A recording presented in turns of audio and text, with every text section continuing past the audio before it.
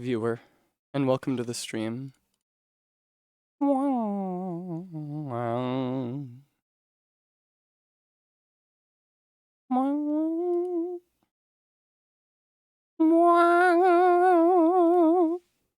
Stream Elements, hello, my bosom friend, my true mentor, my guiding moonlight.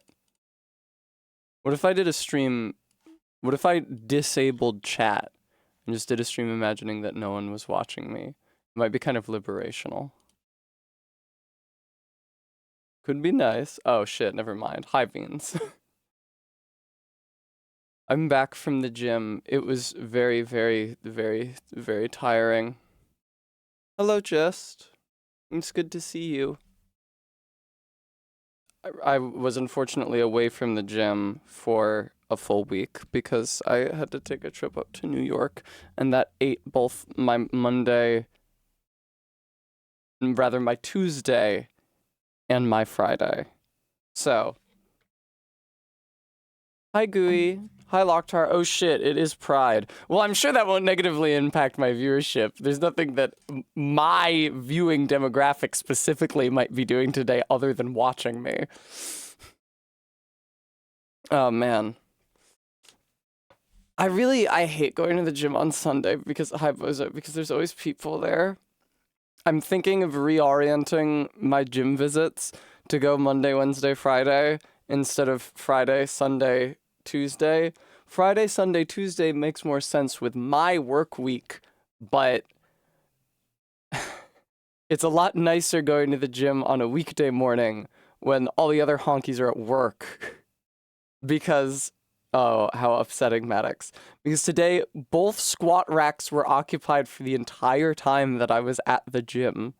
Is normally the first thing I do, and they were both occupied. I did everything else that I had to do for the entire day, and I came back and they were still both occupied, and I had to wait around there. Gooey, I've explained this on stream before, but when I was little, my dad used to use the word honkies quite often. Whenever, for example, we went to Providence, Rhode Island, I'm from Rhode Island, and we'd be in a big crowd, he'd say, "Ho! A lot of honkies." And this caused me to imagine that honky was just like his cute word for people. There were just a lot of people. And I did not learn my error until I moved to New York. I was in a crowd with my sisters and I said there were a lot of honkies, and my sister said, "Well, less here." Fewer. He reclaimed it. Maddox Ken. One guy at the rack squat was not even using the bar or the catch. He was doing like deadlifts, I guess. He had this weird curvaceous bar that the weights were attached to that he like stood inside the curve of like it was a bow, and then he would bend down and pick it up and raise it to waist height and then put it back down. But he wasn't using the squat rack. He wasn't using the rack. He wasn't using the bar or the rack that it rests on or the lower catch that is also a component of the rack. I didn't understand why he needed to be at the squat rack to do that. He's using the weights from it, but there are weights all over that fucking gym. You can't find a different mirror to do that at? Anyway, this is the peril of visiting the gym on a Sunday, where all these dopes who work for a living all of a sudden turn up. And then I don't have enough time to take a hot picture of myself in the gym locker room mirror either. Really, nothing but downsides. Plainly, I need to change my routine. His knees only bend in that physical location. I have no idea. I know what the lat pull-down machine is, Maddox Kent, but I have no idea what a dumbbell overhead like this. Isn't that going the wrong direction? But I did eventually get a chance on the squat rack. There's some sort of hack squat machine. I don't know what the fuck a hack squat is. The other thing is that, like, so here's the thing. There are times when my phone would be convenient at the gym. Like, for example, what does a hack squat look like? Or I saw a guy doing an ab workout on like a machine that I was a little unclear of the function on, but then I saw the guy doing it and I was like, oh, okay, I see how it goes. If I had my phone, I could have surreptitiously taken a picture of him, which I'm sure the gym wouldn't frown on at all. And then I would know how to hook my body into it the next time I wanted to do it. But I leave my phone in my bag while I'm at the gym because it's nice to have some phone free time. There are some difficulties introduced by not having one's phone. However, it means that I am never sitting on my phone on a machine, which is something that a lot of people do. You guys know that meme with like the two armadas facing each other? It's like our glorious army, their wretched band of scavengers, that sort of thing. I was thinking about that when I was waiting for my turn on the squat racks, and both of the people on both of the squat racks were like, taking very long breaks. It's like our reasonable, healthy break versus their pointless lollygagging. I just wanted to get on the squat rack, man.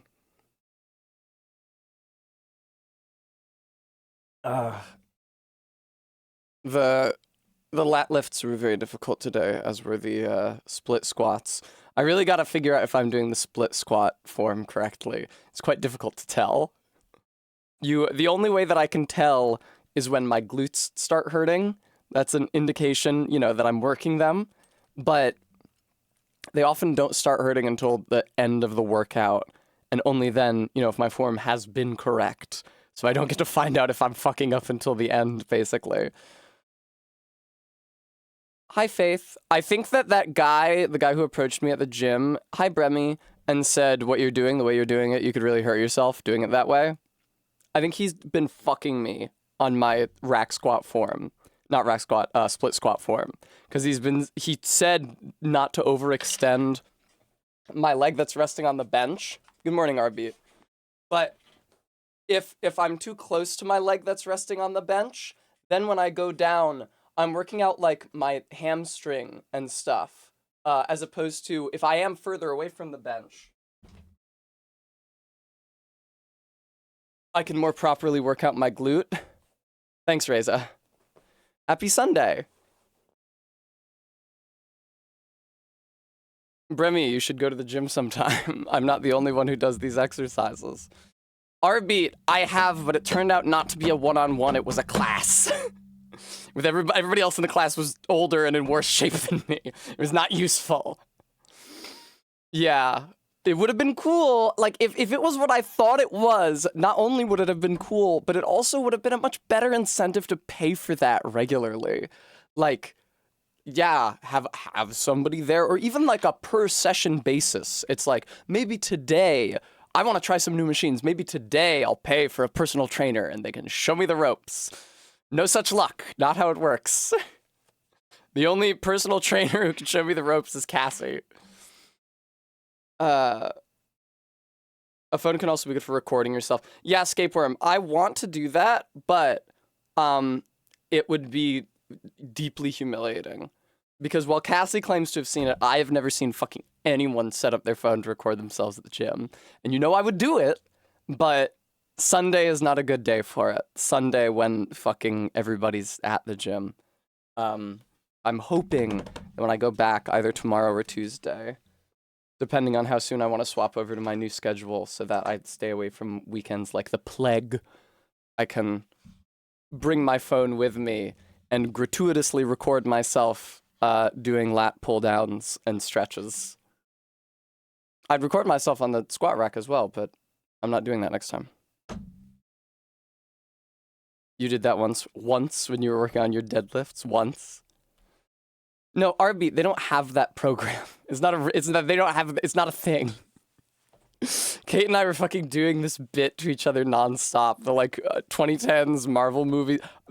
That's not a thing. It's a thing. When I was in New York. That's not a thing. Thank you, Lokhtar. I will have a treat. I have the remnants of this microwave burrito. I felt my stomach lurch as I looked at it. I ate 2 of these and then the rest of this one before stream. I also had a big thing, of whole milk and protein powder. I'm really choking down the calories these days.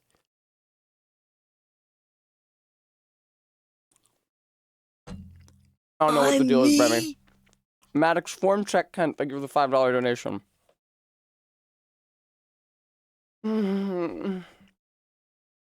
Yeah.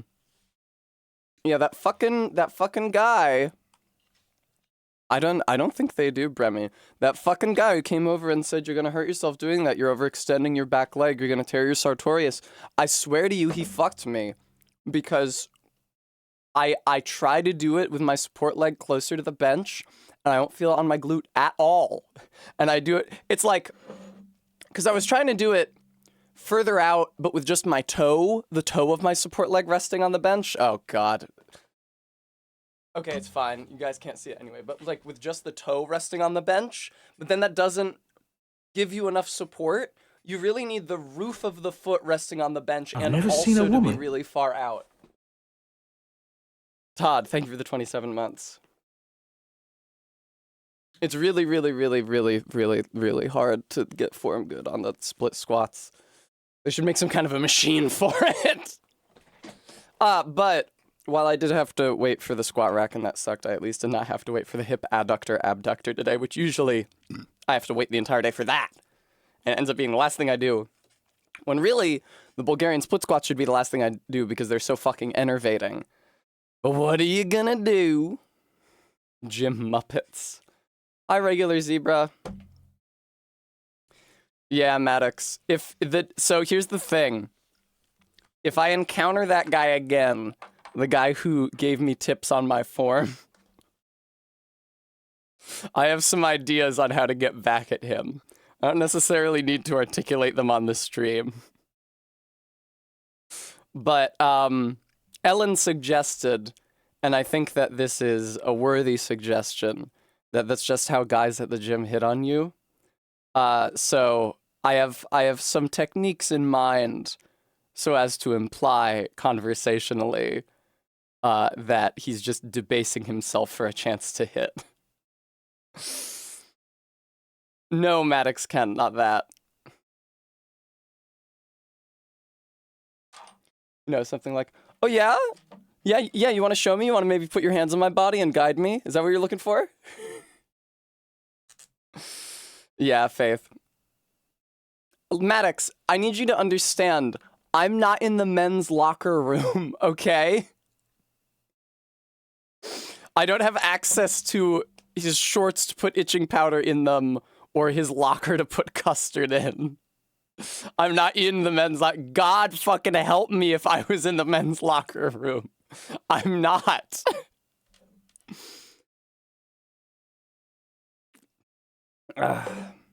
Honestly, God help me being in the women's locker room because there's always women coming in when I'm trying to take pictures of my ass. All right, Ace Attorney. This is such a soothing song. God, this is such a comfort. Let's just assume that I've had a rough couple days, because that's what it feels like.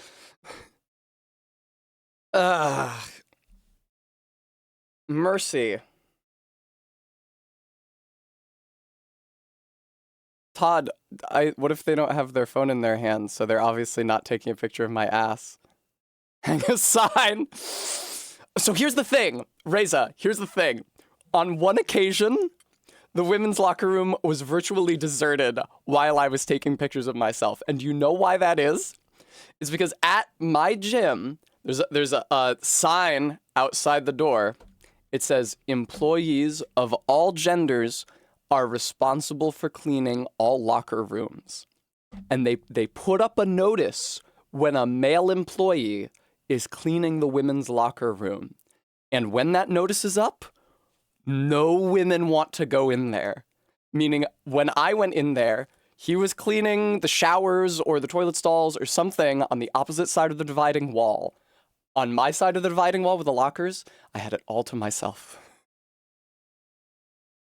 You know, I walked in, he saw me, he was like, oh, I'm clean. I said, no, that's okay, I don't have to get undressed or anything. And then I just limitless time and space in which to photograph myself. It was perfect. Oh shit, regular zebra worked at a gym. I guess that makes sense. That tracks. Frampus. Thank you, Maddox Kent. I'm also glad we're back to Ace Attorney. I want to do voices. I don't want to do multiplayer all stream every stream. It's like In that context, like I was, especially by the end of the stream yesterday, I was concentrating really hard on doing well because I wanted to make the most of the time I had with my friends and I didn't want to let them down. And because the whole thing was timed. So like, I did not have the fucking around freedom that I traditionally have while streaming a Souls-like. There are times when I would realize just like I hadn't said anything for a while because I was focused on playing well. And that's not entertaining. Does it say Elden Ring still? God fucking damn it, dude. I always forget. I literally thought to myself to change it and I didn't.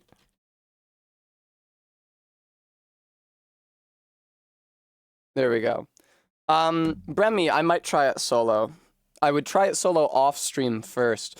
It's supposed to really buff you if you're a solo player, so it might be possible. And so I'd be interested in trying to clear the first 3-day cycle solo, if not simply to unlock the Duchess before the next time I play with people. And presumably then you have to beat the second 3-day cycle before you can unlock the Revenant. Insane to call a player class Revenant in Night Rain when one of the worst fucking enemies in the base game is called a Revenant. On top of the, oh yeah, 1 use free res you get for being solo. Right. But yeah, like, I was thinking about how long it takes, like, the trick to getting good at a Souls game is consistency. So like when you're fighting a boss in a normal Souls game, like an Elden Ring, you die, you're right before the boss, you run right back to the boss. And the boss is harder to learn the longer it takes you to get to the part of the boss that you don't understand. So if, for example, the boss has a phase 2, it takes you a long time to get through phase 1, then you're only alive for a short time in phase 2 before the boss kills you. So like, that's harder because you're getting there less consistently.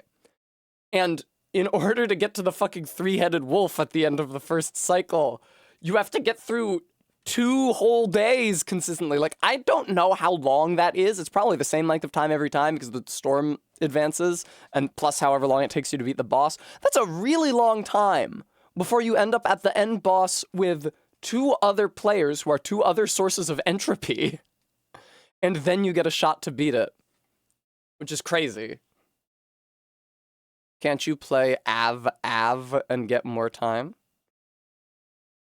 Second free res for solo patches late tonight. Ooh. No, I didn't, Bremy, but I'm very happy for her. Did she stream it? I thought she was in recovery. I'm glad she's feeling well enough to stream. Oh, off stream. Okay. That makes more sense.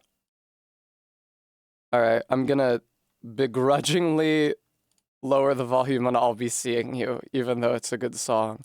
I was shocked to learn, I was playing that off of YouTube, I was shocked to learn I don't have that in my iTunes library, because it really seems like the kind of song that I would have. I fucking hate this track so bad, dude.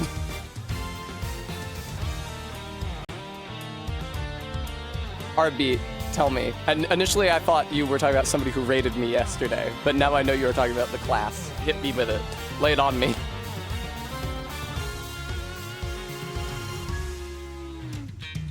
The retaliate punch is meant to be used when you're taking damage. I see. That is definitely counterintuitive for me, because my playstyle from the base game is dodge and hit. It was so heartbreaking that we lost that final run because we followed Cohen's bad advice, because I had a goddamn ant spur. Also, further heartbreaking, when the wolf splits into 3 wolves, it's replaced with a different NPC. None of them are rotted anymore. So if you get a status effect ticking on the base wolf and then it splits in 3, those 3 are not rotted. You'll have to re-rot them, and probably when they reform, it will not be rotted again. Then you have to re-rot it there. The Hawkman's Dive is really good for rezzing nearby allies. I see. Maybe I should have waited for that.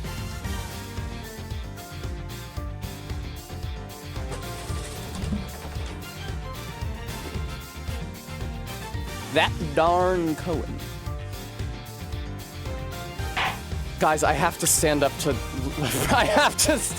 raise up the green screen, guys. You need to calm down, please. I don't want them to ban me, but I have to stand up to lift up the green screen. Oh my Jesus fucking Christ! This image, holy fuck, dude.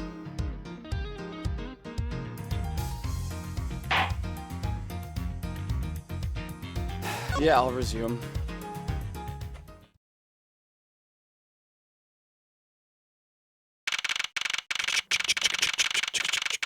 Okay, when last we left our hero, it's like, oh, we need an enemy for Edgeworth.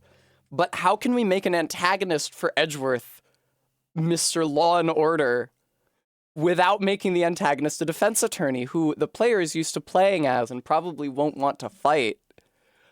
Just bring in a cop who is so cartoonishly fascist that he deliberately arrests people without any evidence of wrongdoing because it's not his job to establish guilt. Oh, man. Chased out like a pair of peasants. Don't say peasants, Edgeworth, you fucking Fraser Crane-ass motherfucker. Mr. Edgeworth, Yes, Kai? there's something even thieves should never steal. Do you know what that is? You really shouldn't steal anything. However, I'll bite. What shouldn't a thief steal? A life. It's too heavy of a burden on your soul to get away with, ever. That's something we can agree on. Well said, Kay. No, it makes so little sense for Edgeworth to be paired with a plucky teen thief.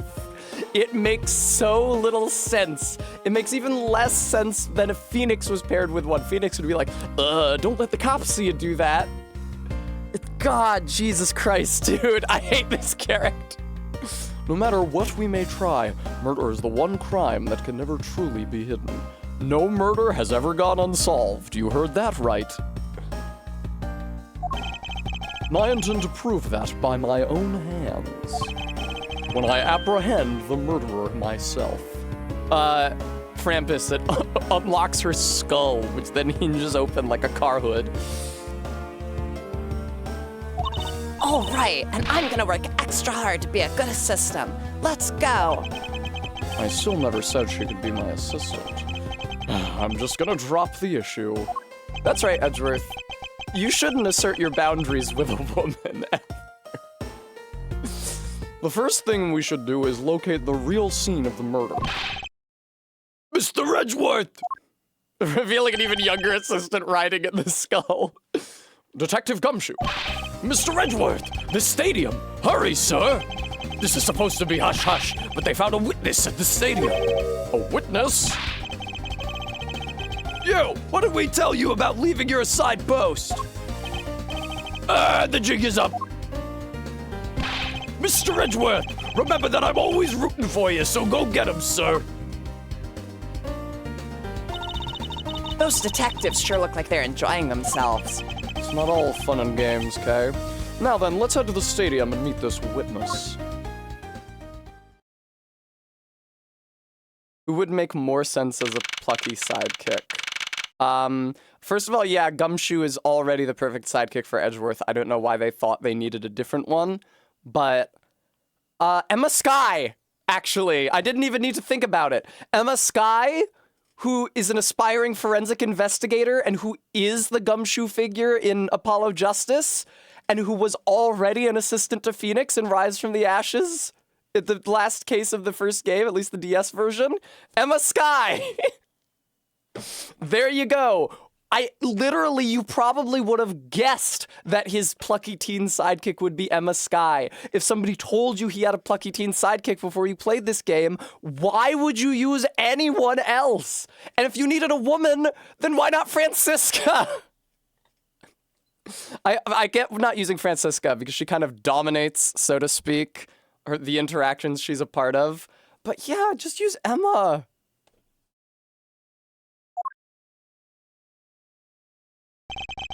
I thought there was a witness here.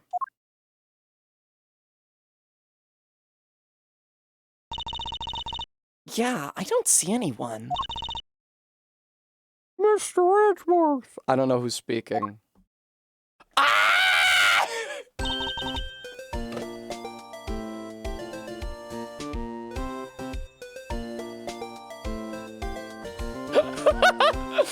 Bitches about Emma Sky not being in the game for 10 years, right before Emma Sky appears.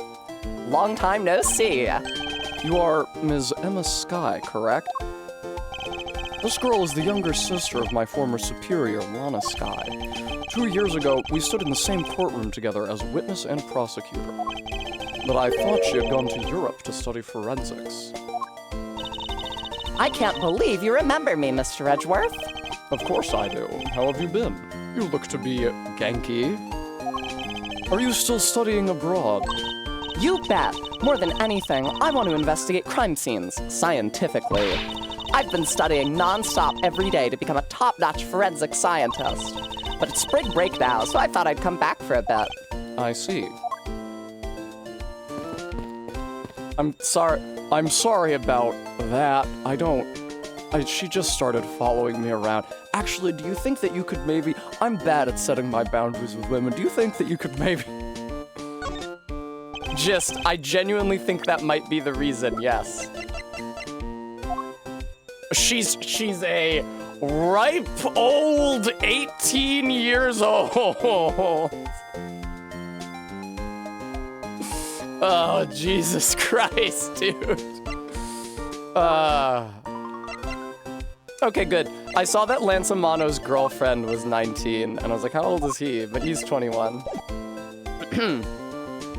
I almost didn't recognize you. You've really grown in these past few years. Please don't tease me, Mr. Edgeworth. I know I still have a long way to go, but I'm gonna be a super forensic scientist someday. You'll see. You seem to know Mr. Edgeworth really well. Are you two acquaintances? Oh, I forgot to introduce myself. I'm Emma Sky. Nice to meet you. I'm studying abroad now to be a forensic scientist. How about you? Wow, that's a great dream. My name's Kay Faraday, and I'm training to become an unstoppable great thief. A great thief? Don't think too hard on it, Emma. It's not worth the trouble. In any case, yeah, they put a really cringe character in this one. Honestly, a few of them. Try not to think about it. In any case, we have much to catch up on. You bet we do. So, why are you here, Emma?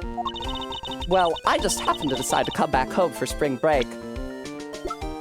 Edgeworth is... I don't have a profile for Edgeworth. We know how old everyone else is in the game, but not Edgeworth. I know, Christopher. Excuse me. Well, I just happened to decide to come back home for spring break. And then I heard that you'd come back too, so I raced on over here. I had really wanted to welcome you back at the airport, but I had just missed you. And how exactly did you know I was here?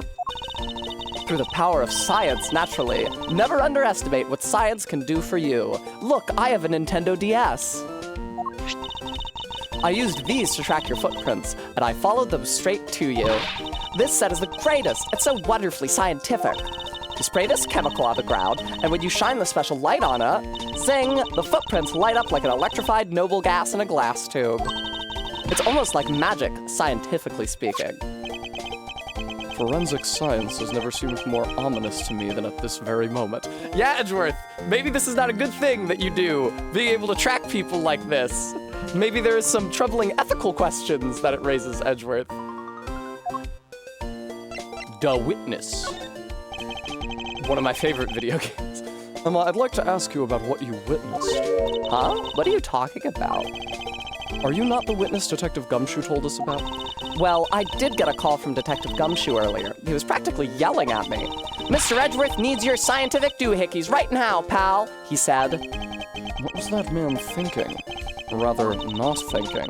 Pre-snaku addiction, Emma. So let me guess, there's been a murder, right?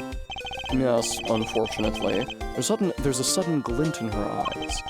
But I need to keep my mind focused on the witness. Now, where did that person go? I don't know, Edgeworth. Where are you going, Mr. Edgeworth? We have to find the witness before that mean old werewolf does. Oh, wow, they call him a werewolf in the game, too. You're right. The witness is supposed to be here in the stadium, but where? Hiding in the Badgermobile? I assume this is another Badgermobile? Yeah, but it's a different color than the Blue Badger's car. Yes, correct. It is a different color from blue. Why did you say it that way? Yes, this is the retina-searing pink model. What's off in the distance? Regular zebra is just a glam Interpol cop with pointy teeth who has like a wolf thing. He's like a wolf, like Nick Cage in Moonstruck. What does the old woman in Moonstruck say? I've seen the way you look at her and it isn't right. So, how do I look at her? Like a wolf. A wolf, huh? You never seen a wolf in your life. I seen a wolf in every man I ever met, and I see a wolf in you. Anyway, I love Lamp. Thank you for the follow. Sorry, I had to do a bit. Oh hey, it's the pink badger. Badger cat. Bink badger.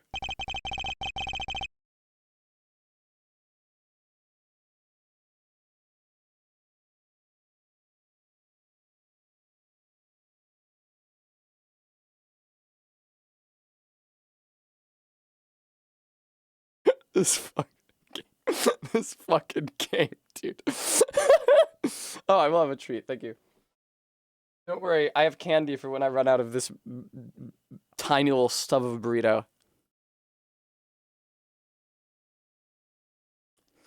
What? Badger, badger, badger, badger. Just what does she see in these silly things? Is it even a badger in the Japanese, or is it like a tanuki or something? It doesn't really look like any kind of real animal. I think this badger has something to say to you, Mr. Edgeworth. Are you, by chance, the witness I've been searching for? Sorry, but I don't speak badger dance. Oh, is that right, just?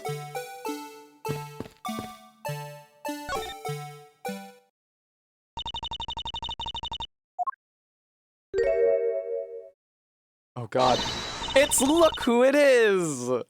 Ah, I can't take being inside that stuffy head anymore! No! Why her? Why here? Speaking of women who violate Edgeworth's boundaries. Why now? I thought you were in hell by now!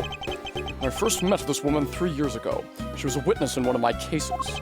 She has since gone out of her way to pop up unexpected— Edgy Pooh! Why couldn't you understand what I was trying to tell you? I mean, really? I was trying so hard to keep the kids' dreams alive by staying in character. Shouldn't you be in the cauldron with Thatchel? Honk if Thatchel stint. But you couldn't pick up on what I was trying to convey to you. I'm sick and tired of that roundabout way of talking, so I'm just going to be direct. Arbeat, I do not think it has ever given her a canon age. It's always question marks in the court record. I had a bad feeling before, but this just made it official. Today has gone beyond the typical not my day into the realm of waking nightmare. So you're a friend of Mr. Edgeworth too, Ms. Pink Badger.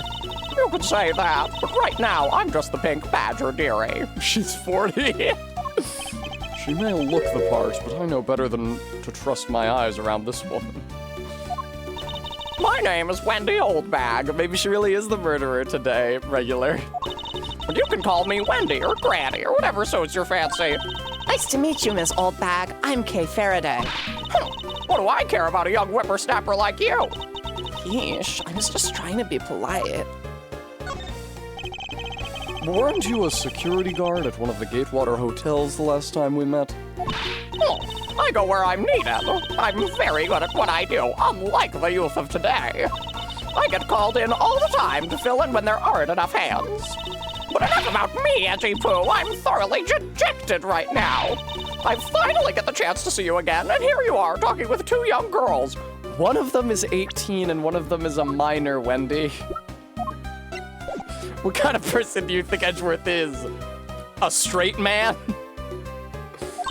Men are all the same. It doesn't matter how old they get. They continue to face shamelessly flirt with young girls. Just the other day, they noticed me. I got into a car with an 18-year-old. I don't know what he sees in her else. They say the persimmon takes years to ripen. You seem to attract all sorts of interesting people, Mr. Edgeworth. Okay, please, I'm begging you. By all means, do not provoke her any further. you forgetting about something, Mr. Edgeworth? This person could be the witness. Honestly, I hope she isn't, but I don't think fate is gonna be so kind today. I saw what happened. I even saw the exact moment it happened. How's that? So it's true, she is the witness. I don't suppose I can afford to ignore the old bag. Yes, it was just a little while ago. I saw it happen right in front of me. The moment of the murder. You mean to say that you witnessed someone being killed right before your eyes? Sounds like a pretty important piece of testimony to me. Oh god, I love the sidewise glance she's throwing him. God, I need to wash my hair so bad, but I don't have time before the gym. What old bag witnessed? I came to this stadium to take a short break. As I was resting, I happened to glance over and saw two men facing each other in that area. Suddenly, there was a loud gunshot, and the person who was shot fell to the ground. It was a very terrifying experience, let me tell you. Looks like we hit the jackpot, huh, Mr. Edgeworth? Yes, I can't afford to ignore what she has to say. Unfortunately. What's that unfortunately tacked on to the end supposed to mean, Edgy-Poo?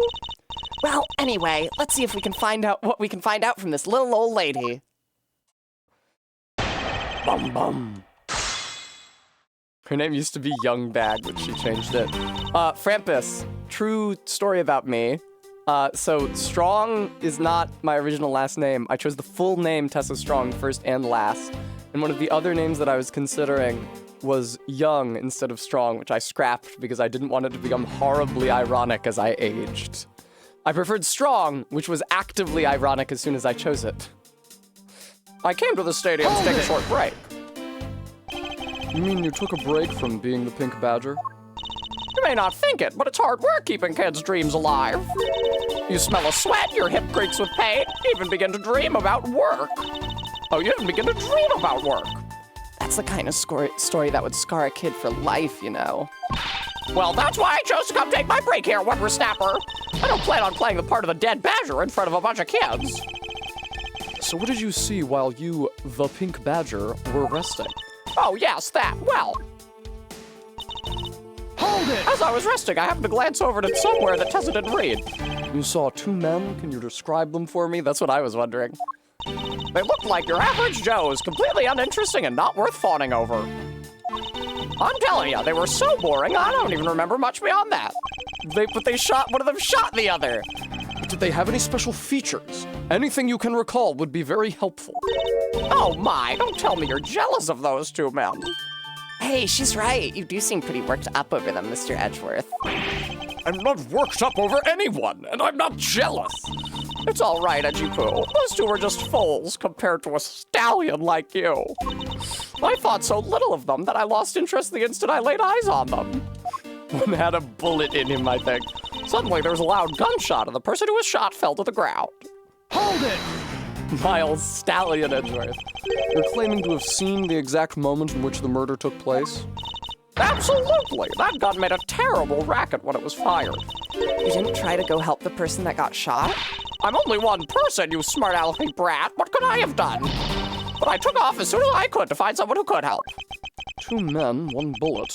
It's all consistent with what we found out from the body.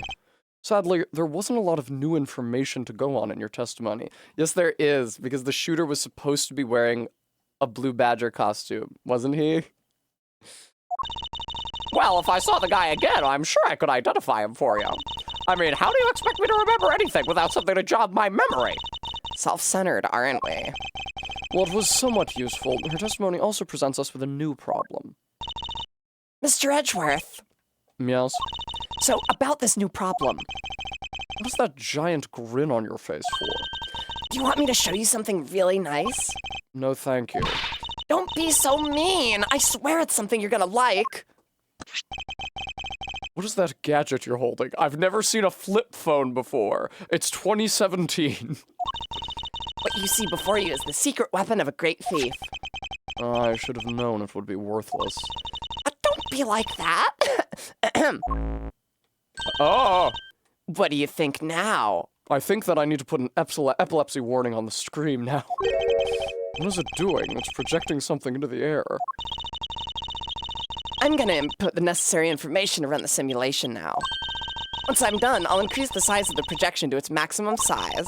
Dark skies of evening, when no other bird dares to take wing, one alone remains all-seeing. Now witness the true power of a real modern-day Robin Hood. Shut the fuck up, Kay.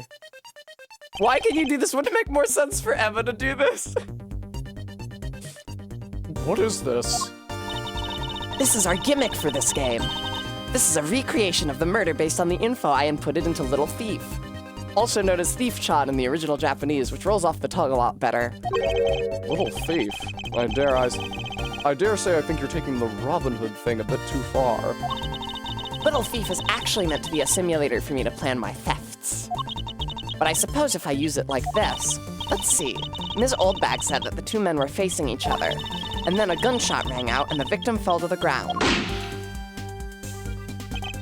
Ah, so with this, we can inspect the crime scene as it was in the past. Probably not, Faith. Maybe in Ace Attorney Investigations 2, which I haven't played.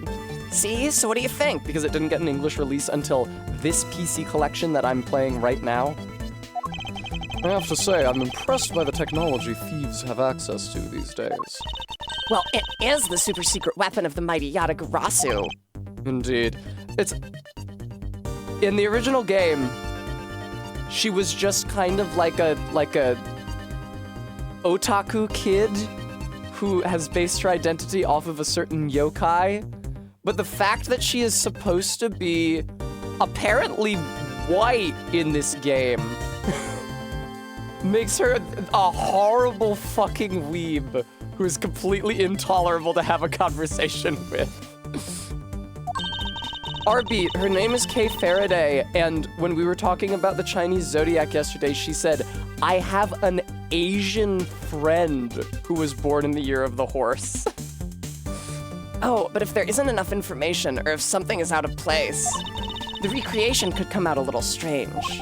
In other words, I can use this to authenticate the validity of a witness's testimony. You got it! You really catch on quick, Mr. Edgeworth.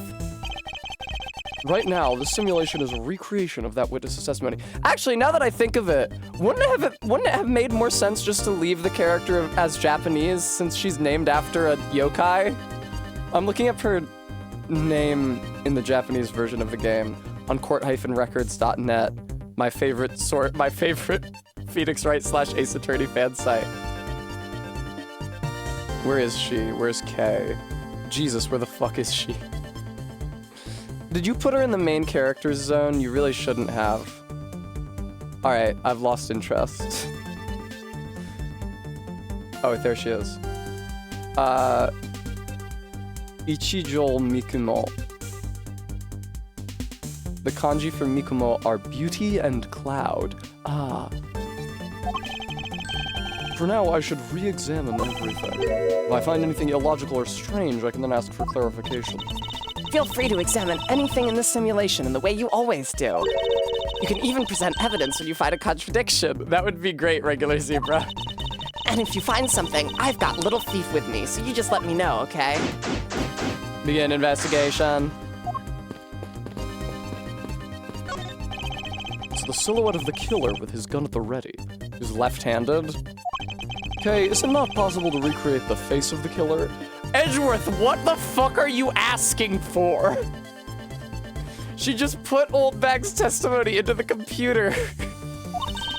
Well, I can't exactly input what we don't know into Little Thief. He has a point. I guess I can't weave knowledge out of whole cloth. Whoopsie-doopsie. According to the testimony, the victim fell to the ground here. That's right, but... But if that's the case, then we've already found our first contradiction. Huh? What? Where? If this is the real scene of the crime, there's something missing that should be here. Blood. Which piece of evidence shows the missing item?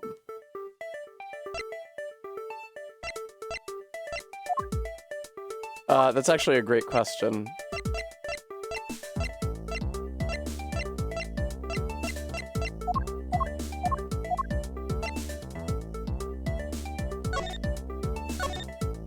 Blood at the murder site. Okay, there we go.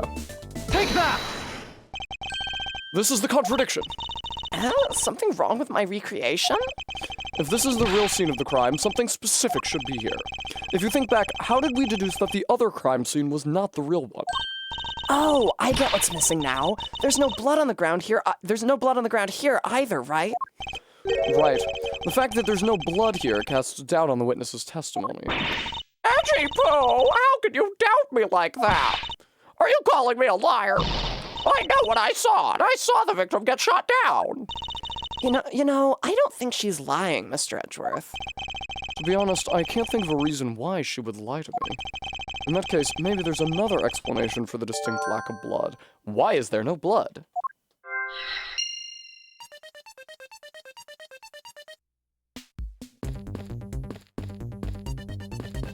Hi, Emma. You're just fucking here. I'm sorry you don't have much to do.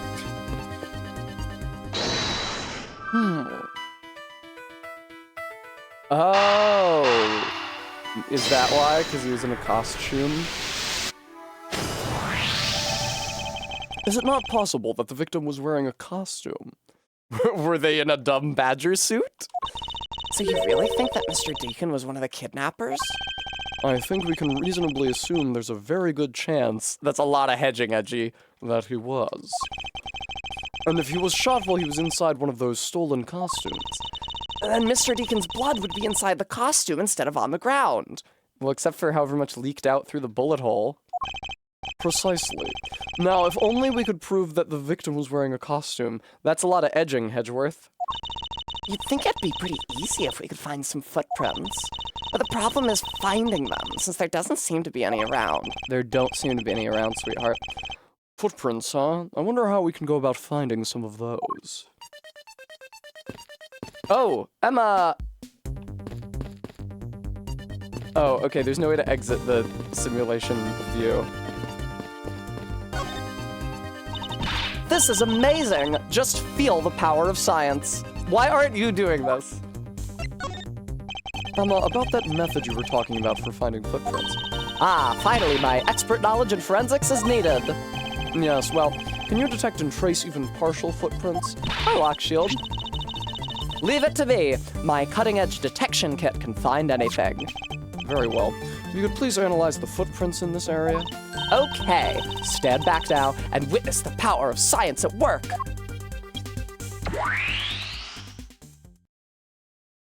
Yeah, can you do away with the epilepsy risk, please? Thank you. Hey, I found something. Look, right there. I don't see anything. Oh, that's right. Here, put these special glasses on, Mr. Edgeworth. We love putting filters over the sprites in this game. These footprints here were definitely left by a badger costume. I bet they wanted to put Emma in as the sidekick, but some producer/exec insisted they do a new one late. Maybe.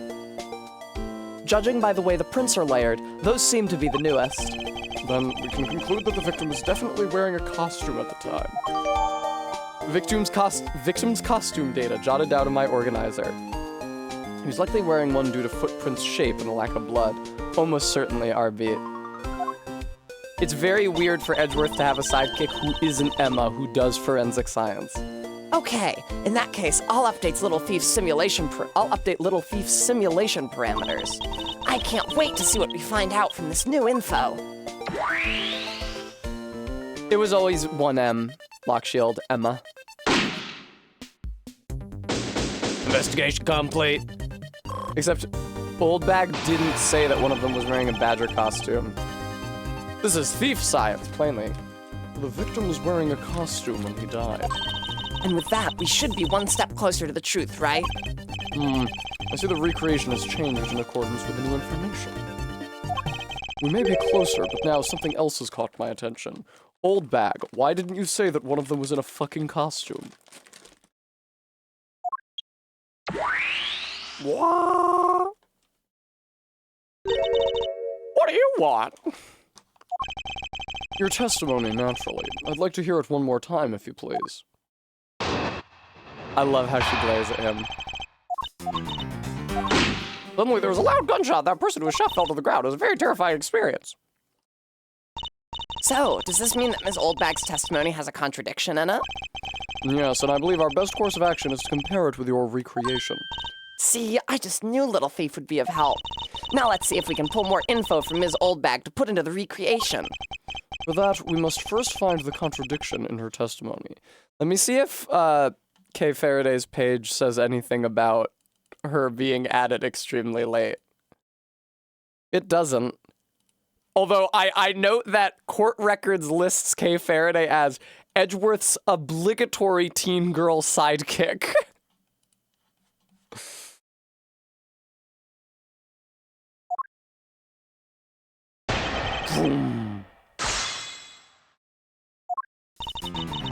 Okay, you saw two men facing each other. Could you describe them? Hold it! You saw two men. Can you describe them for me?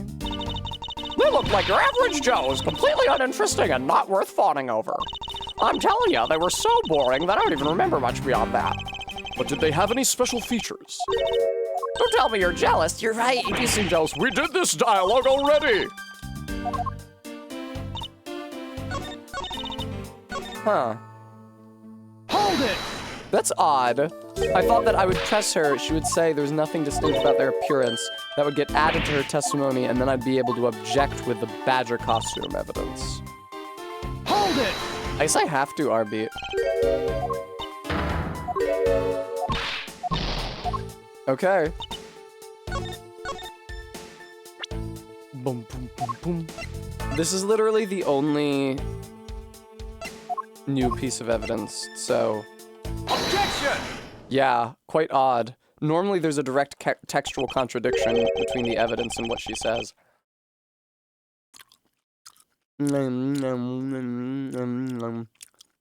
Sorry, I wanted to eat a Sour Patch Kid. Two men. Oh, that's the contradiction. How did you know the gender of the two people involved? Seeing as how the victim was wearing a costume at the time. I think it's more noteworthy that she said there was nothing noteworthy about their appearance, rather than that she assumed someone of indeterminate gender was male. Maybe not Frampus. Maybe they're retiring the brand. Maybe they ran out of fucking ideas. Thank you. I will hydrate. Oh, and there's another treat redeem. I'll just associate that with the treat I just ate.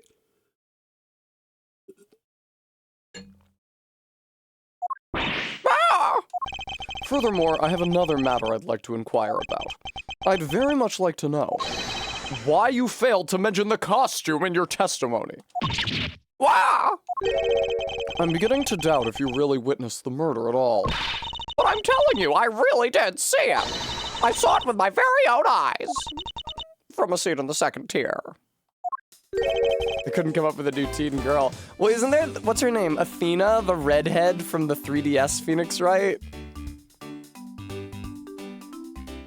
Yeah, Athena Sykes, apparently. I haven't played that one. The second tier?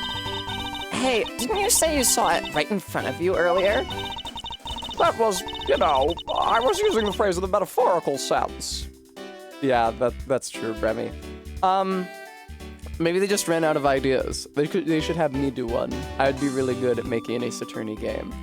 I would make it much more morally gray, which maybe they wouldn't want. But sometimes you defend people who seem like they're guilty, but it's your responsibility as a defense attorney to believe they're innocent and defend them as if they are, because you can never know 100% of the truth. And because, as Saul Goodman says, guilty people need lawyers too. That was, I was using the phrase in the metaphorical sense. I see our witness still has a screw loose in the metaphorical sense. The cushy seats of the second tier are reserved for hotshot VIPs, which is exactly why I go there now and again to take a nap. I can't see how you could have gotten a good look from there. It's so high up. Were you able to see even the victim's costume from way up there? Well, I know I saw two people. I couldn't really see what they looked like because they were in the stage's shadow. In the shadow of the stage. It was hard to make out the killer and victim that Old Bag saw in the stage's shadow. My eyesight isn't what it used to be, Not like when I was young. People used to call me Wild Eyes, rather. I used to see a man 100 faces on the sea. All noticed me in a flash trying to make a move, which is a judgmental lie. Let's return to our investigation, shall we, Kay? You got it. let's continue to ignore Emma, a character who's appeared in multiple games already and is much more beloved than me, a character who's getting a lot of dialogue and screen time. This new silhouette of the victim is in a costume. Silhouettes can change depending on the information I input. But Little Thief can recreate more than just two people. So investigate away. We may even find more info with which to make a more accurate jerk sim. me around. Vertex! Thank you so much for the big 50 Vertex array. Thank you, thank you, thank you. I appreciate you. Thank you. If I was making a Phoenix Wright game, every single case would have a sexy femme fatale and a red-white style scumbag. Or Furio Tigre style scumbag. There's a lot of good scumbags in Ace Attorney. Even Godot is a scumbag. So investigate away. May even find out more info with which to make a more accurate sim. All right, sounds like a plan.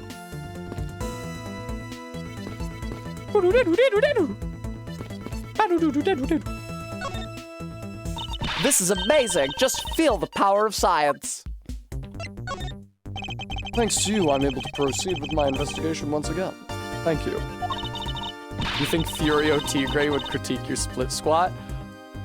I was gonna say, I don't think Furio Tigre works out, but he's actually quite built. I doubt very much if he does a leg day, though. I'm sure that Furio Tigre has a in-home gym where he does the bench press and deadlifts and shit. It was not. Oh, nope, that's K. It was nothing. I'm just glad that science and I could be of service. Pretty amazing how we could see the footprints. So what's the secret behind that thing? Oh, you want to know? Here, you can read the manual. Aha, very interesting. So if I do this, I can avoid leaving footprints. She can't seriously be trying to use the information to her advantage as a thief. Wait. She hasn't ever stolen anything, it doesn't matter. Do I have any thoughts besides, no, shadow of the stage?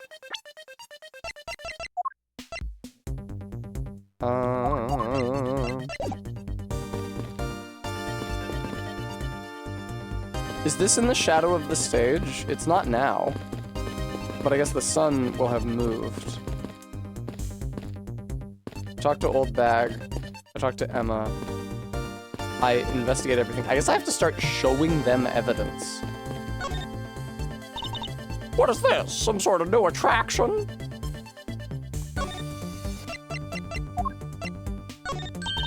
Come on, Edgy Poo. Show me anything and I'll tell you all about it. Very well. What do you think about this? It's nothing special. Somehow I figured she'd say as much. Okay. There's a magnifying glass near the stage. Oh, Old Bag. If only you had any dialogue about any of this shit.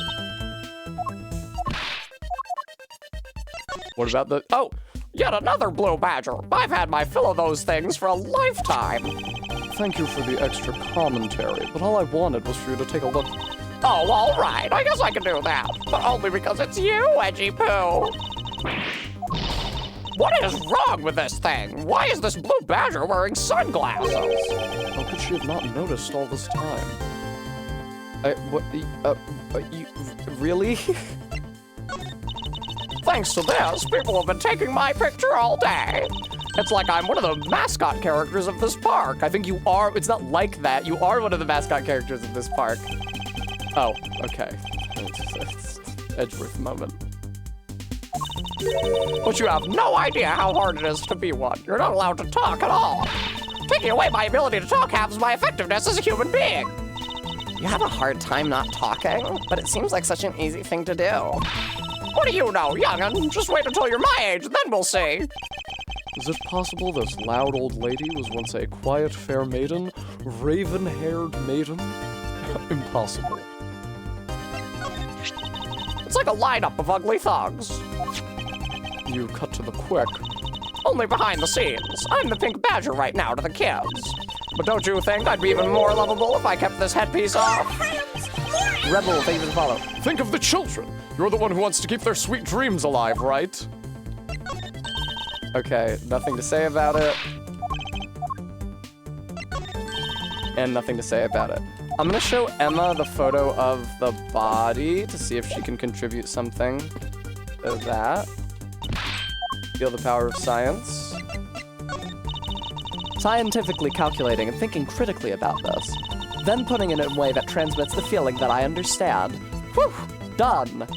She makes it sound like she knows what she's talking about, but she really has no idea. Admittedly, I am slightly confused by what you just rattled off. Okay, great. Thank you. You have nothing to say about this? You have nothing to say about this? Am I supposed to be examining the footprints, maybe? I'll show her everything just in case. Uh-huh. Totally. No reaction to the bad badger. No reaction to the flyer with all of the badgers.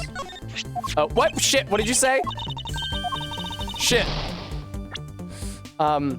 Seeing the blue badger sure brings back memories. Yes, indeed. I remember it like it was yesterday. That was really something, huh? That red-hot courtroom battle between the two of us.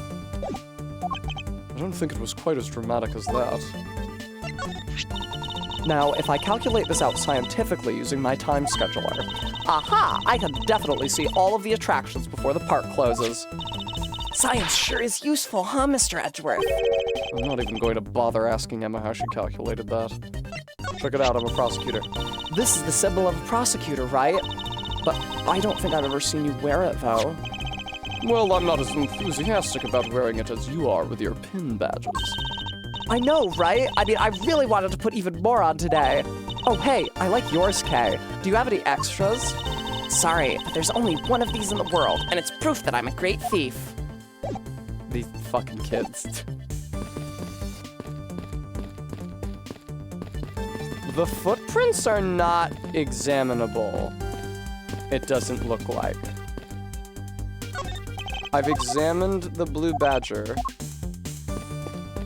I've examined the killer.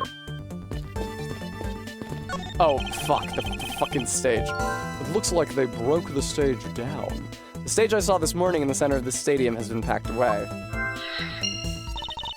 I guess this means they're done for the day. Or maybe it's because a different show is scheduled to start its run tomorrow. Yes? I don't think I want to talk to you. Alright, so can I somehow combine those? I now realize that Christopher Bird said there's a magnifying glass near the stage like 200 years ago. If that woman's testimony is to be believed, the murder occurred before the stage was broken down. You want me to input that bit of info into Little Thief? Yes, if you please. Okay.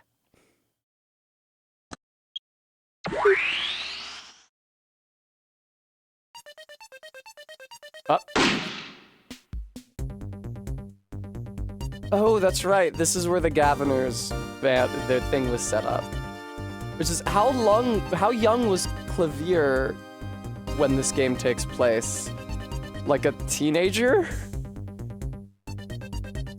Also, it's scary to think that Christoph Gavin was just running around practicing law. This new silhouette of the victim is in a costume. Okay, we actually already did that dialogue. Apparently just... There's clearly... A contradiction here! Please stop stealing my lines. Oh, come on. It wasn't that hard to see it coming, even for a layman like me. I suppose. In any case, it's not possible for the killer to have stood here in that way. Because there was a very real stage set up in this spot at the time. Eesh, I told you I got it. Do you feel the need to explain everything? Same year as the Apollo... Oh, this is the same year as the Apollo flashback, so Clavier would be 17. So yes, a teenager. Yes, well, in any case, we still need to resolve this unusual situation. I do remember that Clavier was already a big star with the Gaviners in the flashback case in Apollo Justice. Wait, doesn't that mean this is the year that Phoenix gets disbarred? Let's not think about that. Isn't it obvious? The killer was on top of the stage naturally. Right, Ms. Oldbag? Yes, I remember now. The killer was standing on top of the stage. See? Now let me update the info in the simulation.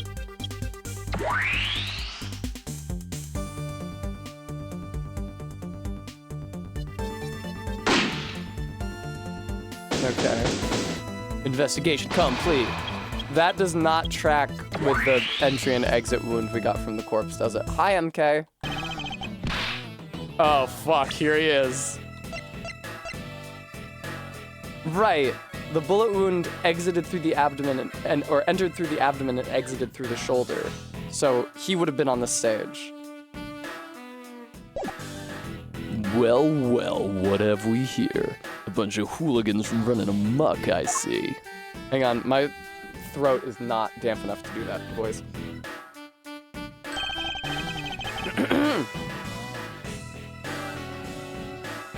I think that after a couple days of doing the Ace Attorney Investigations voices, my throat starts to get hoarse, and that actually helps me do certain voices, like Gumshoes. And this guy's. Agent Lang, how nice of you to join us. Well, I can't have you going around messing up my crime scenes. Agent Lang, we've discovered that the real scene of the murder is here, not the stadium. I see.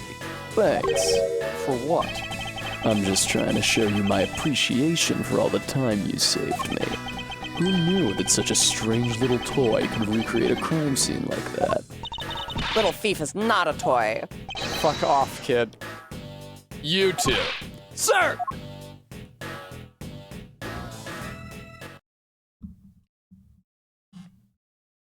Oh shit, did you see that? Troop Grammary sign in the other direction. All these little Easter eggs. And there you have it, you see? Big boys like me don't need silly toys, little girl.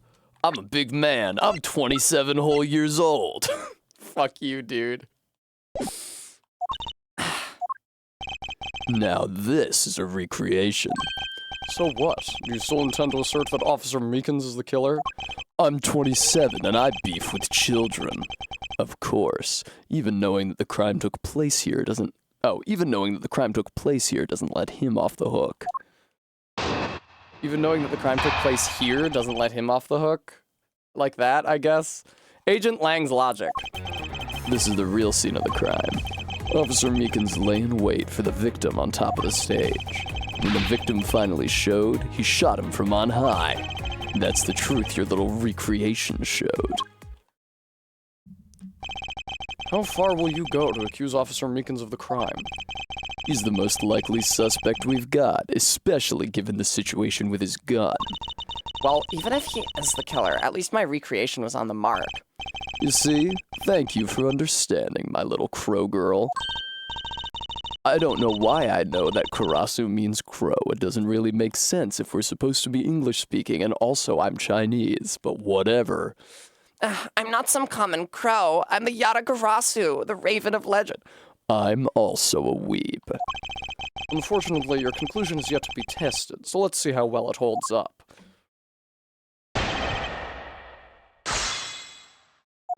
Is there a Yatagarasu in that regular zebra? He shot him from on high. Does not match with a bullet wound. Objection! I'm terribly sorry, Agent Lang. Oh man, I need to like clear my throat or something. My voice is bottoming out trying to do Agent Lang.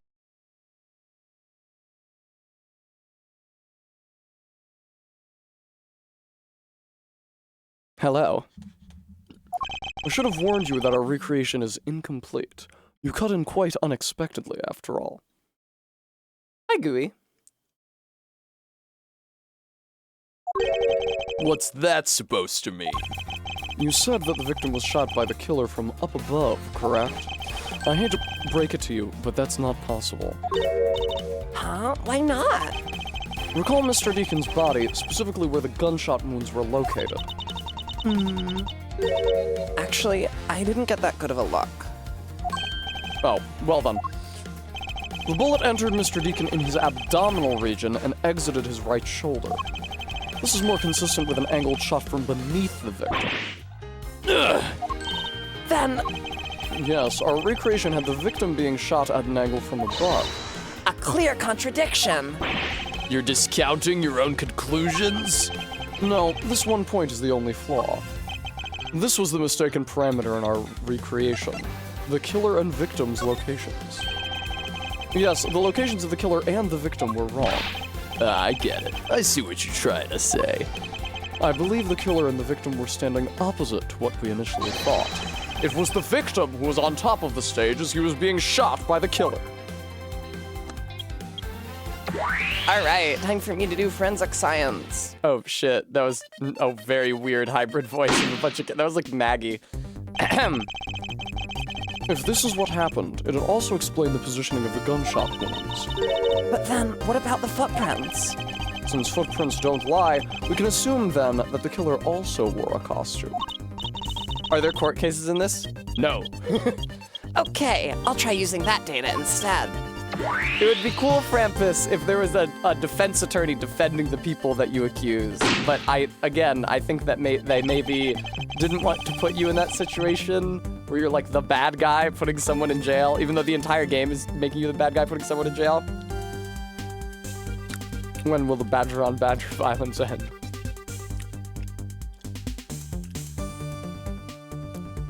Judging by the fact that both the killer and the victim were wearing costumes, I'd say it was a killing between the two kidnappers. Were there only two? There were 3 missing costumes. That would be the most natural conclusion. Wouldn't you agree, Agent Lang? Whatever.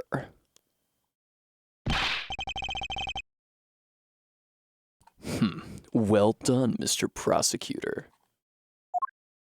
But that alone doesn't clear Officer Meekins of the crime. Why not? Another bit of proof. I ask that you take another good look at the tire marks over there. The 3 marks are indicative of the Blue Badger mobile. That story Officer Meekins told about that shop on wheels getting stolen was just a lie. He drove the Blue Badger mobile here and committed the murder. Then he used the car to move the body to the garage in the Wild Wild West area.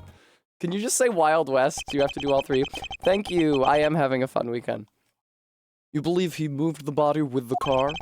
That's right. It was Officer Meekins himself who pointed us to the way he did it. The 3-tired tread marks are very telling. However, is the Blue Badger mobile the only thing capable of creating such a pattern? No, there's a pink Badger mobile. At least 2. There's maybe more. Hold it! MK, you just missed him. He's on last stream. 3 tire marks. I have to agree that the Blue Badger mobile has 3 tires. Of course. The only thing in this park that could make those marks is that roving shop. Objection! Are you forgetting that there are, in fact, 3 of them? You can't simply ignore the pink and proto-Badger mobiles, Agent Lang. Okay, there's no bad Badger mobile. Oh, day before yesterday, Faith. I get confused. Not so fast! Of course. I didn't say it couldn't be either of the other 2. But I see no reason to drag them into this just to complicate things. Fuck, dude.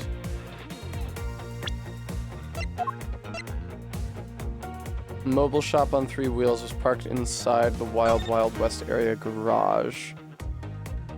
Is it maybe like a problem that there's no blood on it or something? You unlock Meekins if you scare a cop at the edge of the map. Becomes a round table to investigate. I enjoy that Night Rain takes place long after the original events of Elden Ring, and that you're in the burned out ruins of Round Table. It's fun. Hold it! Of course, you have some sort of proof that it was all a lie, correct? Of course not. Well, that was blunt. But suppose it is a lie, it would explain a lot of things, like his movements and his whereabouts.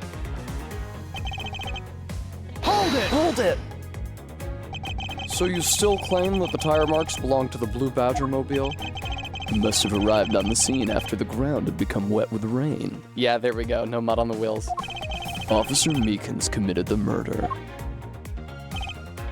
Then he used the car to move the body into the garage in the Wild Wild West area. Hold it!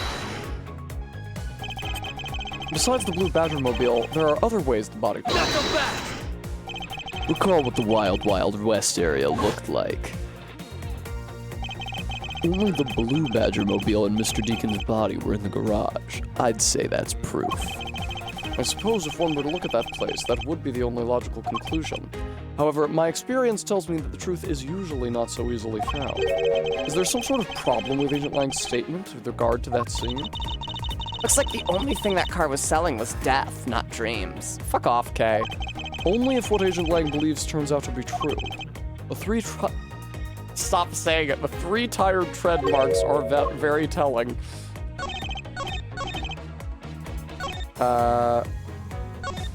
Shit, okay.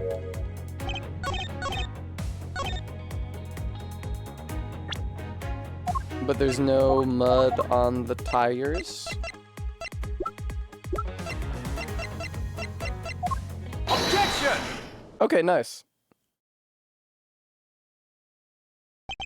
Sorry, Agent Lang. But that's an impossible tale. And why is that?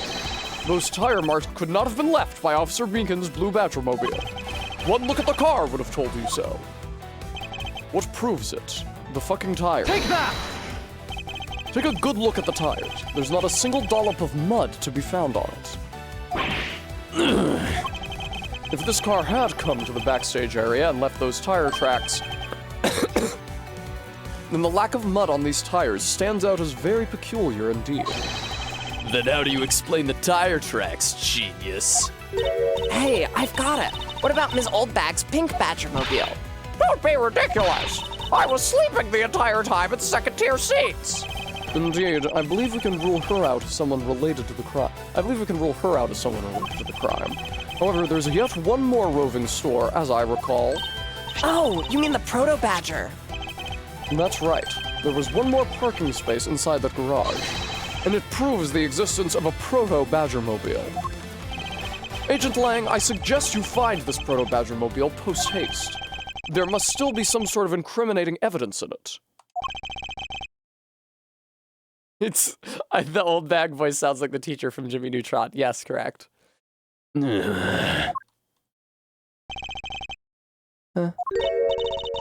Hey, did you hear something? Oh. He's vibrating something awful. Help me.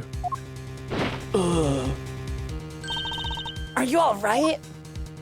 Yeah. Well, this is something. Looks like we found our kidnapping victim. Where were you all this time? Wild West with kidnappers. It was in the room next to the one I was held in. Ran away using underground and got lost. The kidnappers. What is it? I can't understand what you're trying to say. The kidnappers escaped wearing costumes. Did you see the faces of your kidnappers? No, they were wearing fucking costumes, like I fucking said. One was a woman. A woman? Quite an important piece of testimony. Hey, what are you guys doing? Stop standing there and get your cops on this already. I'll even let you guys have what the kid said just now. Consider it a gift. Now, are you gonna get out of my crime scene, or are you gonna get out of my crime scene, or am I gonna have to get rough? Again? You're nothing but a big bully. Come on, Mr. Edgeworth, let's go. No, not you. You're a very important witness for my case. I'm not about to let you get away that easily. Don't count on me to testify because I won't. Not for you. That's right, I won't either. You hear me, you young whippersnapper? Hey, calm down. There's no need for all this hostility. I just want to take a statement from each of you. I'm not gonna rough either of you up. I give you my word. Come on now, fair maidens. That's the shit I say. What do you say? Will you cooperate? Fair maidens? My, you little rascal. You sure know the way into a woman's heart. Lang Zi says, the passage of time is but a fleeting moment, and a lady is young forever. Oh, try and outdo my edgy poo with your fancy schmancy sayings. Let's get this over with. So we're clear, I'm only interested in giving you my statements. Oh, as opposed to her virginity. Sure, just as soon as Mr. Prosecutor leaves us be. Mr. Edgeworth, My maiden heart. Yes, it does sound like Ms. Fowl from Jimmy Neutron, but I didn't have cable growing up, so what it actually is just my, Jimmy Stewart. Why don't have your money here? It's in Bob's house and Fred's house. March 13th, 2:34 p.m., Wild Wild West area.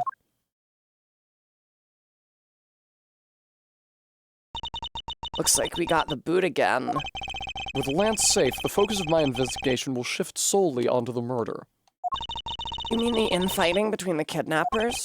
Yes, and also the identity of the remaining kidnapper. I'm gonna assume that this is, what's his name? Ernest Amano? Miles, my boy. Tell me it's true. Tell me that you really found my boy. Yes, Mr. Amano, we found him earlier in the stadium. Then my little Lance is unhurt. He's 2 years older than you, ma'am. He's not exactly the picture of perfect health, but his life is not in danger.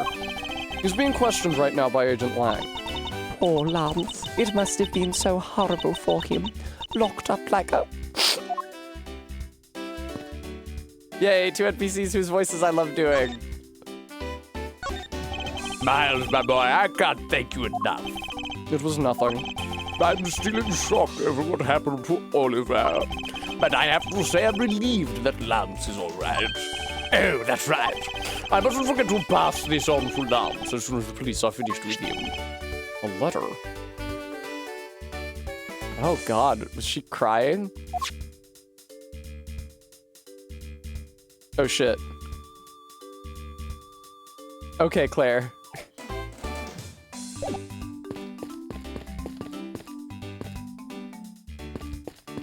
Didn't you say as soon as you see Lance go left? Right, okay.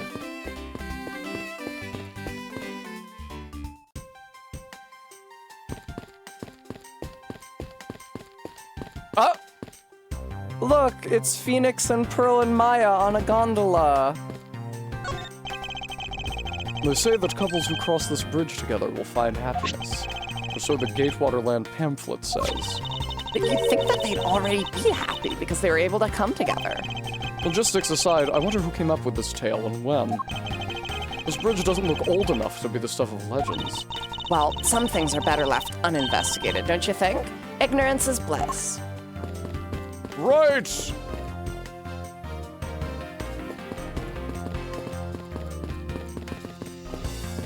Hey, check it out, daughter. This man looks suspiciously like the precinct. I don't remember what fucking voice I gave the police chief an age ago. Look at that lovely smile on the Blue Badger's face. Ah, it's looking at me! Make it stop! It's scary! It's all right, dear. You want to know something? I was the one who created the Blue Badger. See, look at his eyes. Don't they look just like Daddy's? It's scary! It's scary because they do look like yours, Daddy! Well, that was rather depressing. I think we'd better leave the two of them alone. What's up, Lance? I know, Faith. Ah, the way Lance is being chased after by women reminds me of someone I know. Me! I almost can't believe you received yet another love letter, you know. Here, take a look for yourself. Isn't this a breach of confidentiality? My dear Lance Amano, may I come see you again, your beloved Viola. Oh, that's not Lauren's name. Who's Viola? Oh god, it's not Viola Cadaverini from Game 3 Act 3, is it? It's a very simple love letter. Oh, hey, let me see. That's really weird. It's from the loan company, Tender. Oh my god, they're just piling on the fucking Easter eggs, dude. It's from a loan company, Tender Lender. Looks like more like a collection bill to me. Love letter data jotted down in my organizer. Too bad. Has Viola taken over the company in Furio Tigre's absence? I guess she would. Oh man, I want to talk to you more. I love doing your voice so much. Please. Let me present some evidence to you. Please say something about my evidence. Oh, that looks to be something with quite a bit of value. But then all things have some value attached to them. Only by probing deep into the unknown can we become true winners in this world of matters. Thanks, but knowledge isn't what's going to make me a winner here. It's information. Those are two different things, apparently. Okay. Do you really have nothing to say about any of the evidence, sir? Oliver, he served me well for such a long time. What am I going to do without him? I'm afraid my money will continue to be dampened by my tears in the long nights ahead. This is such a great fucking character.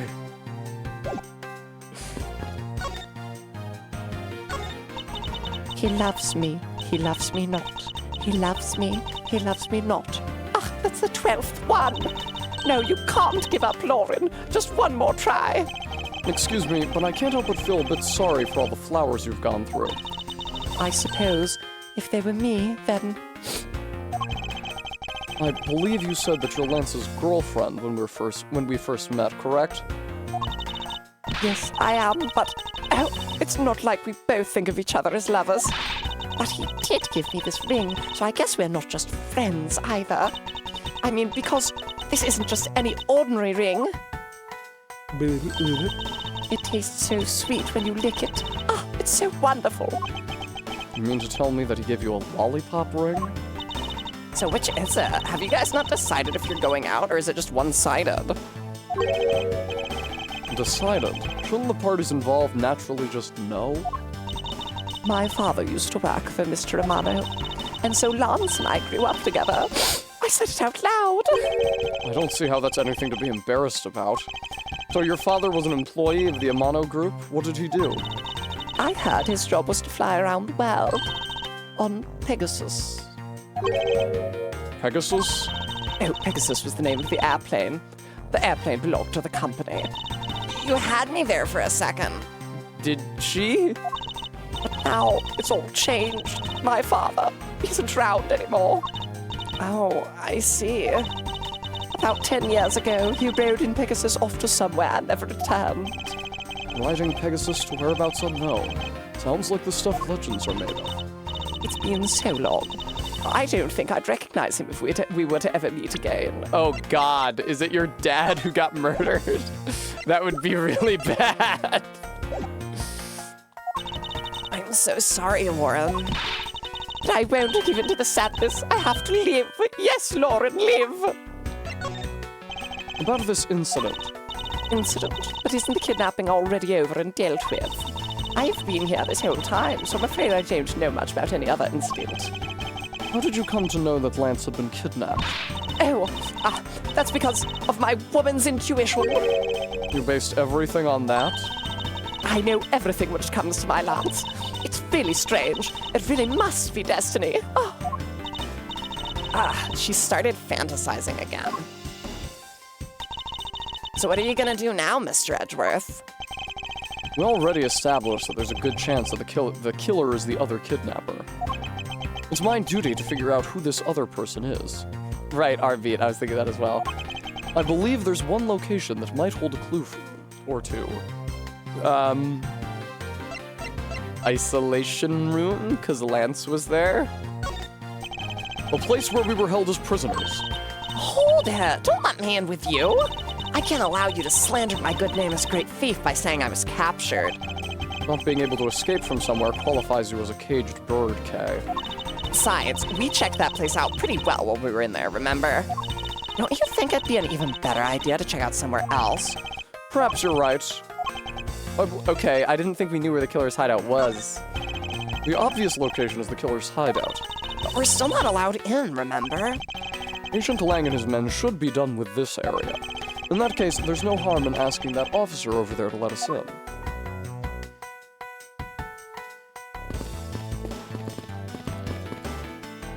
Oh, but they will still let me over here. Why is there a blue badger here, too? Are you deathly allergic to him or something? It's it's not that. It's more the half smile on his face. It's really unsettling. She's disturbed by the half smile? I'm more disturbed by its movements and how it managed to obstruct an investigation. Gatewater. To think they were but a hotel. Now they have their own safari park attraction. Talk about a veritable goulash of rides and attractions. With so many of them, you'd think they'd have a ninja house. Like one of those buildings with a zillion secret places to hide in. Those are fun. Well, they don't. Hey, how can you be so sure? Oh, I know. I bet they really do have one, but it's hidden in real ninja fashion. Come on out, Ninja House. I know you're around here somewhere. A hidden ninja house. Next, she'll be looking for a lost pirate ship. Oh, ho, ho, ho, ho. Epic bacon pirate ninja zombie. That lamp looks like it's got a lot of good stories to tell about the olden days. Oh, it looks incredibly new to me. Mr. Edgeworth, you need to lighten up and get a sense of humor. It was rather rude. Just this once I'll look the other way. On second thought, maybe the first thing you need to work on is tact.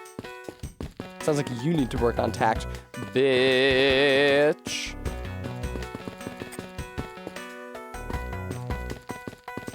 That's true, Stream Elements. Viewer, if you like me and my stream, you might consider giving me money so I can pay my back taxes.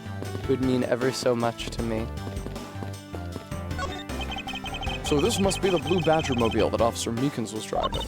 He said it was stolen, didn't he? Don't tell me that you were the one who stole it. What the heck are you talking about? I don't even have a license. It's illegal to drive a car without a license. A great thief doesn't break the law. And this little girl has a very odd understanding of the word thief, I think, Edgeworth. Faith, it's not worth thinking about. I fucking love Ernest Amano so much, dude. I hope he's a witness again later. What do you have to report?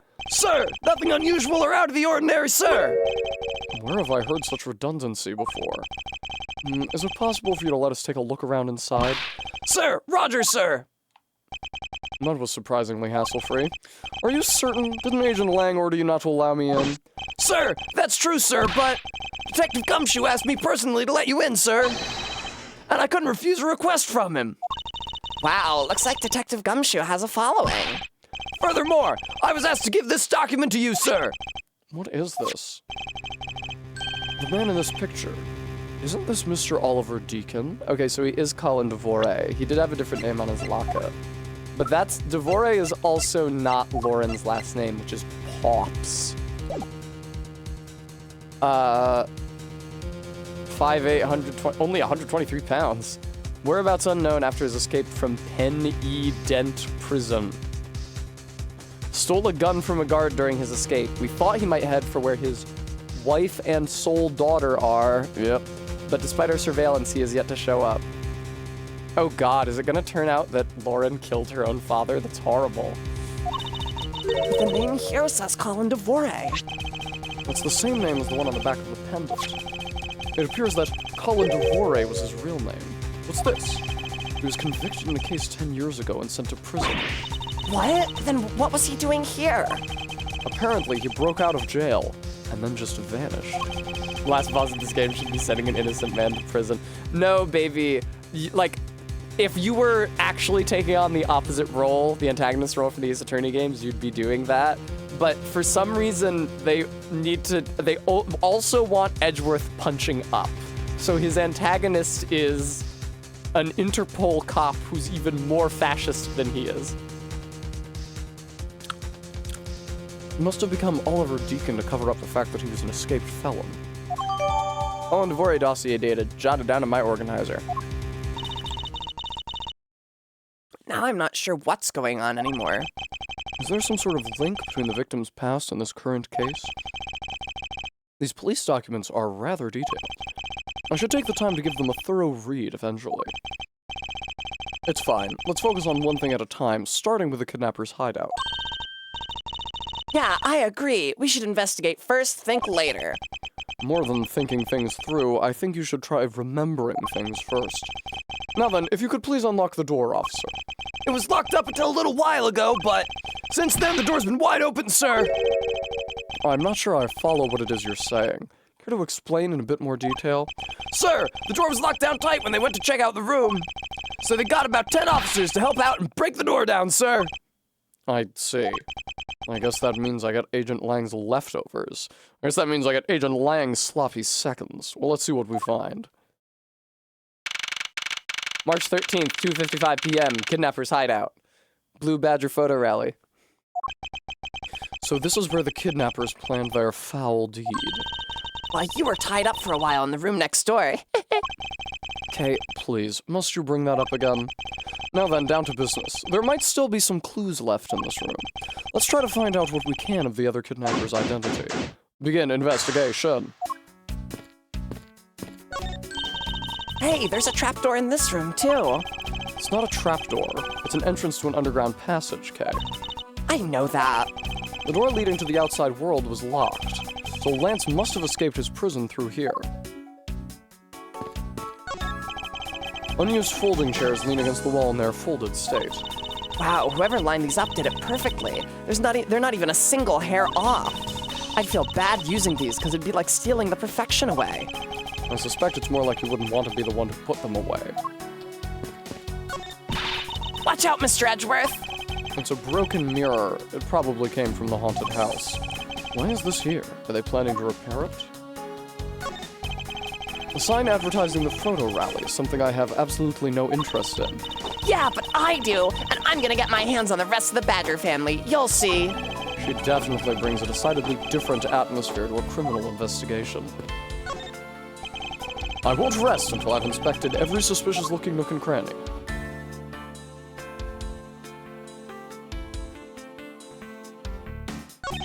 Folding chairs, and by the looks of it, they were probably used by the kidnappers. There are 3 chairs set around the table. Okay, so 2 kidnappers and Lance? It's also possible Lance was complicit in his own kidnapping until something went wrong and one of the kidnappers killed the other and then he had to escape. 3 cups of coffee. Cheap styrofoam cups. Looks like only 3 cups were used. I wonder what this key is to.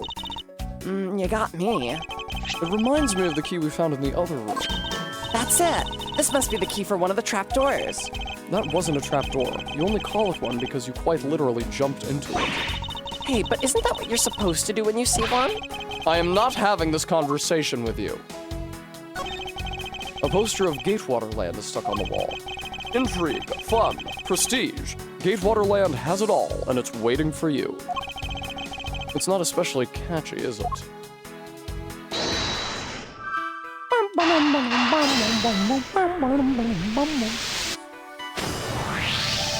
The common denominator between the cups and folding chairs is the number 3. Speaking of which, the number of missing costumes is also 3. Wait, but I thought there were only 2 kidnappers. Indeed. Something isn't adding up. Literally. With a dry, cool wit like that, I could be an action star. Is it possible there is a 3rd kidnapper that Lance didn't see? Great question, Edgeworth. I guess we'll never know. This must be where they dispose of old and worn-out costumes. That's so sad. It would seem that they throw the costumes away in pieces. Costume pieces. In the hideout, there's a trash bin for old and useless costumes. Okay, I did also find... I found a Bad Badger head, right? But no costume? Right.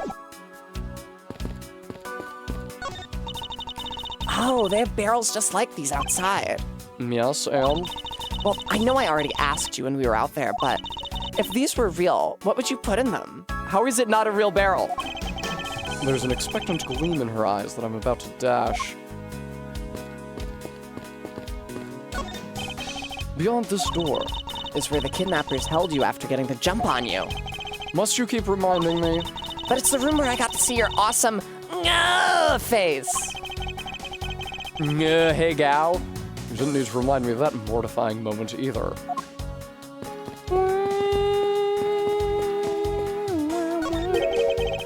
What have we here? Looks like a sword, a broken sword. Strange. Why would it be broken like that? If she was a Fujo brand, you'd think that she'd want to keep Gumshoe around. I remembered this game being Edgeworth K and Gumshoe going around everywhere together. So hopefully this is the only case that puts Edgeworth and K in isolation like this. Bram, Gumshoe got shanghaied into Lang's investigation.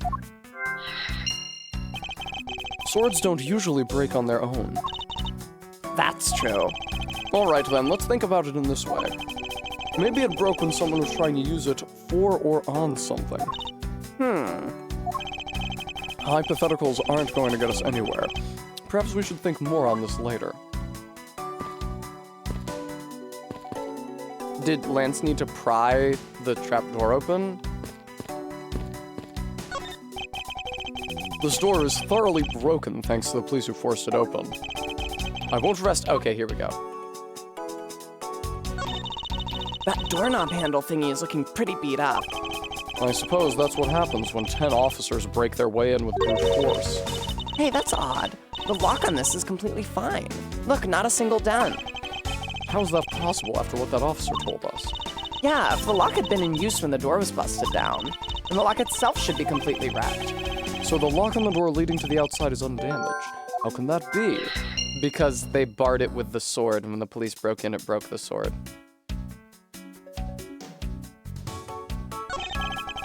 The panel that hid the entrance to the underground is propped up and wide open. Be careful of where you step, Kay.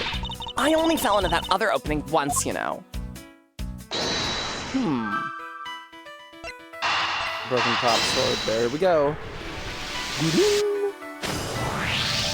It's a bit strange that the police had to force their way into an unlocked room. One look at the pristine door lock and anyone can see that it was not in use at the time. But the policeman outside said that it took 10 men to get it open. A door that was locked tight despite it being not locked at all. It can only be because of this. Oh, you mean... Yes, it was used to jam the door. Here, take a look at the door handle. Do you see how the handle is completely destroyed? So that's how the sword broke. Broken prop sword data jotted down in my organizer.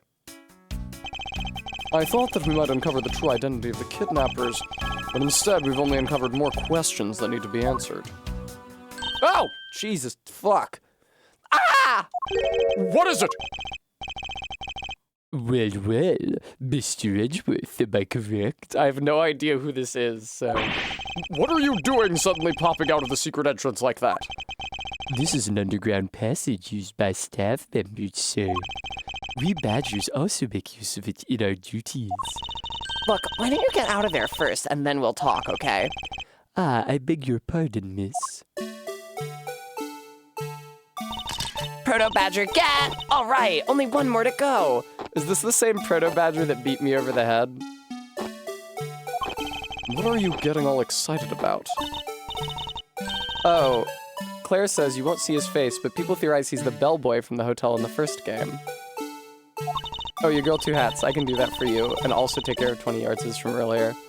I'm gonna continue to give him the voice I've been giving him, though.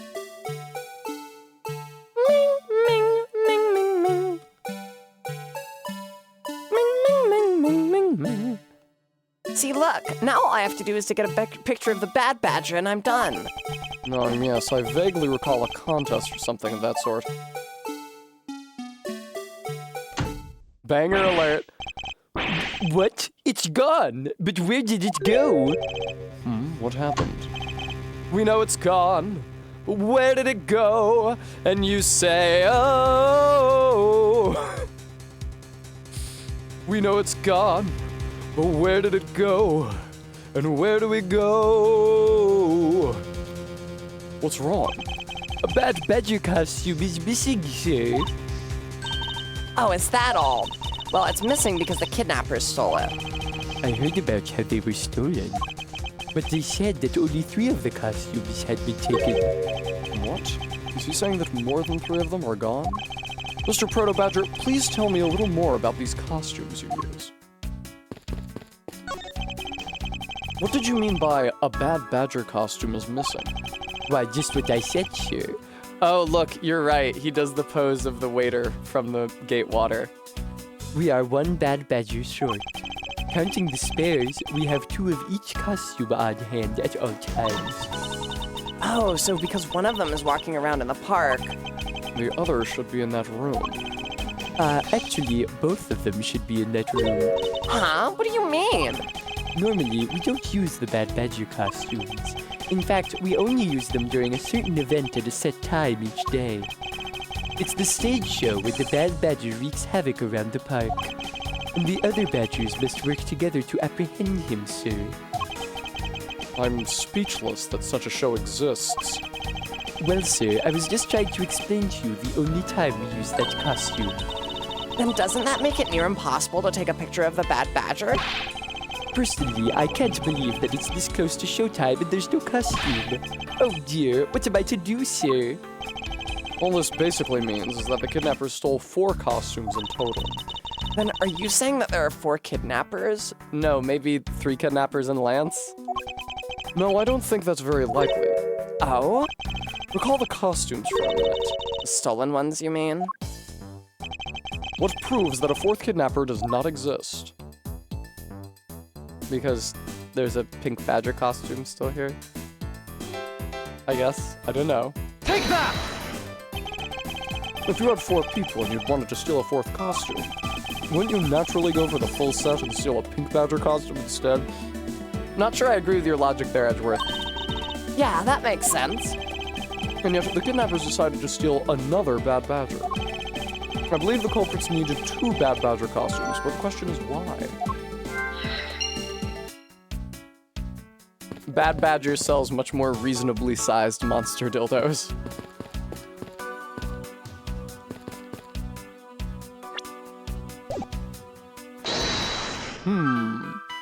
Unaccounted for Bad Badger, costume pieces, showing.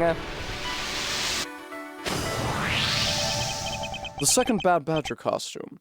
I believe it may be closer at hand than we think. What do you mean? That costume in the trash. Wouldn't you say that it's wearing some very telltale pants? It's my favorite Edgar Allan Poe short story. Hey, you're right. Let's get it out of there and take a look. As I suspected, it's a Bad Badger costume. Well, minus the head. I won't rest until I've inspected every suspicious-looking nook and cranny. Look, his hand is hurt. Looks like something was ripped off of him. The gun, right? Does he have a gun stuck to his hand all the time? I wonder why this Bad Badger costume's right hand is torn up like that. Maybe it's a flesh wound from a fight with a blue badger. Very good, Beans. I always knew the Bad Badger was one ferocious beast. I somehow doubt that even real badgers are as bloodthirsty as that, Kay. You mean grape juice berry? Unused folding chairs lean against the wall in their folded state. Ones over by the table probably came from the stack. There are 3 folding chairs over on this side. I can't say they were arranged as nicely as their siblings to the right. You think so? I think they're just fine, like a bunch of used chairs ought to be. I'm beginning to think you must keep a most chaotic room. Hey, don't slander and sigh at me all in one shot. I'm gonna present the image of the Bad Badger wielding his gun. Eureka! Oh, that makes sense, baby. I believe what we have here is an inconsistency. Huh? Between what? A vile criminal with a gun! Look carefully. Our costume is not holding something in its right hand that it should be. Oh, the gun. Precisely. The Bad Badger was designed to always hold a gun in his right hand. However, you there, did you remove the gun from this Bad Badger's right hand? No, I did not, sir. The gun is supposed to be securely attached to the costume. As I thought, the rip itself confirms my hypothesis that the gun was forcibly removed. Mr. Proto-Badger, the gun is, of course, not a functioning weapon, correct? Absolutely not, sir. It's just a model gun. But that still doesn't mean you can show it on stream. However, it can fire blanks. That's extremely dangerous. We need to use them for the stage show. Why is it glued to the fucking hand? It seems that our kidnappers also had a need for the model gun, my dear costumed friend. They fake the murder in the stadium. Missing model gun data jotted down in my organizer. I think we're about done with this room. So what's next? Well, we found a few answers, but there are still a few things left that we have to ask a certain person about. Let's go, Kay. March 13th, 3 through 4 p.m., Wild Wild West area. Mr. Edgeworth, sir! I'm back. They can't keep me out of this game. We gotta hurry, sir, come on. Exactly, Bram. What is it, detective? They found a blue badger costume down in front of the main gate, sir. What? Isn't that what one of the kidnappers was wearing? Thanks for the recap, kid. Bingo! That's why you've gotta come to the main gate with me right now. If we hurry, we might be able to get there before Wolf Boy does, sir. All right, let's make haste to the main gate. To be continued.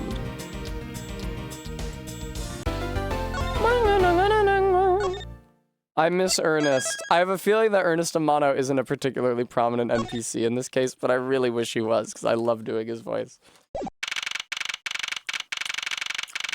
March 13th, 3:45 p.m., Gatewaterland main gate.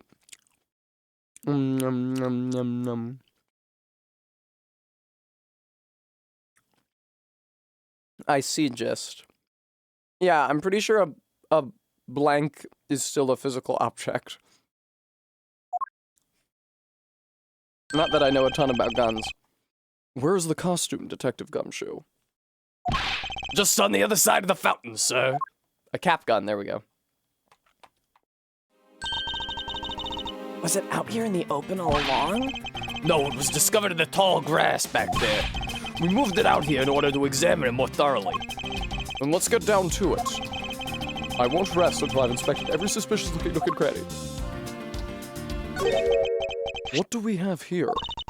Oh, it's another pendant. That's 2 treasures in one day. How lucky is that? And hey, this pretty baby's made of platinum silver too. I see. The horse pendant and the wing pendant combined to make a Pegasus pendant. Another pendant on top of the one we found on Mr. Deacon. Is it possible that these two... This is probably Lang. Hold it right there. Hi, Lance. Hi, cute Lance. Hands off, Mr. Prosecutor. You sure know how to cross the line, don't you? A pendant, huh? This is a very decisive piece of evidence. How can you tell? Look here and read off what you see. Lauren. Oh, Lauren. Hey, it's a name that's engraved on this. Right, Lauren Deveray as opposed to Lauren Pops. Ms. Pops' pendant data jotted down in my organizer. Aha! We have you now, Miss Kidnapper. No, you don't understand. Lolly, I can't believe you're one of my kidnappers. Don't call her that.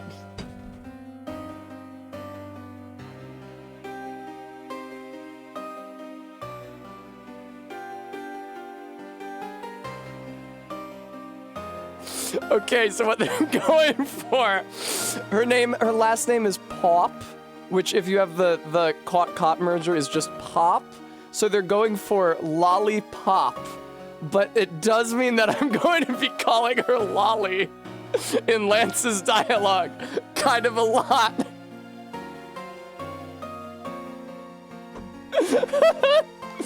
I can't believe you were one of my kidnappers. Lance. You're kidding! Ms. Pops was one of the kidnappers? Yes, Oh shit, she admitted. it was me. I held Lance hostage. Band-Aid, RB. So Ms. Pops is one of the kidnappers. But even knowing that, I can't call this case solved or over. Hey, guys, case closed. Get the car ready, and I mean the special one for this young lady. Hold it! Again, Mr. Prosecutor? What is it this time? Are you proposing that Ms. Pops is also the culprit in the murder case? What happened? I thought Officer Meekins was your suspect. We found it. Found what? That officer's gun. He literally dropped it in the middle of a thick patch of grass. Your country's police are a sham. Just look at how careless they are. Who you call it a sham? The officer's gun didn't show signs of having been fired, so it can't be the murder weapon. So Officer Meekins has been cleared of all charges. I see. And that's when a brand new suspect comes walking onto the scene. The murder only happened because the kidnappers started fighting amongst themselves. As I recall, it was you who said that, right, Mr. Prosecutor? He's quite evil, Reza. Miss Pops, did you really kill Mr. Deacon? Ellipsis. Yes, I killed him. I can't believe it. Thanks for the confession. Yeah, you're fucked now. You shouldn't have said that in front of a lot of cops. Objection! Agent Lang, it's much too early to declare this case closed. No, it's not. We have a fucking confession. I don't know how you think law enforcement works. Look at you, so sure of yourself. We've got the culprit's own confession and some very incriminating evidence. What more could you ask for? Ms. Lauren Pops, Yes. I want to hear it from you. Tell me your side of all that has happened today, from the kidnapping to the murder. But why? I'm a kidnapper and the killer. Isn't that enough? I'll cut my hair, see if I don't. It's fine if you're the one behind everything, but only if that is the truth. Now then, will you tell us the truth? Or is there some reason why you can't? Oh. I've had a change of heart. I think I'd enjoy seeing you sulk away as the losing mutt. All right, you heard me. Let's hear all about the evil deeds you committed today. Ms. Pops's confession. The one who came up with the kidnapping plan was the butler, Mr. Deacon. I know, Remy. We knew that we could get rich by holding Lance hostage. Mr. Romano would pay anything to get his son back after all. Everything was going according to plan, but as soon as we got the money, Mr. Deacon turned on me and tried to kill me. There, you satisfied? She just confessed to her crimes a second time. At least you have the guts to admit what you've done. I can at least respect that much. Ms. Pops, is what you said really the truth? Yes, it is. If that is the truth, it certainly isn't the whole truth. Because there's something that seems a bit too improbable in her confession. Gringus, I like them too. Miss Pops' confession. Mr. Romano would pay anything to get his son back after all.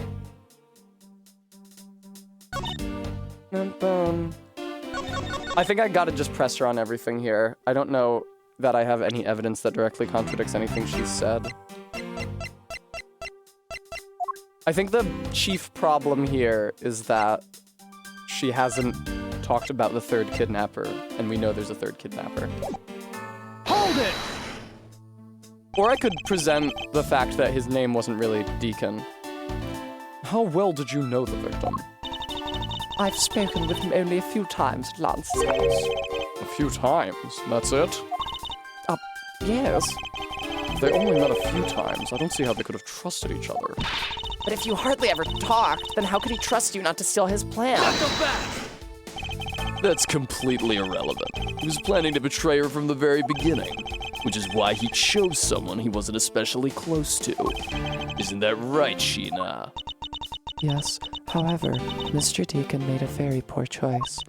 In the end, he was killed by the one he intended to betray himself. Ha! Bet he didn't see that one coming. Can you, like, think at all, or do you use your bad bitch to think for you? Oh, Hold it! You knew? How did you know something like that? What did she say? We knew we could get rich. That seems obvious, Edgeworth. oh no, what should I do? Do Shio Kana? Okay, what's wrong with her now? Come on, isn't it obvious? You're making your scary face again, that's why. Why didn't you try asking her in a nicer, more gentle way? No, stop it, Lauren. You're always like this. You always fall for the stern-looking one. That's why you'll always be unhappy. Or maybe that's she's been bewitched by your icy glare. Mind your own business, Kay. Now then, Ms. Pops, let's continue with your testimony. Oh, yes, of course. Bremy, it does extremely look like she is wearing a wig. You have a very good point. I don't remember if she's dramatically revealed to be someone else, but it super looks like she's wearing a wig. Hold it! Mr. Romano would do anything to get his son back. Why did you believe that? He's rich and he loves his son. What do you want? Anyone who knows Mr. Romano would think the same. I bet Lance is that old man's greatest treasure. I suppose he would be a doting father.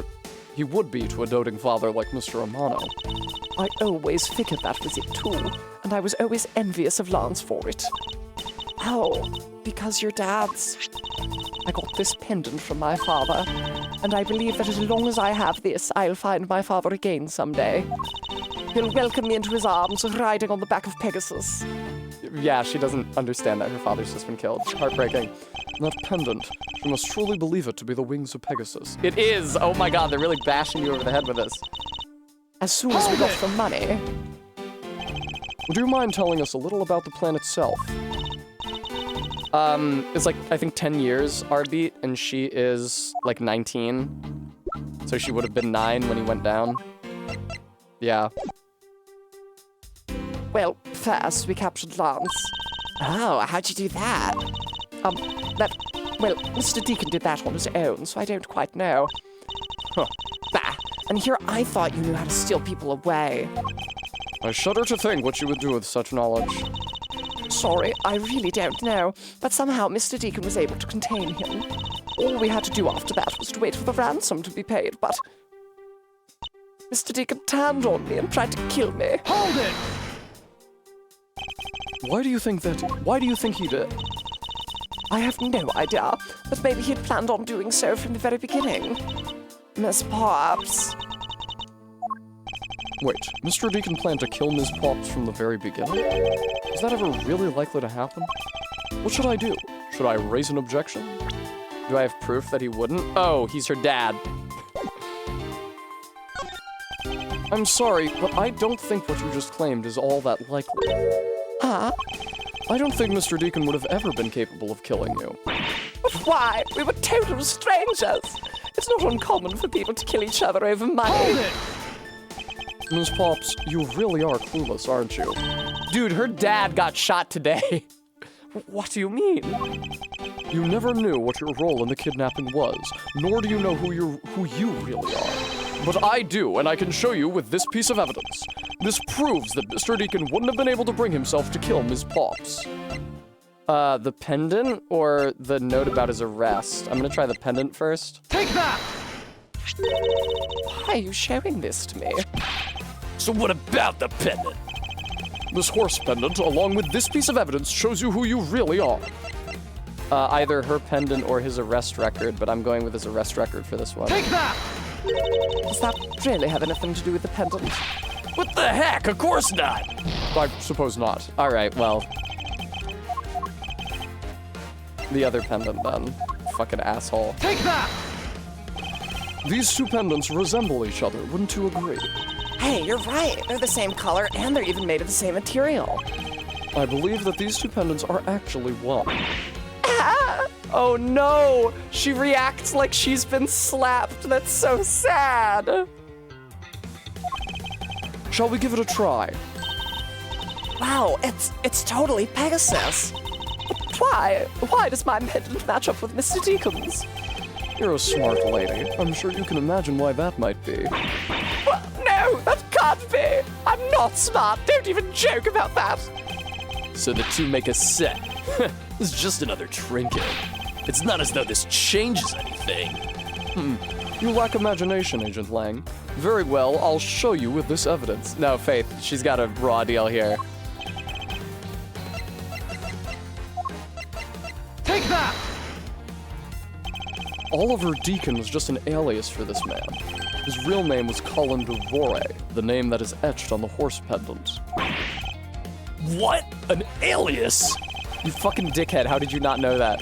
I suppose he had to hide the fact that he was a felon somehow in order to live.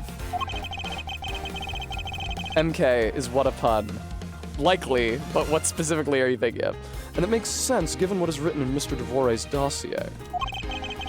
But what I really wanted to point out was this. This specific section is what reveals the true meaning of the pendant. Soul daughter. Take that! Oh, you're wondering if it's a pun at all. You didn't have a specific pun that you thought it might be. I see. Let me check up on that for you.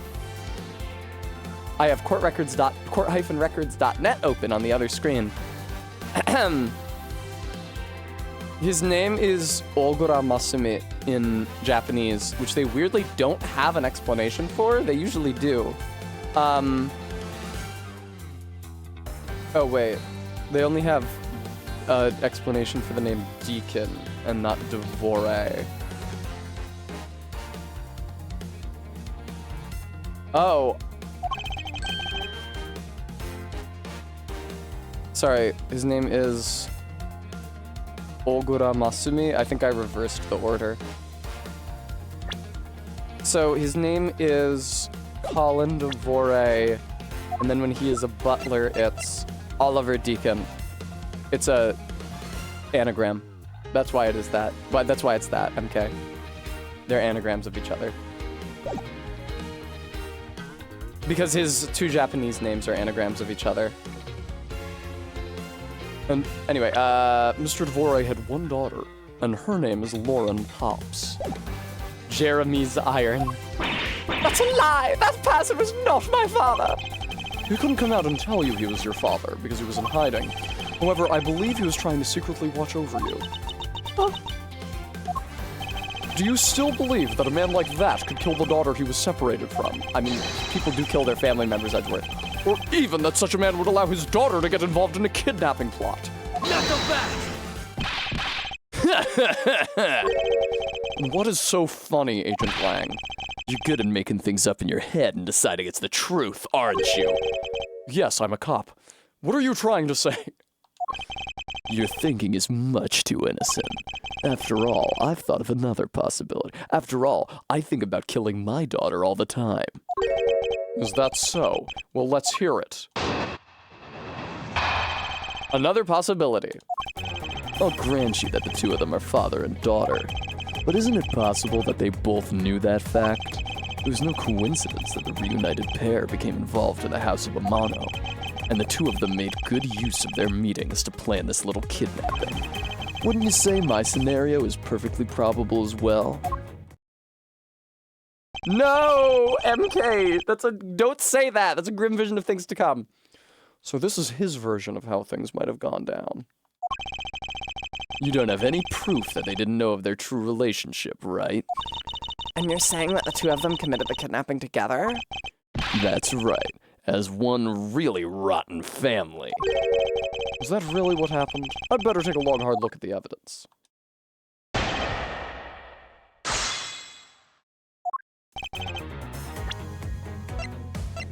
Do I have any good evidence for this? I don't know that I do. Bum.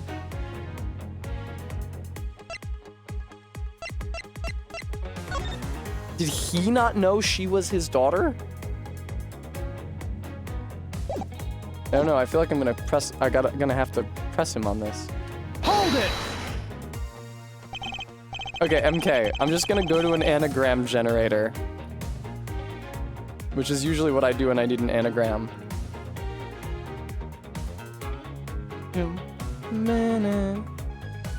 Tessa Strong.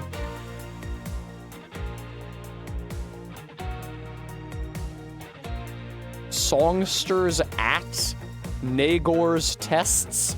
Strong Sates. You can't do an anagram of Tessa Strong and have it also contain the word strong. That doesn't count. Argon's tests? Organs stets? Sarong tests? Gossentretz, do you say you have Gaston rests over there? Ooh, Gnosis start, like G-N-O-S-E-S, that's fun. Gnosis. Tango's tress. Okay, that's not very good. Strongest as, Tonger's Tass, Gaster's Snot, or Stager's Snot. Goner's Stats. That's right, Strong Bad Man. And what father would ever willingly kill his own daughter? It happens. I've seen a lot of things in my travels, and I can tell you that being related by blood is sometimes proof of nothing. Hold it! You think they knew? Yeah, I don't think only the victim knew. I think the girl realized it as well. They both knew where the other person was, but they had to pretend that they didn't. Because he was on the lam? You got it. The victim couldn't exactly go around flaunting who he was. Furthermore, it was no coincidence that the reunited pair became involved in the House of Amano. Hold it! One is a butler, and one is the friend of the son, you mean? Isn't she also a servant in his house? She's dressed like a maid.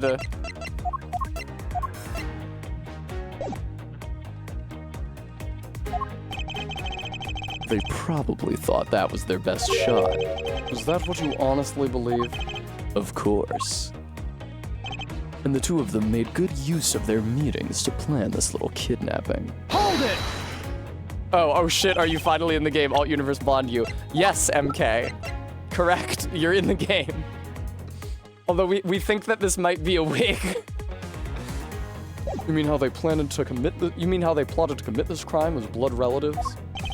Can you think of a better partner? They're certainly a clever pair. The butler and the girlfriend. No one would ever suspect that they were in fact family. Yeah, from the very beginning, they painstakingly practiced those roles as well. Blonde MK, Blemk. I'm not MK. I'm my original character, Blemk. Wouldn't you say my scenario is perfectly probable as well? Hold it! I believe you're being a bit too overconfident for someone with no evidence. Am I? Because I don't see you presenting any evidence to the contrary. Without evidence, we're stuck in a stalemate. Okay, cool. I pressed him out of it. You'd better hurry up and do something or Lauren's gonna wind up looking pretty bad. I know, but first things first. Is Agent Lang's line of logic factually correct? Was the crime really committed by the two of them? By this father-daughter pair? This isn't a battle. It's just a fight between father and daughter. I'm a regular Zebra coming in with a yeah.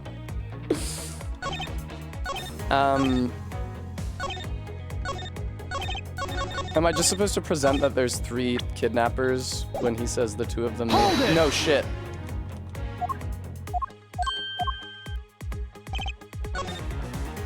Bum bum.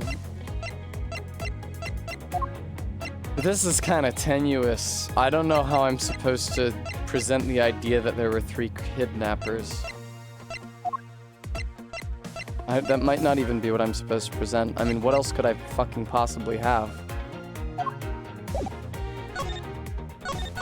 Isn't it possible that they both knew that fact? Maybe I have evidence that they didn't both know that fact? What would that evidence be?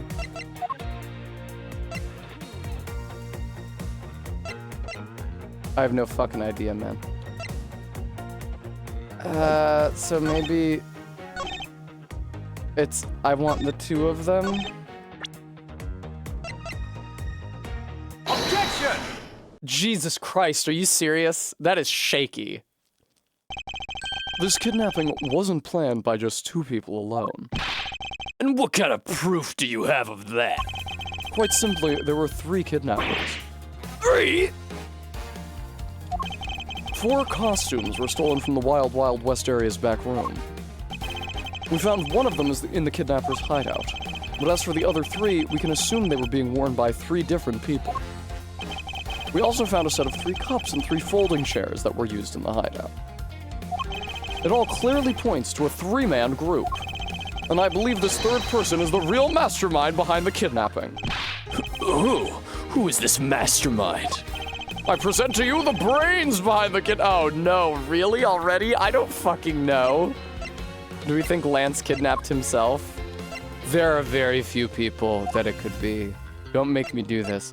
Not Gumshoe, not Lang, not Sheena, not Oliver Deacon, not Meekins, not Kay. So Lancer Ernest, not her, or Emma, probably not Emma, or Old Bag. I don't think Old Bag was involved. Either Lancer Ernest. Take that! Lance Amano! Yes, this abduction was in fact schemed up by Lance himself. Seems like kind of a big leap to make, Edgeworth. Recall what he said when he appeared before us. Did you see the faces of your kidnappers? No, I didn't see their faces, but one was a woman. However, there were 3 kidnappers, which is in direct contradiction to what he said. But I know I only saw 2 people. This guy was being held hostage. It's possible he couldn't see all 3 of them. Yes, about when you were being held. I have my doubts about what happened then. Lance, would you mind telling us what happened while you were being held captive? I really don't remember much anymore, honest. But if I don't tell you at least something, you won't believe me at all, will you? I like Lance's design, it's fun. I especially like his design in comparison to his father's design. I was kidnapped yesterday morning. They had me shut in that room blindfolded the entire time. But the kidnappers suddenly disappeared around the time I heard rain falling outside. My hands were cuffed, but it was a stroke of luck that they left me alone. I made my escape and ran away from that room as fast as I could. Through the underground passageway, I presume? Don't feed him answers. Oh, sorry. You okay? Sorry, I really didn't want to recall that horrible ordeal, but now you believe me, right? No, not quite yet. How can you not? Why do you look at me with icy daggers in your eyes? Because he's a prosecutor, and because they're all like that. Not like me, the noble cop. I'll have you know, Agent Lang, a prosecutor's eyes are for discerning the truth. And should they be interpreted to be cruel at times, then so be it. Tch! There's a sticking point in Lance's testimony. Let's see what he offers up when I push a little. Lance's testimony. Kidnapped yesterday morning, had you shut in the room blindfolded. How did you make your escape? Hold it! How did you manage to escape? I wanted to just get out of there, but the door leading outside was locked. Excuse me. Which is why I had to use the underground passageway to make my escape. I remember our escape to be equally as hard. This is an invaluable piece of testimony. I mustn't let it go unexamined. The door leading outside was locked tight, so I had to use the underground passageway. Objection! You say that the door leading out was locked, but was it really? Oh, they're fake cuffs. That's why they're still on him. We're talking about that room behind the salon front, right? The saloon front, right? Look, I heard that it took quite a few men to get that thing open. Right, Sheena? Yes, that's correct. Then take a look at this.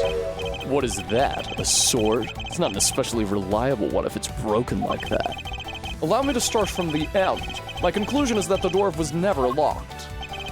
It was simply held shut by this sword which was used to jam the handle. Lance, even though your hands were cuffed together, you could still use them. If that's the case, then why did you not simply remove the sword and escape? Why didn't I? I was disoriented. Yeah, that's it. I didn't notice it. As if I should accept such a bold-faced lie. You locked yourself in that room because you had to make yourself look like the victim. But you did not, in fact, possess the key to the door.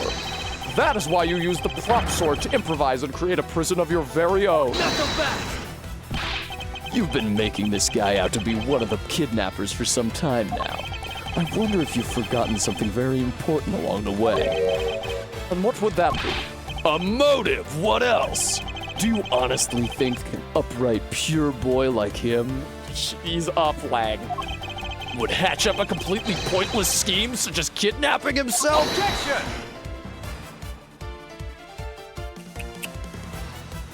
This proves that Lance did indeed have a motive to commit this crime. Oh, the money.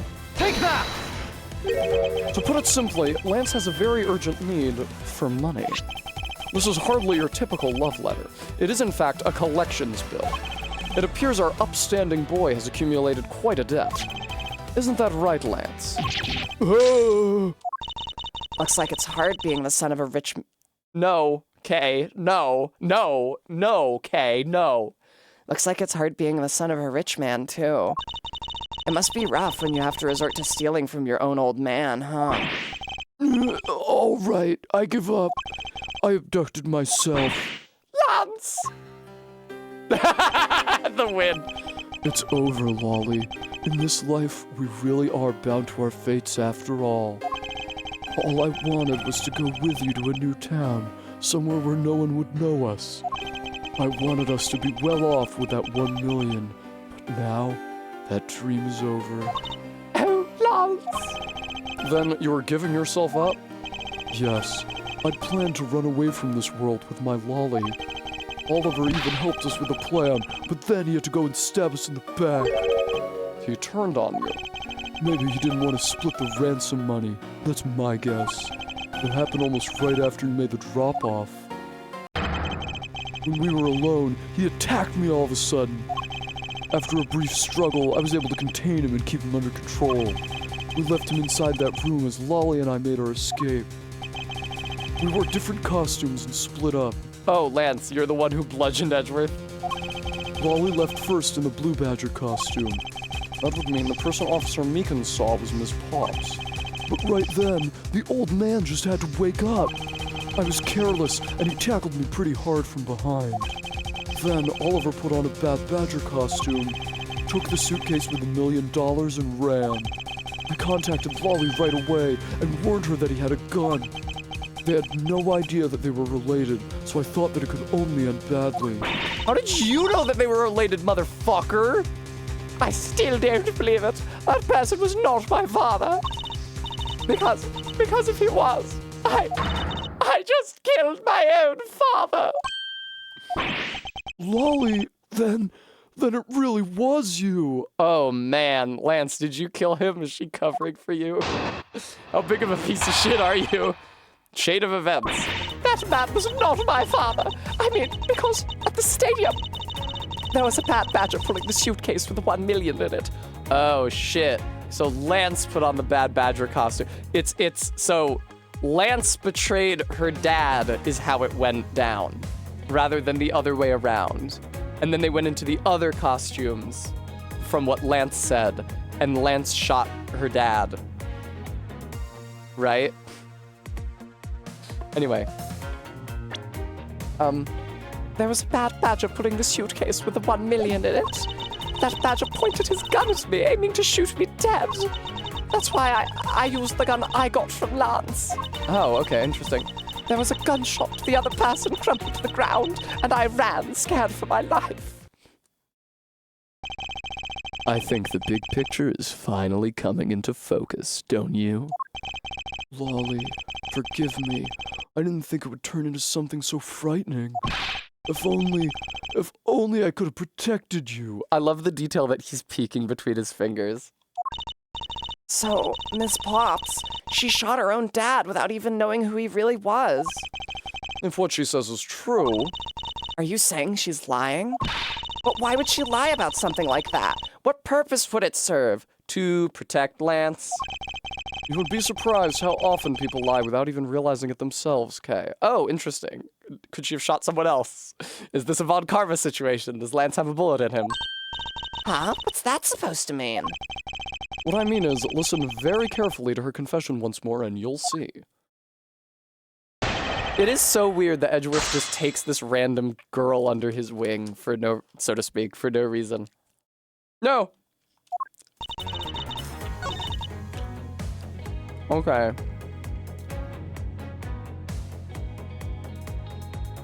But was he in a Bad Badger costume?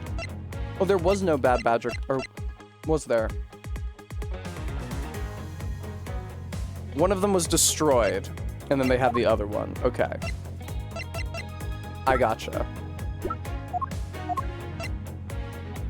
Oh, but this head was left in the isolation room. Maybe. Maybe not. It could be just that that's the head from the one that was dismantled. No, let's not chance it. Hold it! Our beat, somebody drove him, but we don't know who yet. Lance, maybe. I don't know. That was the ransom money, wasn't it? Yes, that's how I was able to identify Mr. Deacon almost immediately. It was all thanks to what Lance told me. And what did he tell you?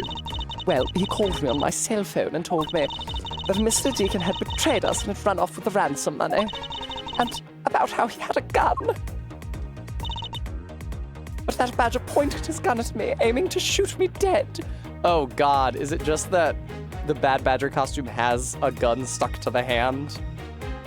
Hold it! Were you able to clearly see the gun? Yes, I got a very good look at it while it was pointed at me. Oh, Father, why would you try to shoot me? Do you really think that a father would shoot his own daughter, Mr. Edgeworth? I don't know. I don't want to believe it myself. But it's true. My father's left arm was raised with a gun in it. Pointed straight at me. I'm about to die, I thought. Oh, his left arm? God, did they put the Bad Badger head on a different costume? That's not the hand on the Bad Badger that holds the gun. Ms. Potts! Please calm down and take a deep breath. And then, would you allow me to please hear that last statement one more time? Yes, of course. The gun in his left hand, there we go. I'm allowing myself to be led through it by the nose, Faith. Probably I want to show the picture of him. Objection! No, I don't. Okay.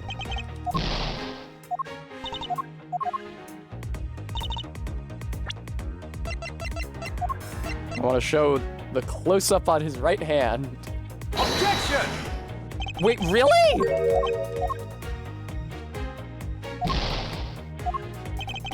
What the fuck?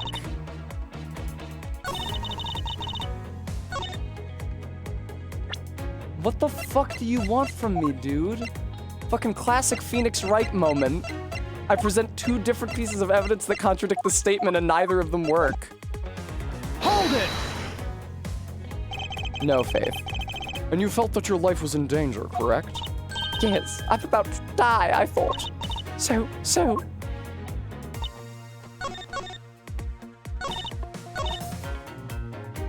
God, Jesus. That's why I used the gun I got from Hold Lance. it! You shot Mr. Deacon. Oh! That's Pops. Yes, I shot him. And that, as they say, is that. Agent Lang, Miss Potts is far from done. She hasn't even finished her testimony yet. You're gonna continue questioning her? What a waste of time. Miss Potts, if you please. All right. There's a gunshot, the other person crumpled to the ground, and I ran scared for my life. Crumpled to the ground. Were you up on the stage? Hold it! Did you take off immediately following the gunshot? Yes, And you didn't attempt to approach the victim at all after he was shot? I was scared. I don't blame you. I would have done the exact same thing. Poor Miss Pops. Oh man.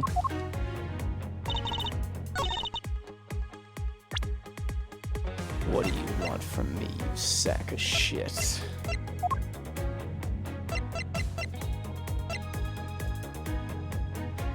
Okay, that checks out. It makes the most sense that it would be one of the pieces of evidence that shows that the Bad Badger has a gun stuck to his right hand.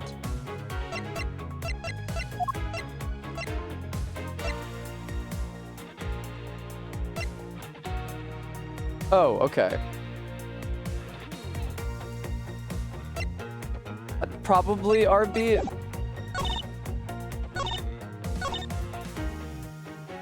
You used the gun you got from Lance, but like... Did she fire a blank and someone else shot Colin DeVore from somewhere else? Objection! That's not it. Oh, they have like unique dialogue when you fuck up the evidence. Maybe I should be reading that. Maybe use the gun I got from Lance? Objection! Also fucking not it. I would like to voice my objection to the fact that I have 2 pieces of evidence that contradict what she said, that the Bad Badger had a gun in its left hand, and that I'm not allowed to present either of them. Neither of them is the fucking right way to go. What do you want from me, you sack of shit?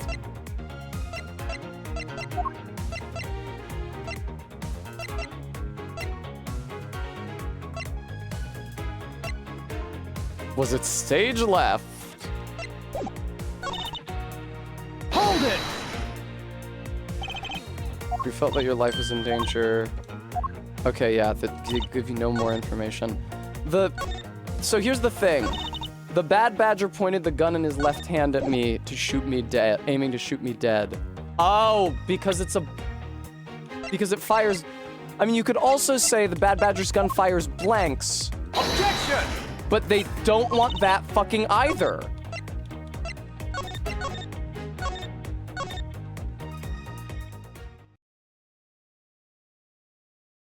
They're really fucking crushing my balls in a vice.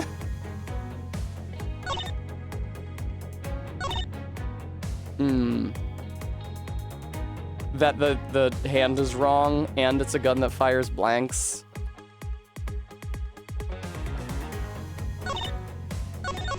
Oh, God. It really feels like... Do you want this? Objection! No. It wouldn't make any sense, because you could have just presented the head as soon as she said there was a Bad Badger pointing a gun at her. Objection! Okay. Ah, Phoenix Wright. Phoenix Wright. Phoenix Wright. Phoenix Wright. You stupid, stupid, stupid, stupid video game.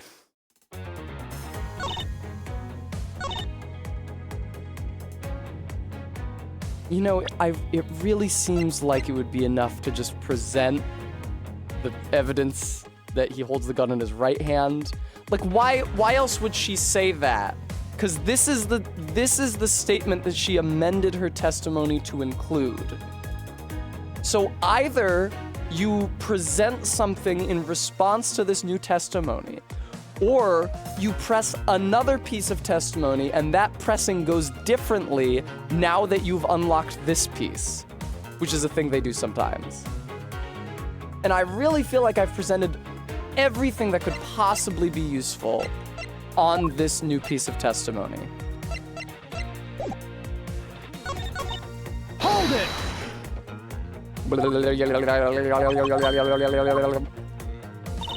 Hold it! There was the ransom money. I feel like I pressed everything else already. About how he had a gun. Hold it! I really wish you would say more than just that, Edgeworth. That's such a short little pressure right there. You shot Mr. Deacon. Yeah, no. Alright, Faith.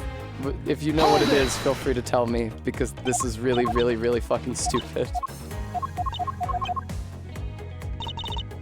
Hold it! Okay, no, I pressed her on everything. Excuse me.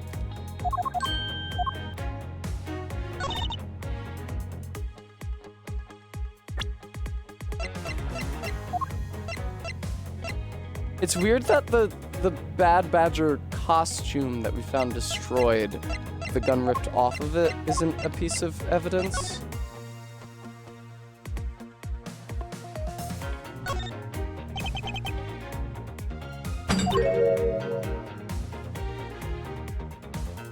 correct, Faith. Thank you.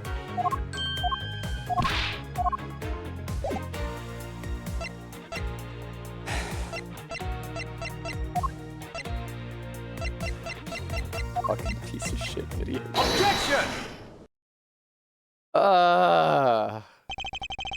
Wouldn't it make more sense to point out that the gun is stuck to a specific hand of that costume than to try to insist that he couldn't have fired a gun with his offhand? I have here a dossier on your father. And according to this, your father was right-handed. Ah, then. The person pointing a gun at you from atop the stage was not Mr. Deacon. I mean, what if he was just holding the money with his right hand because his right arm was stronger? Hold on there, Mr. Prosecutor. I think you need to take a refresher course. The Bad Badger has a model gun attached to his right hand, which is why the only hand he could have held the real gun with was his left. Oh my god, dude.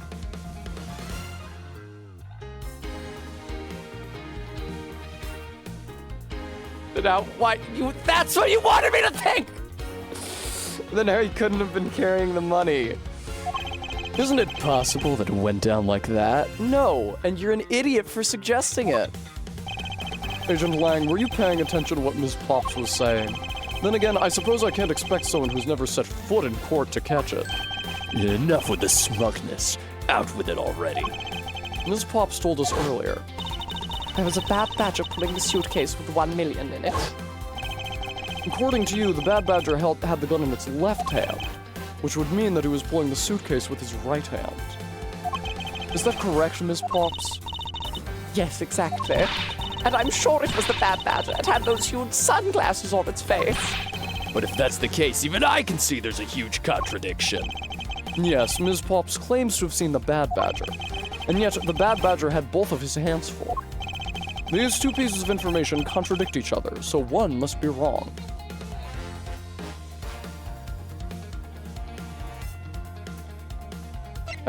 Both are correct, but they ripped the suit, the Bad Badger suit off. Or the gun off the Bad Badger suit. They're both correct. Impossible! That just leaves us with an irresolvable contradiction! Ms. Pops' entire statement rests on the fact that she saw his sunglasses and beard. But what if the Bad Badger wasn't wearing pants on his lower half? This proves there was a way for the Bad Badger to freely use both of his hands. The costumes have two parts to them, a head and the body. Oh, I get it now. The head Ms. Pops saw was probably really the head of the Bad Badger. Hi, Jenny. However, it's not possible that the body... Is it not possible that the body was that of an entirely different badger? A different badger? A different badger? Psychomantis? Yes. Or to put it more bluntly, I believe it was the lower half of this badger. What did you say? The body of the Bad Badger Ms. Pops saw really belonged to this badger. She had one of the Blue Badger costumes. The other one was Mike Meekin's, so it had to be the body of the Proto Badger. Take that! What the heck is it? It's the Proto Badger. Yes, and it's a simple matter of process of elimination. Ms. Pops is wearing the Blue Badger's costume, so we can eliminate that one. And the Pink Badger is of the wrong color, which would have been incredibly obvious. All that's left is the Proto Badger costume. Ms. Pops, who was the one who wore the Proto Badger costume? That would be Lance. Are you saying what I think you are? That Lance Amano donned the Bad Badger's head and pretended to be Mr. Deacon? On top of which, he plotted to shoot Ms. Pops while wearing that hideous thing? The stage that was set up in the stadium was nothing more than that, a setup. And its purpose was to lead Ms. Pops into believing that she had committed murder. Wow, Lance is a real piece of shit. Standing there in front of Ms. Pops and pretending to be the victim, it was all done so that she would pull the trigger. I have no idea what you're talking about. Why exactly would I have to do all that, huh? There is but one reason. Lance Amano! You are the real culprit behind the murder of Mr. Oliver Deacon! What? No! That's slander. Take it back. You take it back right now. Just out of curiosity, Lance, which is your dominant hand? I'm left-handed, but what does that have to do with anything? It depends. According to Ms. Pops, her attacker held a gun in his left hand. Who is what-handed doesn't prove a thing. And besides, now you're just being absurd. It's not like the Proto-Badger is bulletproof. One misfire and he would have found himself dead, right? Of course, logically, if he had been shot, he probably wouldn't be here with us. But I believe he had thought of that as well and prepared accordingly. And this should be all the evidence you need. This is how Lance made sure he wouldn't be hit with a bullet. He would only be hit with a blank, which is still very dangerous. Take that! We found one half of the Bad Badger costume in the hideout, a broken one. It was not the same one that the victim was wearing. Plus, it was missing something. And that something is the model gun that the Bad Badger carries, which can fire blanks. What? Miss Pops, where is the gun you use now? I threw it away into the sea. Into the sea? Not into the river that of the bridge we're on right now spans? You threw it into the sea? You got to the sea and back? That makes it a bit tough to verify what it was, although I believe that we can safely assume that it was the model gun in question. I've heard enough. All you've been spouting so far is pure conjecture. I admit that as long as the model gun is lost to us, I can't prove I'm right. However, I can say that the probability that I'm right is very high. Shut up, you. Okay, let's pretend that you're right, and that the murder at the stadium was a fabrication. In that case, where do you think the murder really took place, Mr. Prosecutor? I don't know yet.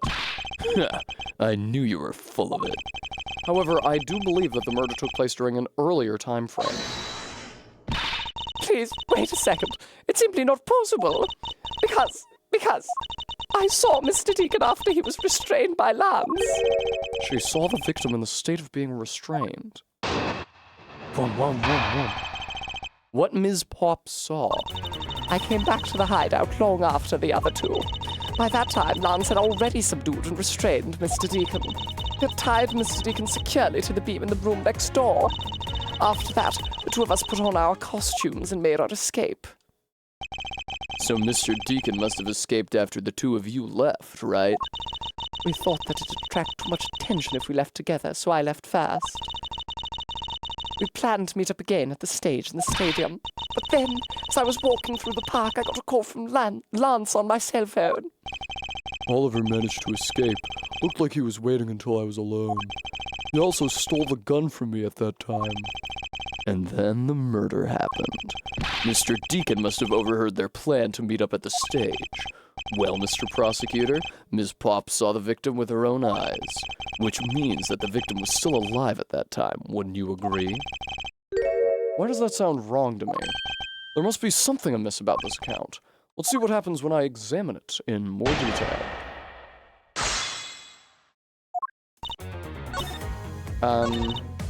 Yeah, tied Mr. Deacon securely to the beam in the room next door. Can you describe him? Hold it!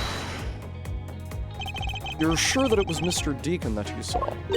Yes, I'm certain of what I saw. Did you go into the other room to check? Lance said that it was best if I didn't get too close to him. Lance, he's such a kind soul.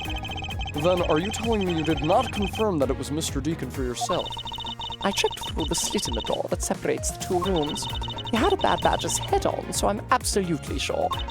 That just had to be Mr. Deacon. She saw a Bad Badger head. Okay, do I just present the head again? Or... I mean, it was me. I know it was me. Objection! Yeah.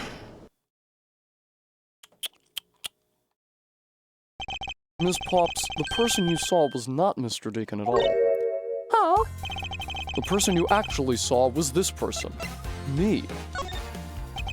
It was me. Huh? The person I saw was you, Mr. Edgeworth. I always thought it was a bit odd.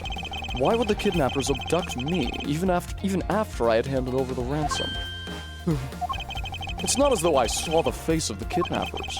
If I were them, I would have just taken the $1 million and ran. But in the end, there was a point to it all. It was to make me look like Mr. Deacon. And if that was the reason for which I was abducted, then I believe we can assume that the victim was already dead at that time. Well, Lance, am I right? That's... You showed Ms. Pops a person, namely me, with a Bad Badger's head on, and then made your costumed escape together, or so you pretended. Huh? What you mean he pretended? Exactly that. I believe Lance watched you escape and then doubled back to the hideout. Probably to come and remove the Bad Badger head from my unconscious self. This is some real mastermind shit for a 21-year-old kid. And to create his fake prison with a prop sword, he then escaped via the passageway. Hold your tongue, boy. Is Edgeworth older than you? He might be older than you, or you're the same age. Don't get Oh, he was talking to Lance. Don't get caught up in that tidal wave of words coming out of Mr. Prosecutor's mouth. Tidal wave. We've heard a lot come out of you, but I've yet to see a shred of evidence. The victim's betrayal and his subsequent detainment. All of that could have happened while you were out cold. That's right. You were out for quite a while, Mr. Prosecutor. Even if that were the case, Ms. Pops would still have seen me tied to that beam. I was scared of Mr. Deacon, so I didn't go into the next room. So I really have no idea if you're in there or not, Mr. Edgeworth. You see, it'd seem that you can't prove a thing. No! Who said that? Oh, it was Daddy. Please wait. Mr. Amano. Miles, my boy.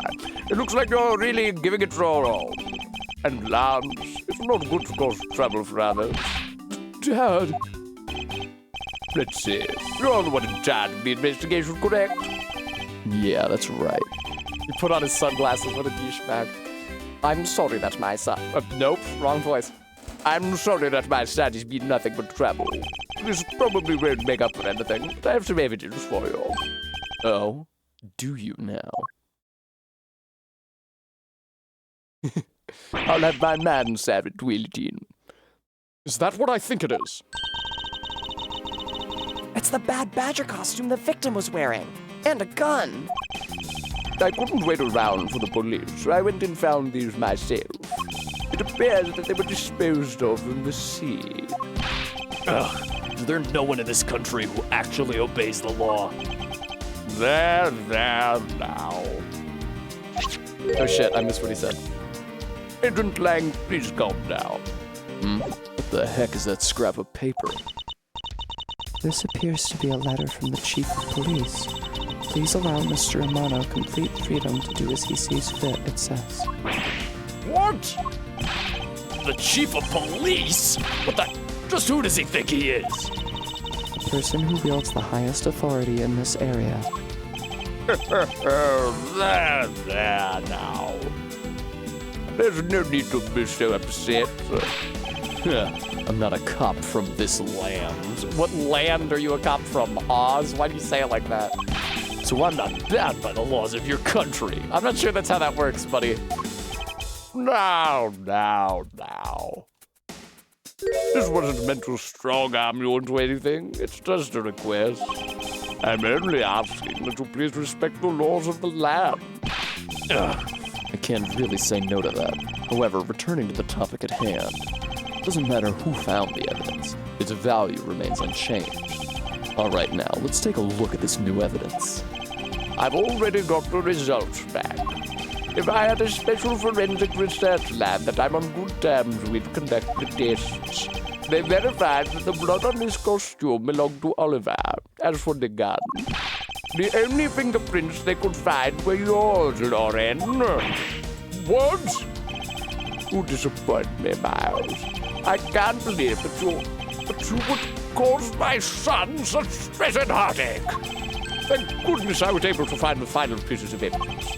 With this, you'll have no reason left to push my poor boy around.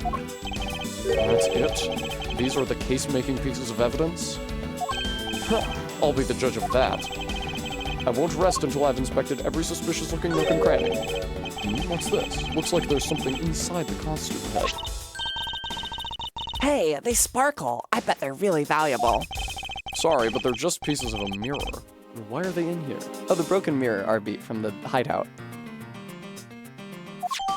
Mirror fragments. Data jotted down in my organizer. I like the Bad Badger's goatee. It's fun. Can't examine his prop gun? Okay. This bullet hole. It looks like... Oh. It looks kind of burnt around the edges. Can Lauren be my sidekick instead? I like her. Wait, those burn marks were left by the gunpowder. This is a most important fact. Powder burns! Why is that? Because it is proof that the victim was shot at point-blank range. Victim's costume data updated in my organizer. Could this gun be the actual murder weapon? Revolver data jotted down in my organizer. Well, are these not the most definitive pieces of evidence you've ever seen? Thank you, Dad.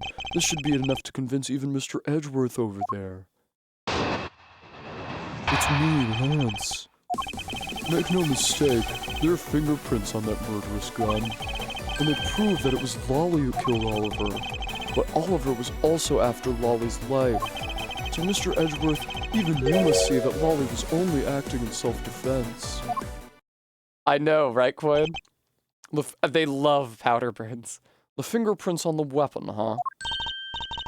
Oh no, this isn't helpful at all. Look, Mr. Edgeworth, all I want to do is save Lolly. But in the end, all I can do is watch on as she takes the punishment for her crimes. That may be all you can do, however. I still have a case to solve and a job to do. The job of unraveling your insidious lie. You wound me. Why won't you believe me, even in the face of all this evidence? Decisive evidence. Okay. Can I see the court record, please? Used to kill Deacon. Can we get a look at this? This is a police officer's gun, isn't it? Didn't the one in the first case also have a horsey on it? They found Ms. Pops's fingerprints on this gun. Can you let me hold it for a sec? I shouldn't if you don't know how to handle it. Besides, Ms. Pops's prints are on it. Look, I'm wearing gloves. It'll be okay. I just want to take a look, that's all. It's not like I'm gonna run off with it. The only things I don't return are treasures. Stealing either one would land you in jail, you know. That's a great point, Arbeat. However, it is not letting me inspect the barrel. That's a great point, Arbeat. I would love to open the barrel and that's not the barrel, the chamber, and inspect how many rounds are in it. It definitely looks like it's full, right? Because wouldn't this chamber, wouldn't this one right here be empty? Doesn't it rotate clockwise? I mean, either this one or this one would be empty. If there were 6 bullets in it and then she fired one. Look, and you can even, oh my God. So even if it, like, the chamber didn't advance for some reason, you can see there's a bullet in the barrel presently.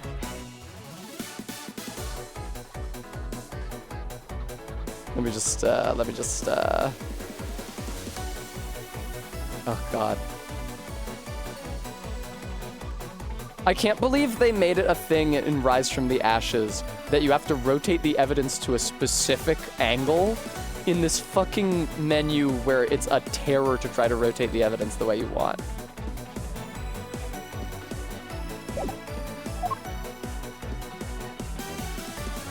I'm not allowed to inspect these. The only new evidence I have is the mirror fragments and the revolver. Oh, actually, they updated the victim's costume to say that the gunpowder burn is proof he was shot from point blank. Hold it! You sure are calm for someone who's accusing his own girlfriend of murder. You have it all wrong. Allowing her to pay the price is a form of love. Wow, piece of shit. She says that she also wants to pay back her debt to society, but Oliver was also after Lolly's life. Hold it! And why do you believe that the victim was set on taking Miss Pops's life? I suppose it's because he wanted to silence her, to keep her quiet because she knows the truth behind the kidnapping. In that case, why did he not target you as well?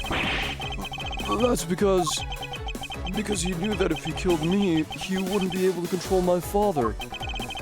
Right you are. Even if it cost me millions, I would have had to kill a fowl. I believe he didn't kill you for an entirely different reason. However, I digress. Look, more than why you didn't kill me, I'm worried about what'll happen to Lolly. Her fingerprints are on the gun, so he says.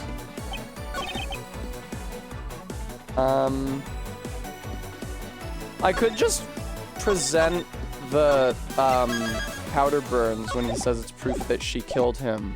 Because because she is supposed to have shot him at range. There's not a direct textual contradiction there, but there's a logical contradiction, which is usually not enough for this game. Objection! Yeah, no dice.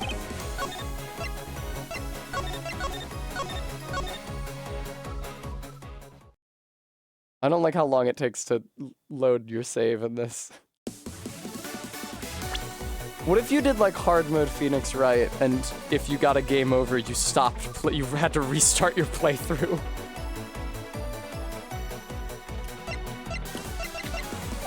Did I really inspect everything on the gun that I could?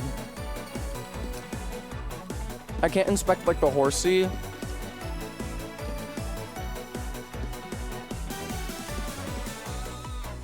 Wait, what? Oh, never mind. I thought from this angle it looked like the chambers were empty. Yeah, I'm really not seeing anything else you could possibly inspect here. Nuzlocke Ace Attorney.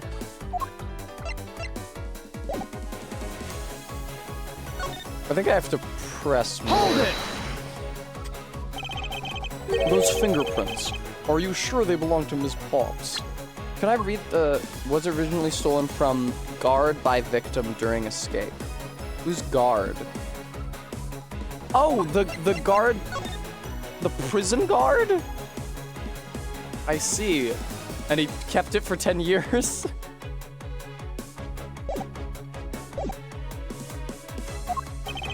There's no mistake about it. No, through my connections and the best forensic techniques money can buy before. I find that to be a bit peculiar.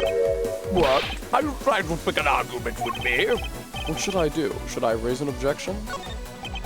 Frankly, I don't believe that Ms. Pops' prints should be on that gun to begin with. And the reason why Ms. Pops' prints should not be on the gun is... Oh, you idiot. They were wearing costumes, you stupid prick. That's on me. I really should have noticed that sooner. I really should have noticed that way, way, way sooner. Oh, here we go. Take that! It's simply not possible for Ms. Pops to have left any prints on the murder weapon. Because while she was at the stadium, Ms. Pops was wearing a costume. Huh? But there's been no mistake. We found fingerprints. Well, Ms. Pops, do you remember touching the gun at all at any time? Yes. As a matter of fact, I did hold it for a bit back in the hideout. I handed it off to Mr. Deacon when he and Lance left the haunted house. To retrieve the ransom money, I suppose. And there you have it. That is when Ms. Pops' prints found their way onto the gun. Do you understand now, Mr. Amano? The fingerprints do nothing to prove that Ms. Pops is the murderer. But you still don't have anything to prove that she isn't the killer, right? You seem very adamant about insisting that your girlfriend is a cold-blooded killer. Oh, Lance. What? No way! I'm incredibly worried about her! But that doesn't change the fact that you don't have any evidence, right? That's where you're wrong. I have the evidence. What? How? The story that Ms. Pops killed the victim at the stage in the stadium. The whole affair is simply not true, because that was not the real crime scene, but a setup. I actually want to go to Haunted House more than I want to go to Wild Wild West. Powder burns. Well, let's take another good look at the costume the victim was wearing. Then I believe you'll see why I insist he was not shot at the stadium. Take that! The burn around this bullet hole was made when the victim was shot at point-blank range.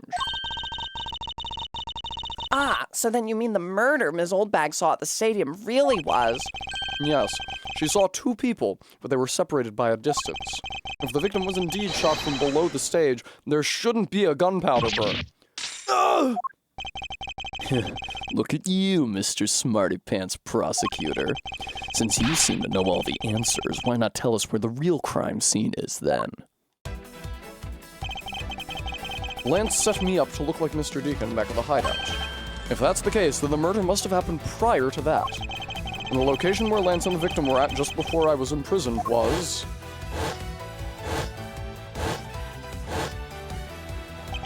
I've got it! I know the real scene of the murder.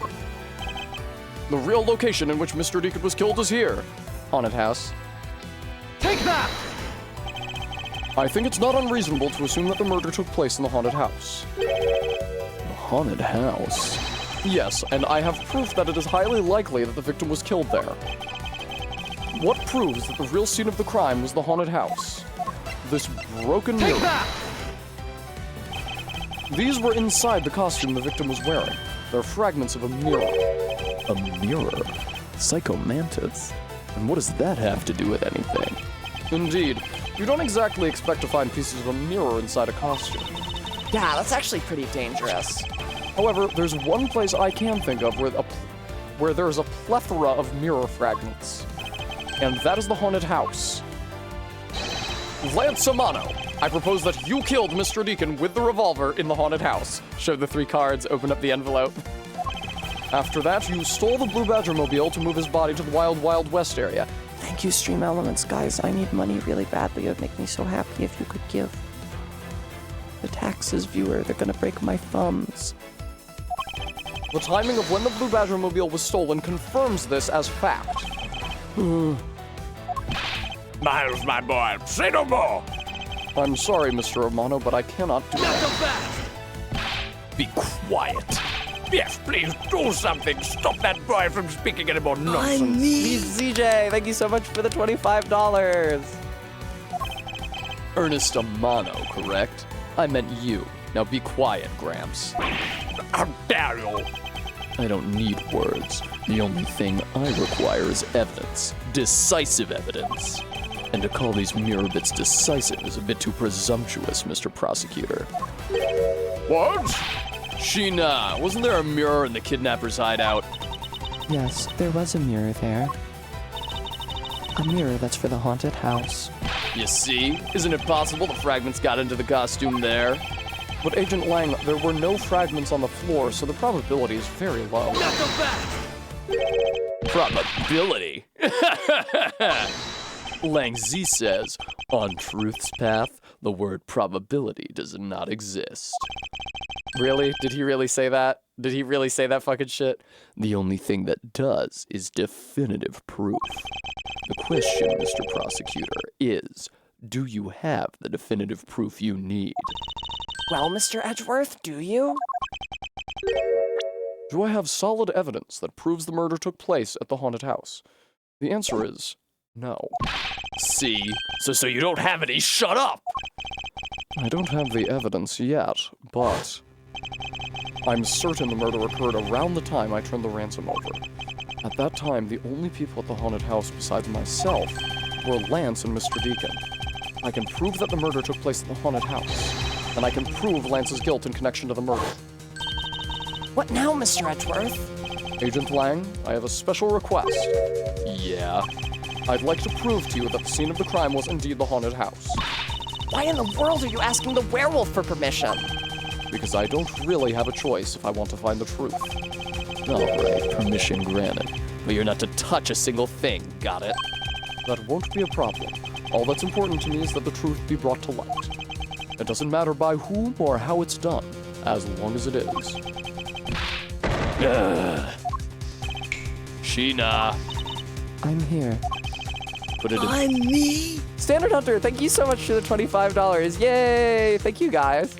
Put in the paperwork for the authorization immediately. Understood. I'll go get the Gatewater Group's approval. Somebody said hold it. Now.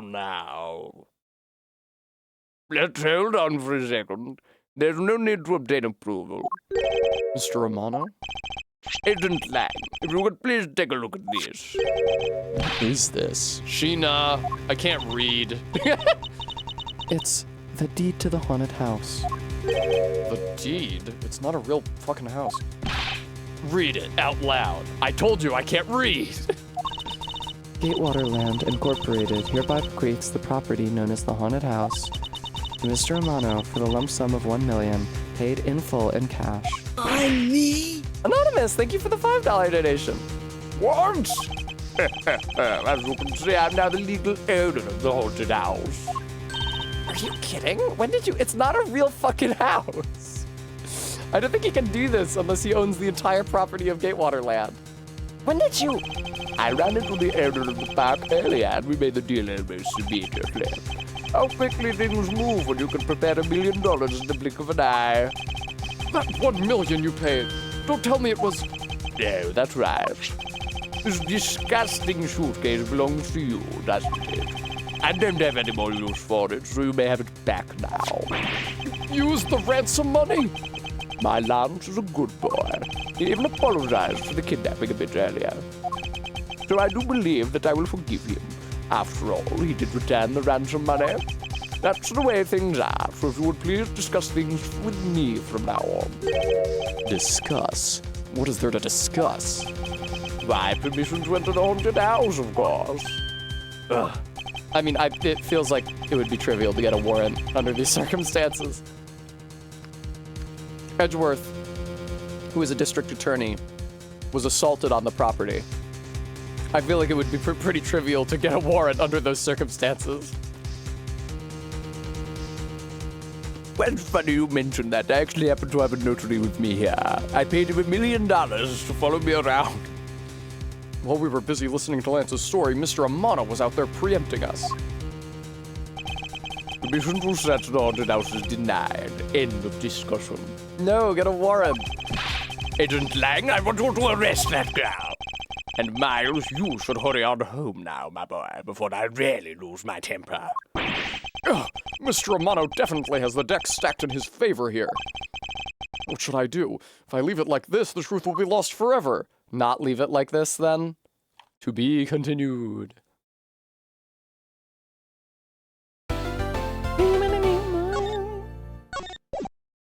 This is a long fucking case. I guess they're all gonna be long.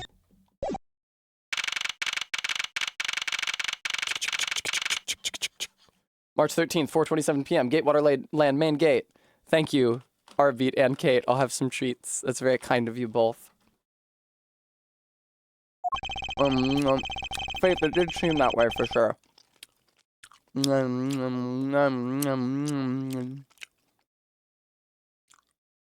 If I can't get permission to investigate the crime scene, then the truth will be lost. Hold it! Hold it! Hold it! Okay. Mr. Edgeworth, what are you doing spacing out? Spacing out? Have you forgotten? There's only one thing you should do at a time like this. And what is that? When the people are in a bind, the hero of justice appears to save the day. Look, you just leave it to me. For I am Kay Faraday, the second of the great Yatagarasu. But I thought you were a thief, not a hero. Yatagarasu is noble and is always a thief of justice. That's... of course. If we have enough information, I can recreate the inside of the haunted house with this. Plus, if we then factor in everyone's testimony... You can recreate exactly what happened when I dropped off the ransom money. We may be able to figure out some new information through this. It's worth a try. I'm me? Frampus, I believe that they should have just used the original graphics from the DS game. The walk-around sprites are okay, though. I don't mind that they're a different resolution from the background. It doesn't really bother me. Just thank you so much for the $7. They did redraw the walk-around sprites, Frampus. You can turn them on in the settings from the main menu. There's actually an achievement for beating the game with those walk-around sprites turned on, which makes it seem like they were aware that they were worse than the original sprites. Agent Lang. So you want to use your little toy? Be my guest. Okay, hang on. You're all about to witness the true power of a real modern-day Robin Hood. Detective Gumshoe, is there a copy of the haunted house's blueprint among the police's reference documents? Yes, sir. We got it just in case we needed it for the kidnapping case. Oh, all of a sudden you remember Gumshoe is here. I didn't hear anybody saying Gumshoe's name for like a fucking hour. I'm just the most famous cop in the entire series, and this is a game where you play as the cops. I don't see why I should be a prominent character. All right, I'll input the haunted house data then.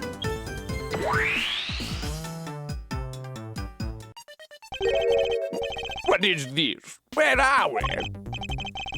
It's like we're inside the haunted house.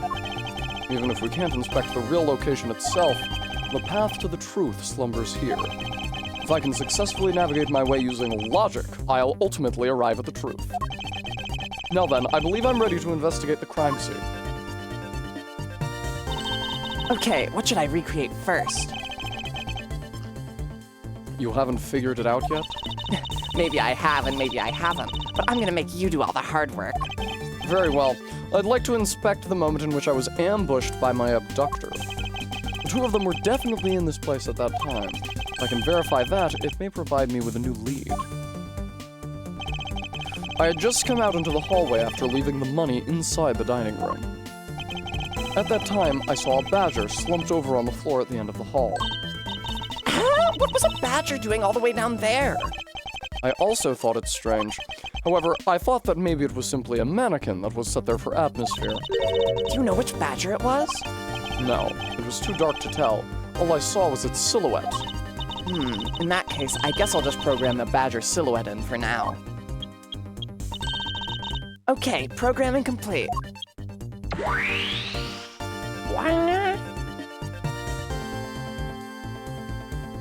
That's right.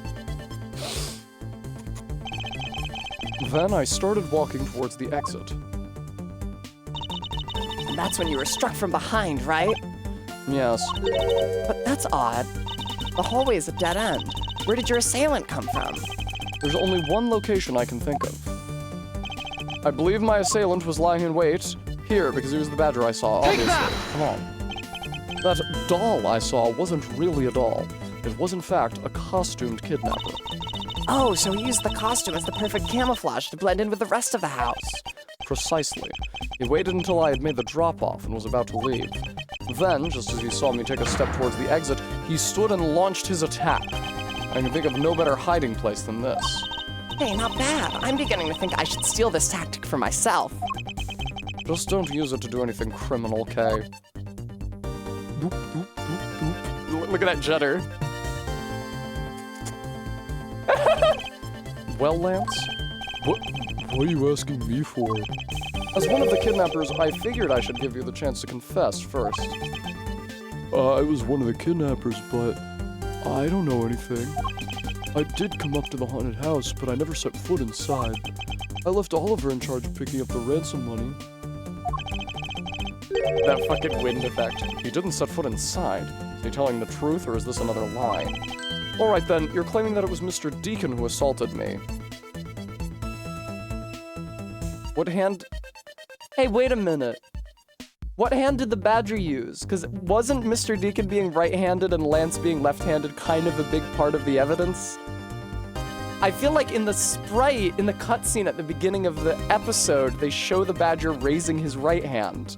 Am I mistaken? Was he raising his left? Certainly he's raising his right in the simulation at the moment. Then you're claiming it was Mr. Deacon who assaulted me? Yes, I'm sure it was him. Maybe they'll show the sprite again. Right, me too, Brent. There should be a part where someone walks around in this projector in the haunted house and falls into the fountain where they really are. That would be good. Okay, inputting the new info now. Mr. Deacon was the bad badger, right? Since the bad badger has a gun attached to his right hand, I'll have to change it so the weapon is in his left hand. But it wasn't in his right hand. We saw... Okay, now to verify the facts of this recreation.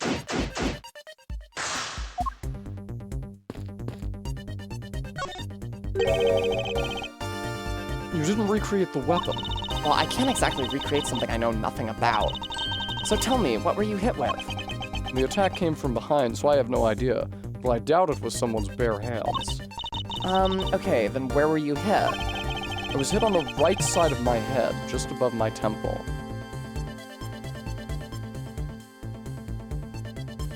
Then...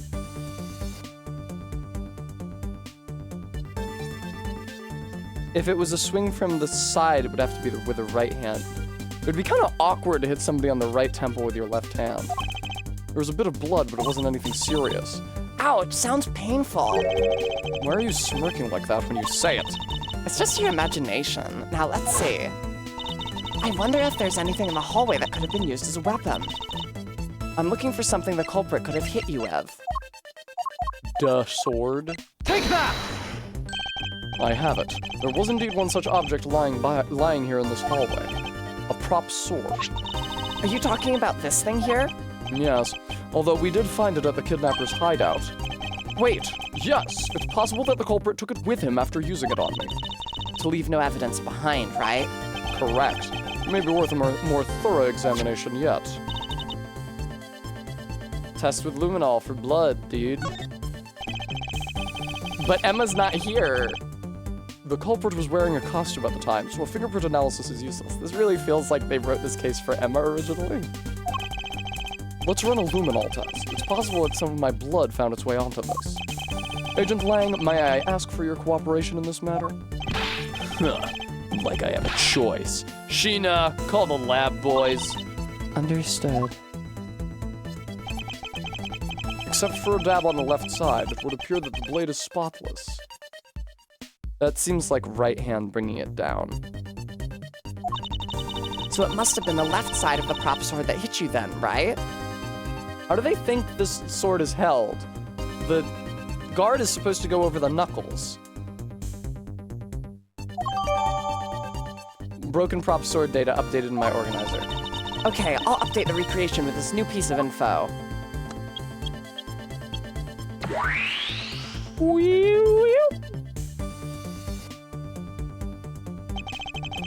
I won't rest until I've inspected every suspicious-looking nook and cranny. Alright, so I can probably just present the real sword in comparison to the sword's position in this recreation.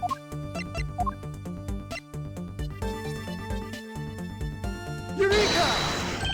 Yeah, MK.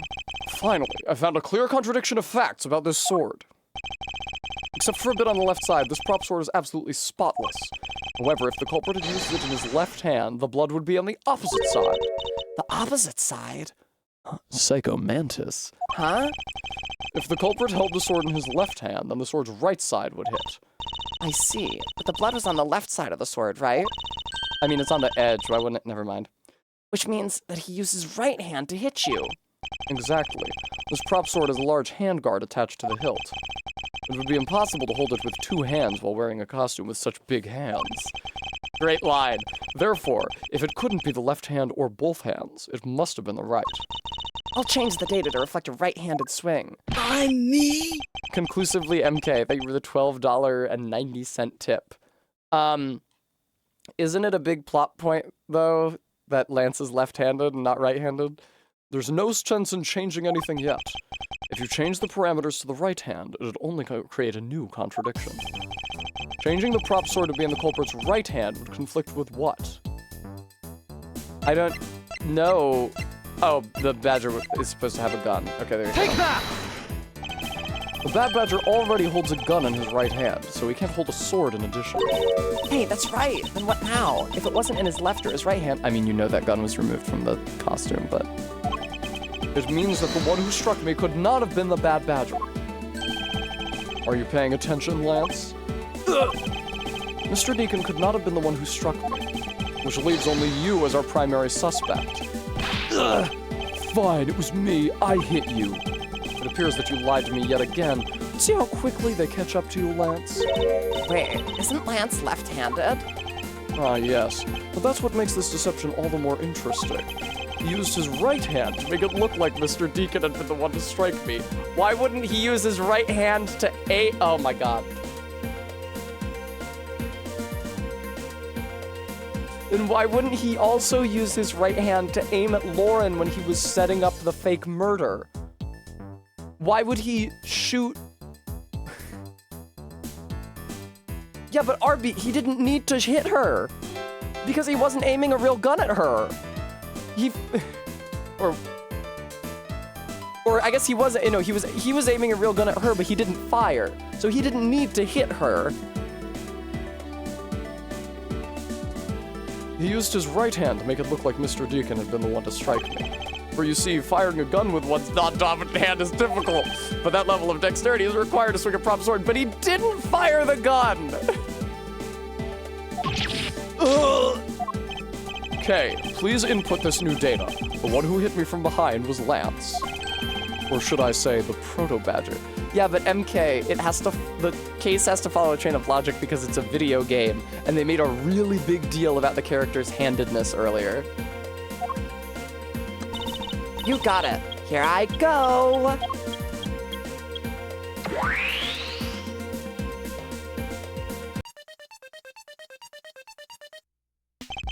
Now we have a faithful recreation of the situation around the attack on me.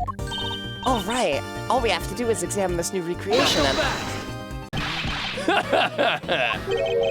And what exactly is so funny, Agent Lang? I feel like I've said this before. That amusing little gadget, it sure packs a punch, right, Sheena?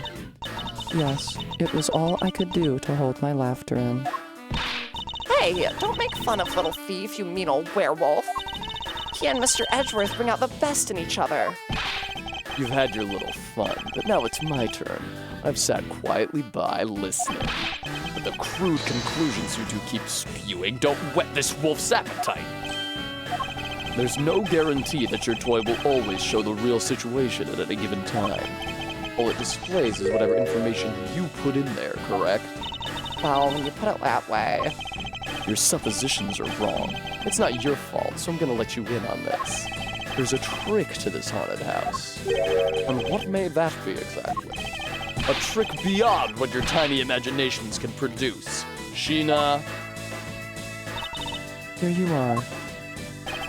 Now then, what you missed, girlie, is written right here in this pamphlet. MK, who's to say?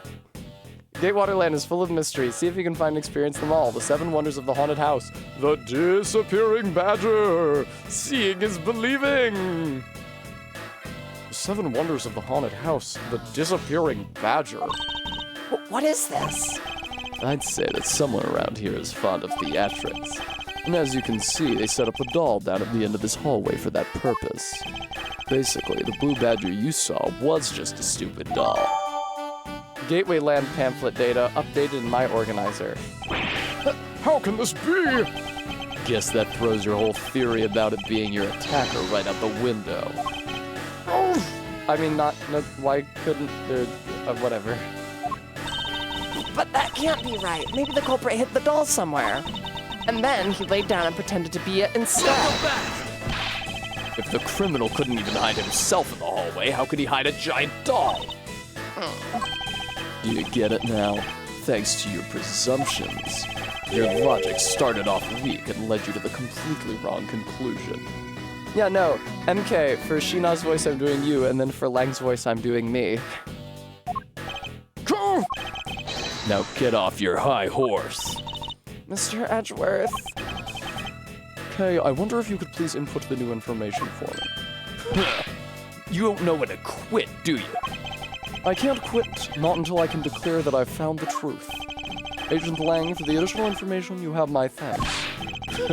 There you go again. We'll see if I care. Okay, I'm updating the recreation now.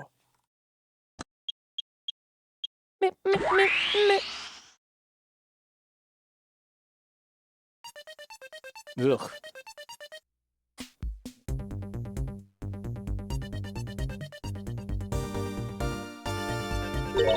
That looks really weird. Look at how it changes from the blue badger into the proto badger all of a sudden. If the slumped over badger was just a doll, where was my attacker hiding? Well, that's what we're gonna find out, right? So come on, Mr. Edgeworth, let's go! Yes, let's. This recreation can't be right, which means there must be a contradiction somewhere. The blue badger there's only 2 blue badger costumes, and one of them was worn by Lauren, and the other was being worn by Meekins. The very first badger.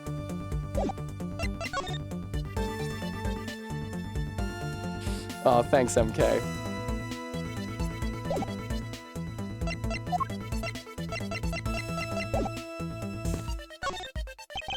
I won't rest until I've inspected every suspicious-looking nook and cranny. This blue badger is just a doll for use in this haunted house. I bet the one who killed this blue badger was the bad badger, right? According to the Blue Badger Bible, it says that they're each other's worst enemy. All because one's an ally of justice and the other's a vile criminal with a gun. Perhaps they were just destined to battle each other, much like the Steel Samurai and the Evil Magistrate. That sucks that you made me read that dialogue. Just a few days from retirement.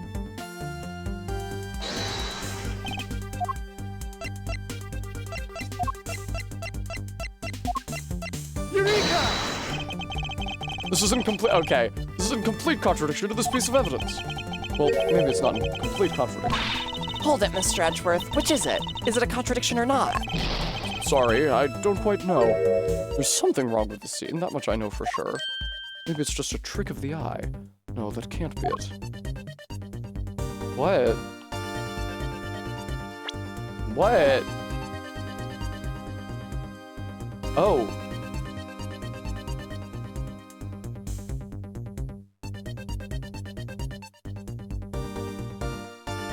I don't know, man. I was trying to see if this thing is supposed to be holding a gun in its right hand. But it doesn't really look like it. That would be too small of a detail for the DS screen. I don't know, what's in my fucking evidence? Looks like the blue badger to me.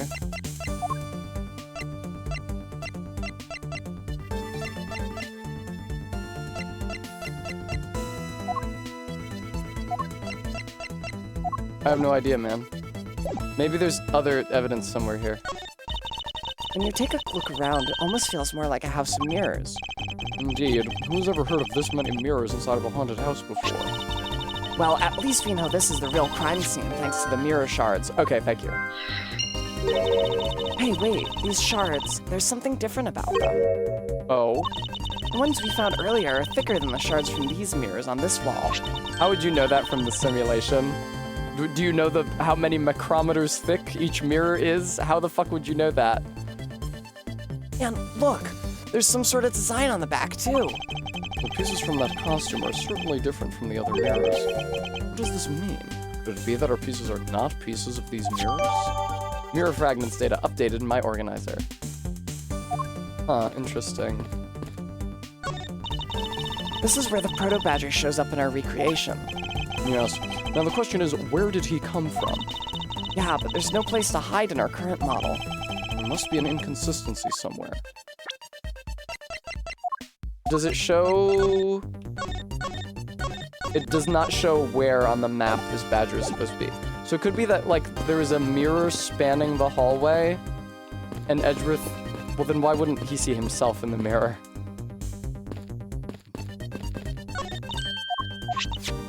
Yes, mirror shards. What could this mean? Hi, Lauren. What's good? Ms. Pops, by my hand, I will prove your innocence in the murder of Mr. Deacon. Therefore, please don't fret. It will soon be over. Oh. Do you not trust me? That is... Your face is all beet red, Ms. Pops. No, I can't. I have lumps. Lolly, don't tell me you like that guy more than me. That's... Oh, why am I so pathetic? I'm so easily swayed by even a single glance. What exactly is she going on about? I think you have another guilty person on your hands, Mr. Edgeworth. Miles, my boy, what is the meaning of all this? You plan to pay me back for all I've done for you with the conviction of my son? I have not forgotten my debt to you. However, your son's crimes are a separate matter. Further, I can't ignore the truth when it's right in front of me. You will regret this, I promise you that. No matter the outcome, I never regret the choices I make. Good screenshot. Really, you don't regret anything? Like maybe becoming a prosecutor because you were grouped into it by the guy who killed your dad? It's the proto-badger who struck me. Suppose I should really say that it's Lance. Ooh, are you gonna get him back? I need not resort to violence when the lawsuit I plan to bring to court will suffice. Really? I don't think you're gonna have to go to civil court, Edgeworth. I think they're gonna charge him with this criminally. I would totally have decked him right back. If someone steals from me, I steal something from them. If I get hit, I hit them back. If I get paid, I return the money. That's the secret to how a great thief works. The third statement doesn't seem to be of much benefit to her survival.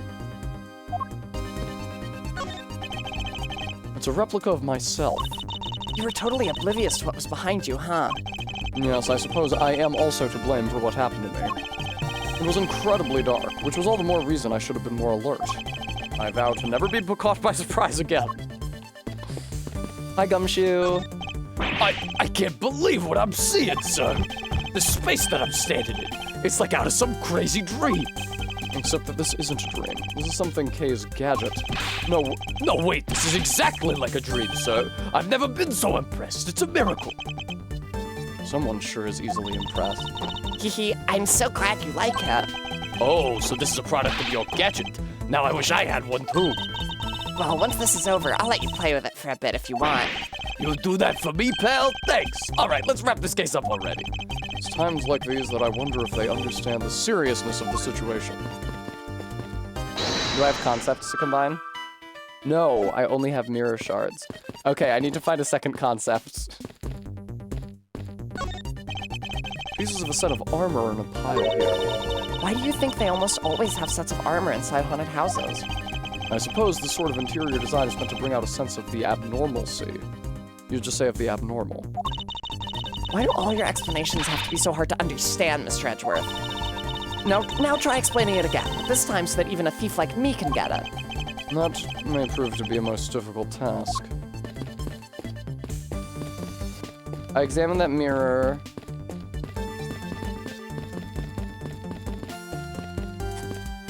Nothing. I mean, I can talk to people. But that's like all I can do. Really seems like everything else has been dealt with. Maybe I do have the evidence to point out a problem with the badger on the floor, and I just didn't realize it. You can lie all you want, but it will all be for naught, Lance. As soon as I expose the truth, you will be placed under arrest. How can you do this, after all that my dad has done for you? What your father has done for me is unrelated to the charges you now face. Unbelievable. You know, you sound kind of like a bully right now, Mr. Edgeworth. If I'm not serious about this, he'll never understand the true gravity of his crimes. I will not allow him to remain a child forever. Haha, now you sound like a dad. Remain a child, huh? So you're gonna try him as a child for the murder, or you're gonna try him as an adult, Edgeworth? So, have you noticed anything worthwhile? I have no obligation to talk with you. Well, I'm fine with just little thief in solving this case. That toy, it's very well made. Haha, that's because it's the heart of the noble thief Yatagarasu. Okay, that may not be something you want to advertise to everyone. So, Sheena, what exactly is the source of this extra-dimensional-like space? I believe this is nothing more than a projection from that girl's toy. So it's all an illusion, right? Yes? Hey, don't treat this like some sort of silly light show. How's it going, Lang? Thanks for letting us use, Little Thief. Lang Z says, reject not those who seek the truth. So keep in mind that I'm not doing it for you. I'm doing this for the truth. Don't worry, I understand. We may have different methods, but our wish is the same. I don't know that your wish is the same, because he arrests people without cause. Alright, I guess I have some evidence that contradicts this scene of the badger.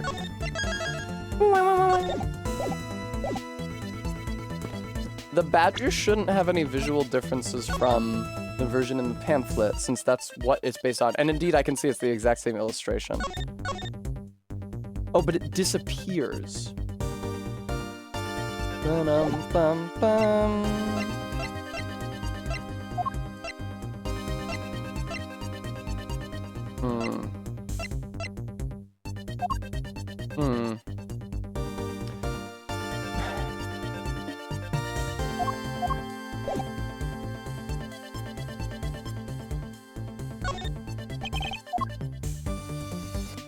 It's tough because there really don't seem to be any points of interaction besides the badger. Am I just supposed to examine the badger and present the glass shard because there's no glass shards around?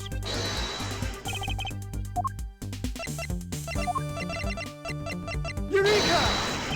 No. Yes, CRISPR bird. They only get more labyrinthine. What do you mean a trick of the light? Well, this badger is so unusual. What do you want, man? I'm just back here again.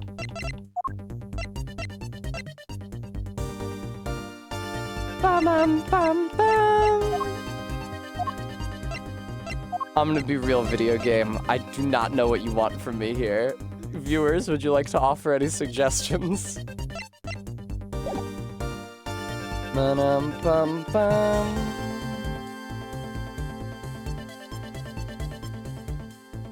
Look at other badger pictures. Okay, the belt seems correct. The belt seems correct.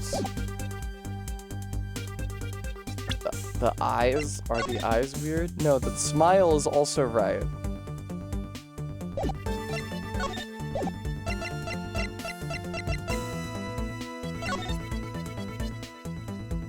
I know that one of the costumes is missing, but I don't think this is supposed to... The belt does not seem correct.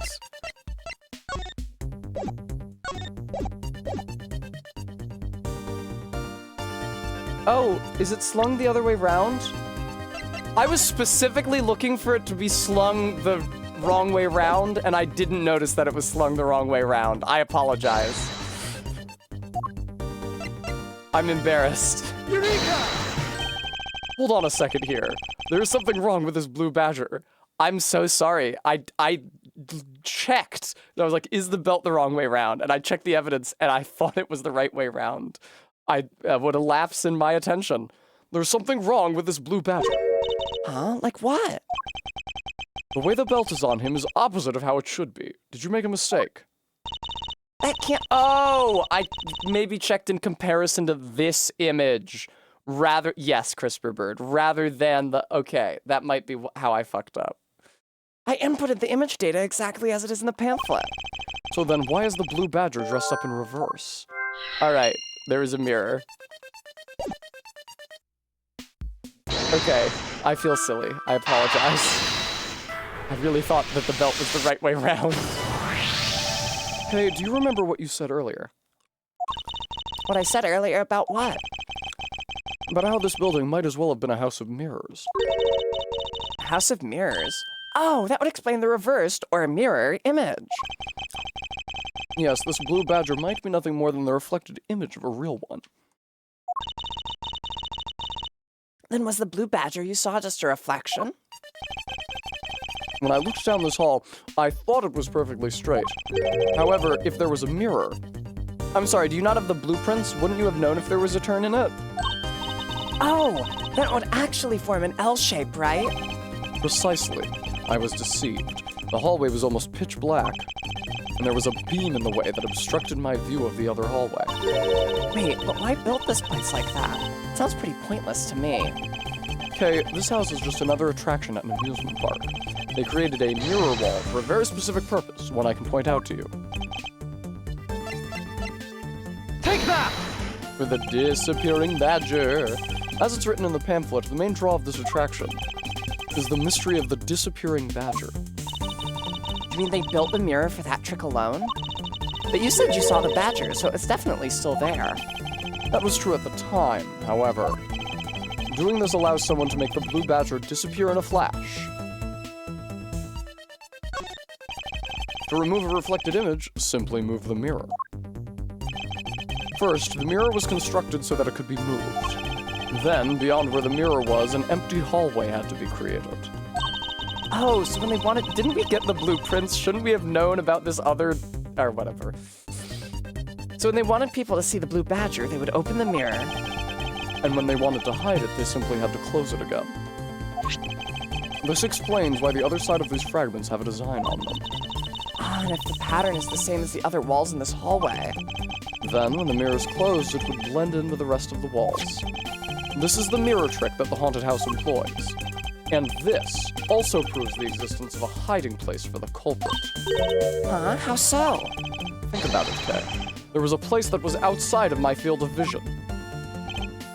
He was hiding behind the mirror. Take that!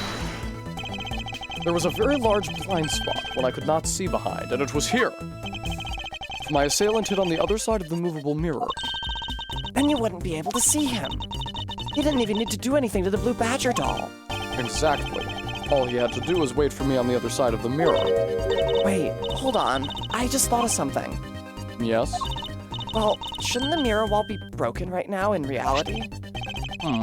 Since we have a few shards of it, we can probably assume it is. Yes, it most definitely is broken. The question is, when was it broken? Since we found these inside the victim's costume, that would mean that the victim was there when the mirror was broken. Wait, that sound. Leave the money and go now.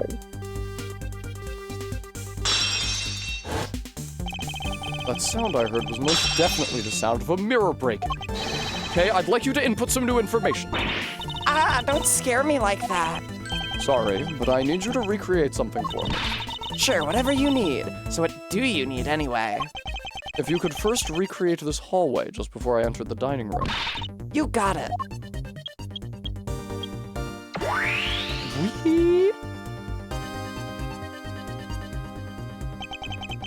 Now this, I believe this is how it was right before I entered the dining room. Although at the time I thought it was but a single straight hallway. And then I went inside. It was around then that I heard the sound of a mirror shattering. You heard what? Then Yes, I believe it was then that the mirror was broken. feel like you should have remembered that sooner, Edgeworth. Okay, so then when you stepped outside into the hallway again. The mirror wall should no longer exist. Okay, please recreate that. Got it. Bit.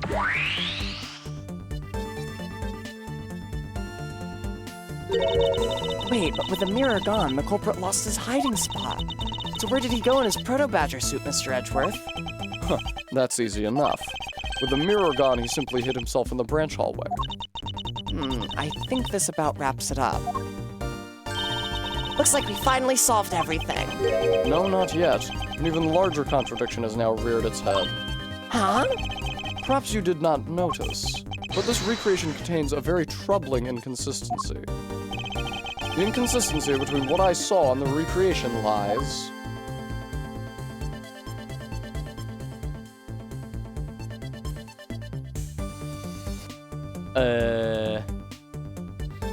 I don't know, man.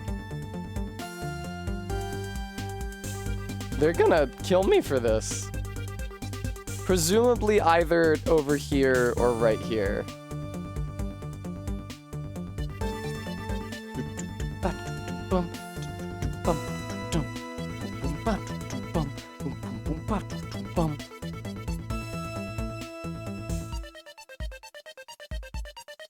Take that! Okay, take a good look at the end of the hall. Oh, there's no Blue Badger there. Exactly. The Blue Badger that I saw in reality is not here. This is the final point on this long chain of logic, the last remaining contradiction.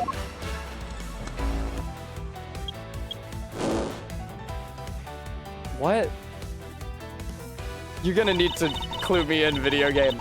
So let me get this straight. When you came out of the dining room, you saw a badger, right? Okay, that would have been good information to have, thank you. And that is precisely where the final contradiction lies. Something that shouldn't exist was there before me.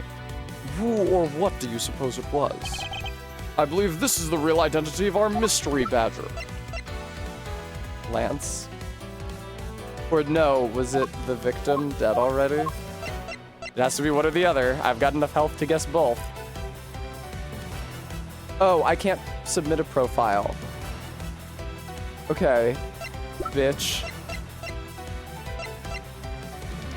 Me! Victim's costume, I guess? The electric guitar there made me miss Clavier. Yeah, you can't present a profile. Take that! The badger I saw was in actuality the dead victim's body. What? Agent Lang, the entirety of my complete logic is my final, decisive piece of evidence. The murder happened in the hallway of the haunted house at the time of the drop-off, and you can consider the moment I heard the mirror breaking to be the real time of death for Mr. Deacon. No! Maybe it was due to their fighting, perhaps it was the life-shattering bullet. But no matter what the cause was, the hallway mirror wall was broken. Not so fast! You were in the house at the time, right? Are you telling me you missed the sound of a gunshot? Objection! There were a variety of sound effects playing at the time. All for theatrics, I assume. The gunshot must have blended right in. That's actually a pretty big problem, Edgeworth, that you missed the gunshot. Now then, I'd like you to recall something for me. Who was it that was with the victim at the haunted house? Who was the one who had the opportunity to rob the victim of his gun and use it on him? No! It was you, Lance Amano. Aww. I'm sorry.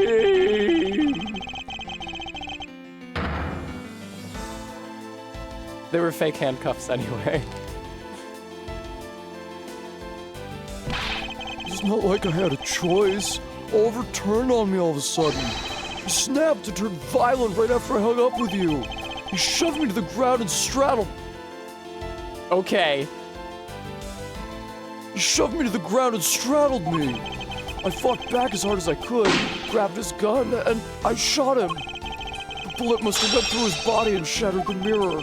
If I hadn't taken his gun and shot him first, I would have been the one you found. He's a hardened criminal. He escaped from jail. See, that's justified self-defense. My boy was only trying to protect himself. That remains to be seen and will have to be resolved in court. Agent Lang, I leave the rest to you. As if you were the one in charge around here. We kind of skipped over the bit. Remy, we kind of skipped over the part where he gave.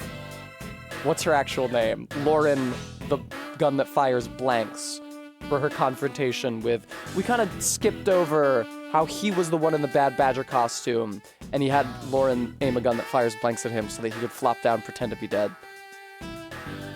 Guys, arrest those two and get them out of my sight. Wait, I have nothing to do with the murder. The only person who should be arresting is Lance. Dad! Sorry, but you're not slipping away that easily, Mr. Ernest Amano. You tampered with the evidence so that you could cover for your son. What a great dad you are, willing to risk it all. Truly touching. By the way, do you know why I'm really here? And how could I possibly know the answer to such an asinine question? You wound me. I came all this way from across the sea just to see you, you know. You came to see me? What's that supposed to mean? I have a few things to ask you, Mr. Amano, about a case from 10 years ago. A case from 10 years ago? Psycho Mantis. What's the name that you use here for that case? Sheena. It's known as the KG-8 incident. The KG-8 incident. Oh, so you remember it. Good. Then you'll recall that the trigger in that case was the Amano Group scandal. Specifically, the charge of an internal smuggling ring. I expected it to be international. Smuggling? There's that word again. At the time, the person that was arrested as the ringleader was Mr. Amano's very own secretary, Mr. Colin Devore. Father. Even though you pushed the crime onto your then secretary, Mr. Devore, I always suspected that you were involved with the smuggling ring, Mr. Amano. Mr. Devore was arrested in place of you, which is why when you broke out, you hid him from the police, right? You hid him in exchange for his silence on your little dirty secret. Now. Please calm down. I honestly have no idea what you're talking about. Pretend to be ignorant all you want. We're taking you down to the precinct anyway for a nice long chat. Hold it, says an undisclosed party. Who the heck was that?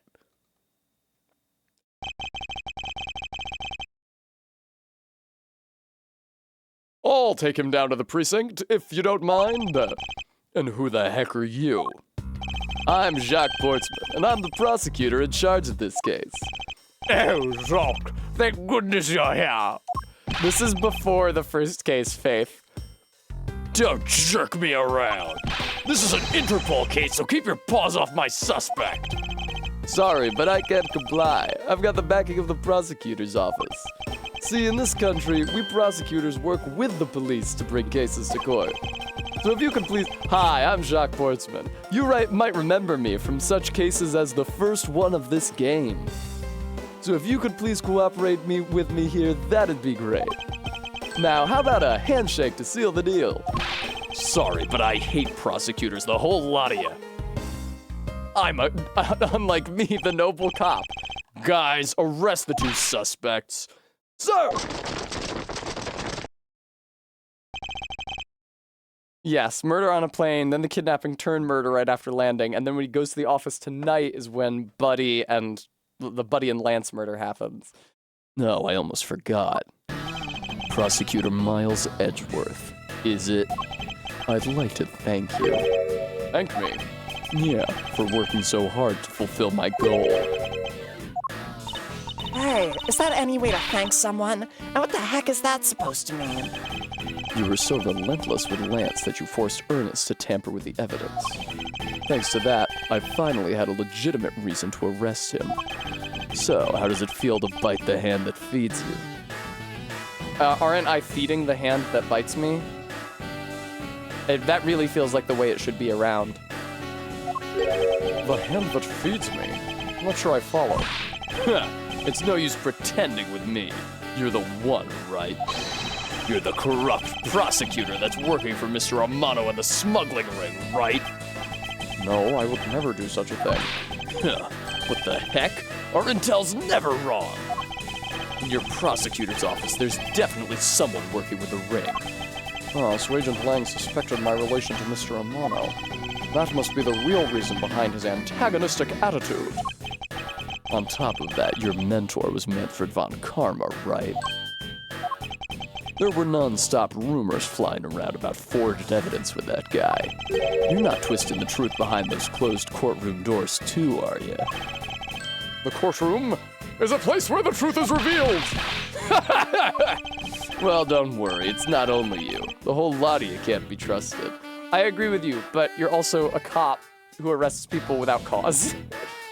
A prosecutor who never lost in 40 years? Every defendant must be found guilty? Fueled by that kind of thinking, is it any wonder that courts produce nothing but falsities and lies, as opposed to arrests, which are never wrong? It would seem that his disdain extends beyond just me. Prosecutors, the courts, why is this man so angry with us all? I'm sure we'll find out in the next exciting case of Ace Attorney Investigations. Rest assured, the next time we meet, I won't be so forgiving. Armpit alert. Jesus Christ. So don't you forget it. Please, wait. Can I get another look at that? Agent Sheena? Why does Agent Lang hate all prosecutors so? That's the Star Platinum pose? I was not aware. Lang is the head of the long-honored House of Lang in Zhangfa. The heads of all police-related divisions in that country were of Lang blood. Were? What do you mean by that? Aren't they still? No, we don't have a fucking feudal system anymore, you jackass.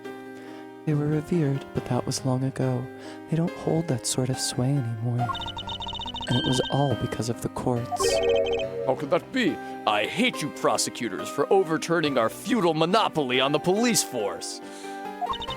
A prosecutor once withheld and tampered with the evidence one of the Lang detectives found. That evidence's purity was tarnished and cost the Lang family its honor and trust. But not all prosecutors are like that. Nice try, Edgeworth. Even so, Lang will never respect the court again, or any prosecutor. So Agent Lang is a man who hates all courts and is unwilling to forgive prosecutors. Man, what a piece of work that guy is. Come on, Jim. We'd better catch up. Oh, Faith is Buddy Faith's last name. I was like, who the fuck is Faith? I was looking around for a woman named Faith. Yeah. Oh shit. I missed that last piece of dialogue.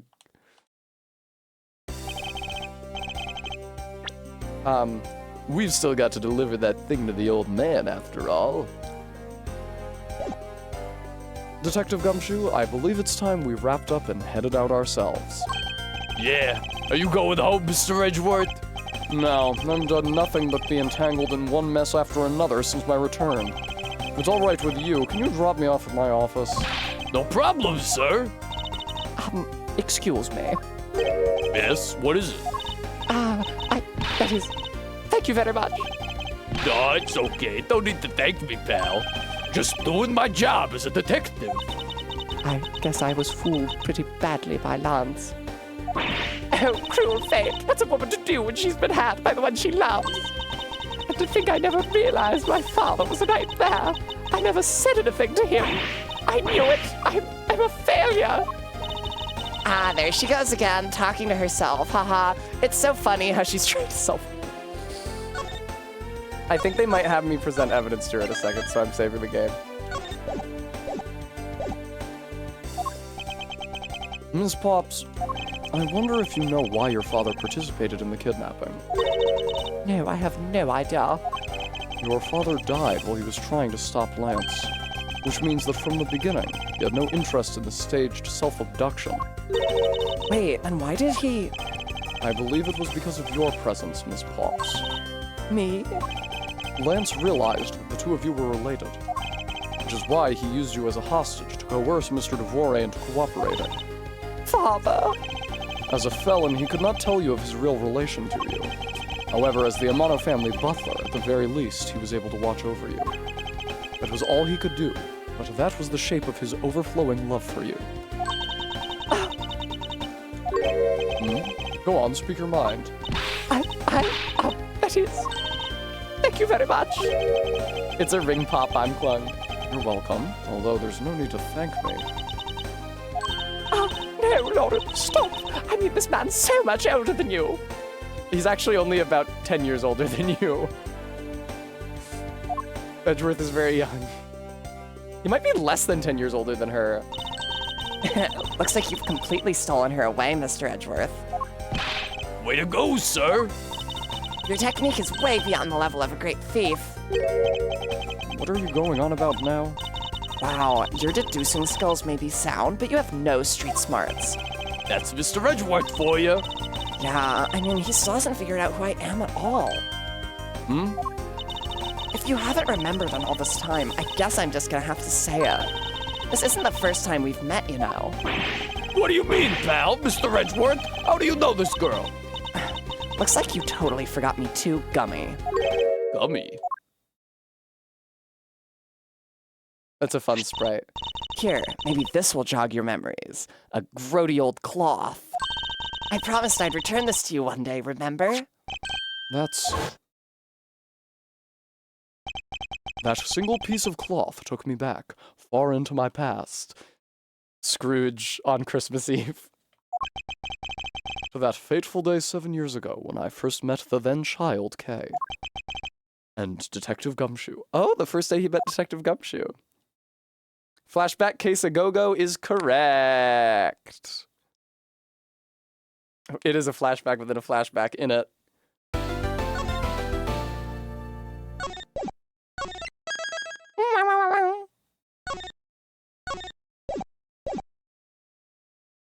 It is an Ace Attorney game. There's no two ways about that. Yes, they love to do the flashback cases. Even in the second Ace Attorney game, the cases are out of order. Kay Faraday, the young lady who calls herself the second Yatagarasu. A piece of cloth that she conjured up. Has taken me back to many years ago. Yeah, Arbeat. I'm sure he'll look completely different. You know, we see Gumshoe in a previous flashback case, Arby, the 4th case in the 3rd game.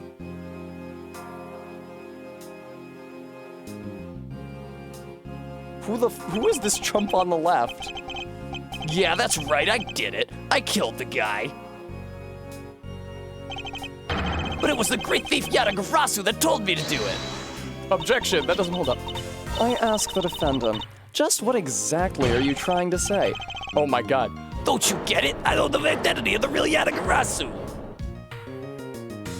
Don't worry, Faith. She'll be in this a lot. The Yatagarasu is the man standing over there at the prosecutor's bench. Are you saying that I'm the Yatagarasu? Don't you dare deny it. You told me to kill him when you stuck into the embassy. Are you claiming that Mr. Faraday is the Yatagarasu? Ms. Rel, I think we've heard just about enough out of Mr. Rel, I think we've heard just about enough out of you. Your Honor, please listen to me. I'm telling the truth. You've got to believe me. Look at my Guy Fieri here. He is Bremy. It is cute, Faith. In accordance with the defendant's accusation, a new prosecutor shall be called to replace Mr. Faraday. This court will be in recess until the new prosecutor is ready. The judge voice is the one that always used to make me yawn. I was trying to remember what Phoenix Wright voice from the old games made me yawn. Also, thank you, Stream Elements, guys. I do need money very badly because the IRS is going to have my thumbs because they're taking like 25% of my gross income. September 10th, 3:20 p.m., District Court, 3rd floor lobby. I'm in a different suit now. It's almost time for me to enter the courtroom. And so it is that my first assignment as a prosecutor will be as a replacement for a prosecutor who's been accused by the defendant. Edgeworth. I don't know who I am yet, so I don't know how to voice this character. Is it Von Karma? It is! Edgevass! Sir! Don't play triumphant music when Von Karma shows up because he's an evil murderer! Have you read over all of the documents regarding this trial? Yes, sir. I've memorized everything there is to know. Very good. The paper... Oh my god. The paperwork for the prosecutor's substitution is just about complete. Edgevass, always bear in mind that as your mentor, I'm Edward Von Karma. Will accept nothing short of perfection. I understand, sir. Have the chance to stand in court at such an early stage in my career. I am honored and proud. As I have watched over your studies, I am giving you this very rare chance. Prove yourself. Crush the defendant's pathetic lies into oblivion. Yes, sir! He's so evil! That such a legendary prosecutor will be watching and judging my performance. I have to be perfect in every way! Okay. I will be playing this case. I'm not done with stream yet, but I have to piss. So if you guys could please bear with me and stay where you are until I'm right back. I'll be there in a second, so please nobody go nowhere. Okay, I'll see you again soon.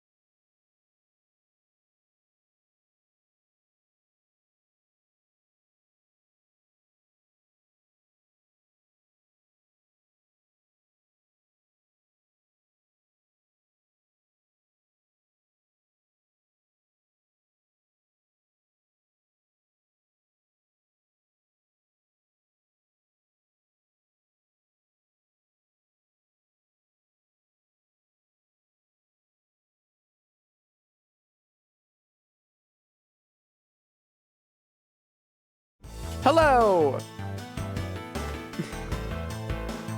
Hi, everybody. Oh, nice, Brent. Perfect. God, it would be so cool if they had my stream on. They usually have fucking CNN on the TV at my gym. Thank you for not leaving. Mwah, mwah. Yeah, it's really, really funny for the game to play such triumphant music and then it cuts to Von Karma and he looks like the fucking devil. Oh, fuck. Today's trial should have ended in just 1 minute. Because the defendant was picked up by the security camera, correct? Exactly. The killer had the goal to say that he only killed because he was instructed to do so. Even more outrageous is his claim that the case prosecutor, Bernd Faraday, gave the order. Ha! Faraday is such a fool. He's been cornered by his very own prey. Sir, are you an acquaintance of Mr. Bernd Faraday? He's a pathetic man who speaks nothing but nonsense. Nonsense. He once tried to explain to me a way of punishing those who cannot be brought to court. Those who cannot be brought to court. That is nonsense, for no man is above the law. Well, there are always a few exceptions. However, there's no reason to even deal with such individuals. A prosecutor is a guardian of the court, one with no obligation to outside matters. Thus, there is no reason to deal with such individuals, I see. Edgeworth, disguising yourself as Faraday will not be forgiven. Have no fear, I will not let you down, sir. In place of the accused prosecutor Bernd Faraday, I'll prove the defendant's guilt. Very good. I've secured an hour of recess for you to prepare to do just that. Show them all the power of Von Karma. The day's trial. So have you achieved a firm understanding of the case? Yes, sir. I have memorized everything that is written down in the case files. Well then, explain the case to me. I want to see if you really know what you're talking about. My mentor said it was more chic to keep it in my pocket. This badge's design is said to reflect the relentlessness and discipline of law enforcement. It comes from the authority vested in us as strict protectors of the law, and executors of sentences, much like harsh winter frosts and blazing summer skies. To wear it is to identify oneself as a prosecutor, but my mentor has taught me that it's more fashionable to keep it in my pocket. Each prosecutor's badge is engraved with the number of its owner on the back. Numbers. As if we're not human on the inside like everyone else. He's only 60. My mentor, who has never known defeat in 35 years. A legendary prosecutor. Bernd Faraday. Prosecutor in embassy staff killing case. Accused by Rel of being the Yatagarasu, but I don't know Rel yet. Understood.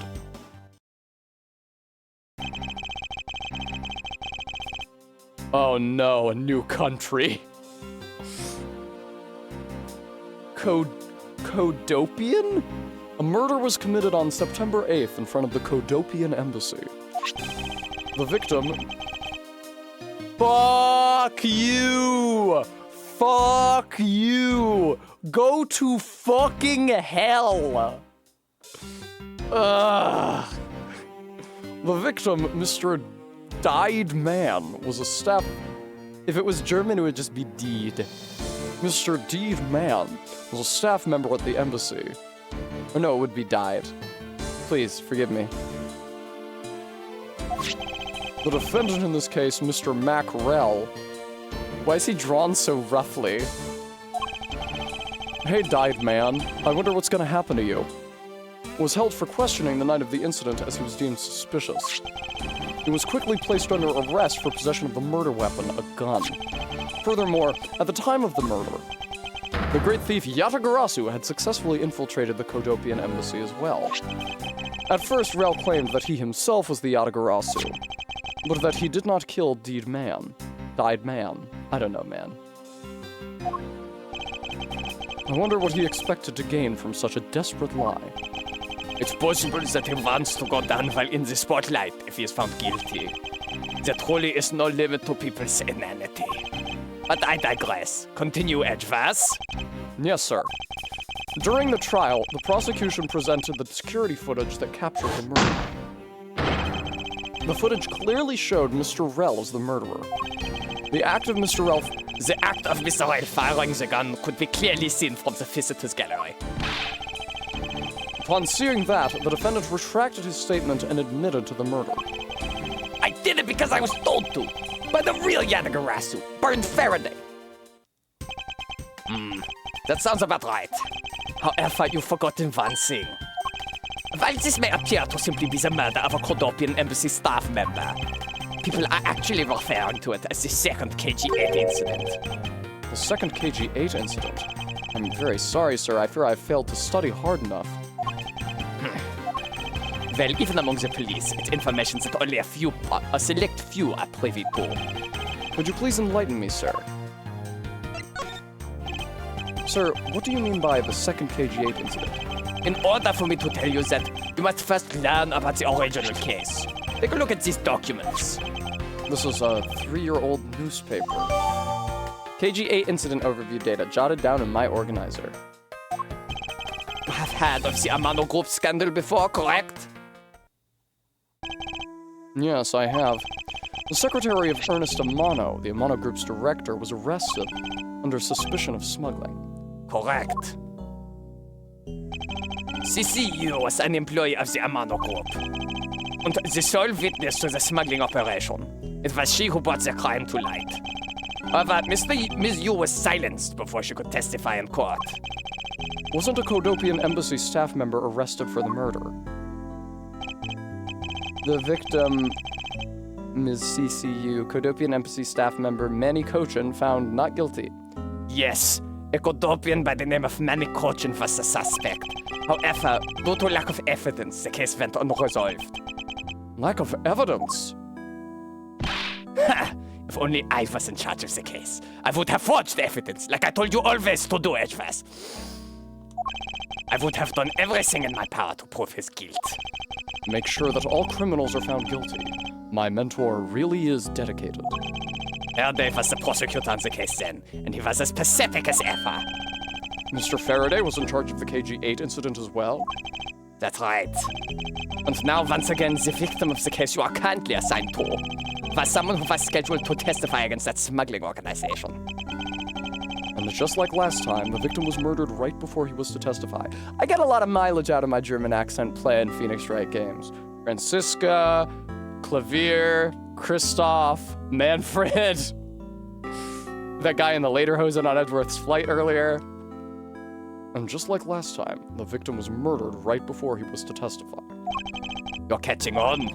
The victim was murdered just before his day in court against the smuggling organization. Events are occurring almost exactly the same way as they did the KG-8 incident. So that's why it's being called the second KG-8 incident. Yes. Yet there is one difference between the two incidents. What would that be? The so-called noble thief that is sending everyone into an uproar. The great thief Yatagarasu. That sucks to try to say it in a German accent. Yatagarasu. I'd better find out more.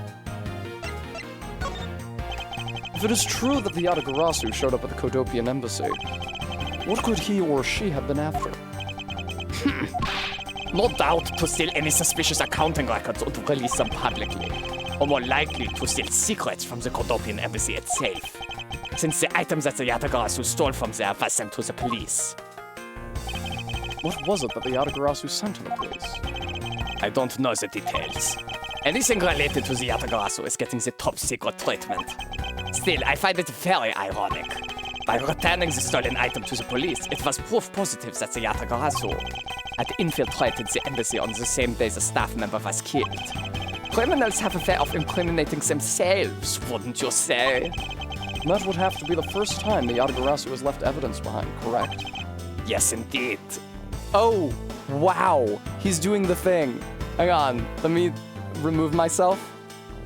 He's what do they call it? He's grasping his arm. He's clenching down on his arm because that's the arm that got shot when he killed Edgeworth's dad. Whoop. Gripping his arm, thank you. If you wish to learn more about the Yatagarasu, then I suggest you ask Faraday. Mr. Faraday? He happens to be the prosecutor in charge of the Yatagarasu case as well.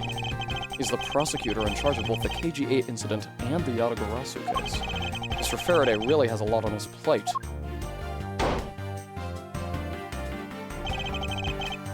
What is it, little girl? I will give you a whooping.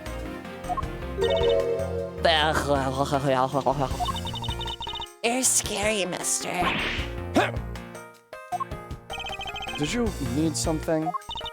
I want to trade these coins with you. A fistful of dimes, quarters, and pennies. It looks like you've exactly $1. Is this what you want? Look at that dollar bill! Thanks. That's Wow, nice try, Tessa. It's really hard for... I'm already straining my voice when I do K. It's hard to push it even higher. Thanks. That's exactly what I needed. Could that child be here to watch the trial? How disrespectful for a child like that to be running around inside the courthouse. Does no one have respect for this country's judicial system anymore? Sir, you're kind of freaking everyone out. The paperwork for the prosecutor substitution is complete. Why, do you even know how much time there is left before the trial resumes? I'm so sorry. I can have you mopping up this courthouse instead of protecting it in an instant. It's no bother, sir.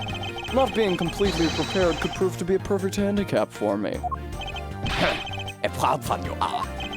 You had better collect the evidence from Faraday and prepare yourself. It's time for your debut, Edwards.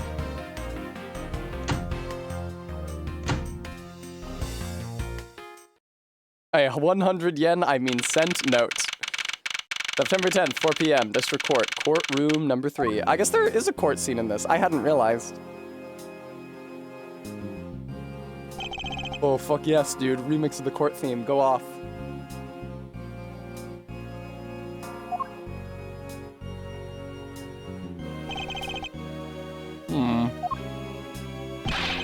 Weird chord. Just what is going on? Why isn't Faraday here yet? How is it possible that the defense is not prepared yet either? Bailiff, where is Mr. Faraday? I'm not sure. I wasn't really paying attention. Hello. It's nice to get this full view of the courtroom. Ah, you must be the one Mr. Von Karma recommended. Yes, I hear this will be your first trial. I look forward to seeing how you perform. Oh, by the way, was there someone celebrating a birthday during the recess? I could have sworn that I heard a popper going off. Oh god, somebody fired a gun. Come to think of it, the other day with my grandson. Sir, it looks like the trial's about to resume. However... Yes, it will be all but impossible to prove the witness a liar without the evidence from Faraday. What is that blasted buffoon up to? It's an emergency, sirs! Oh, never mind, it was Gumshoe. It's an emergency, sirs! Silence! There shall be no yelling in the sacred hall of law. You're yelling. Bailiff, remove that man from the courtroom at once. Please, wait. You have to listen to me. There's an emergency. Defendant lobby number 2, Mr. Faraday and the defendant. The two of them, they're both dead, Your Honor. What? What?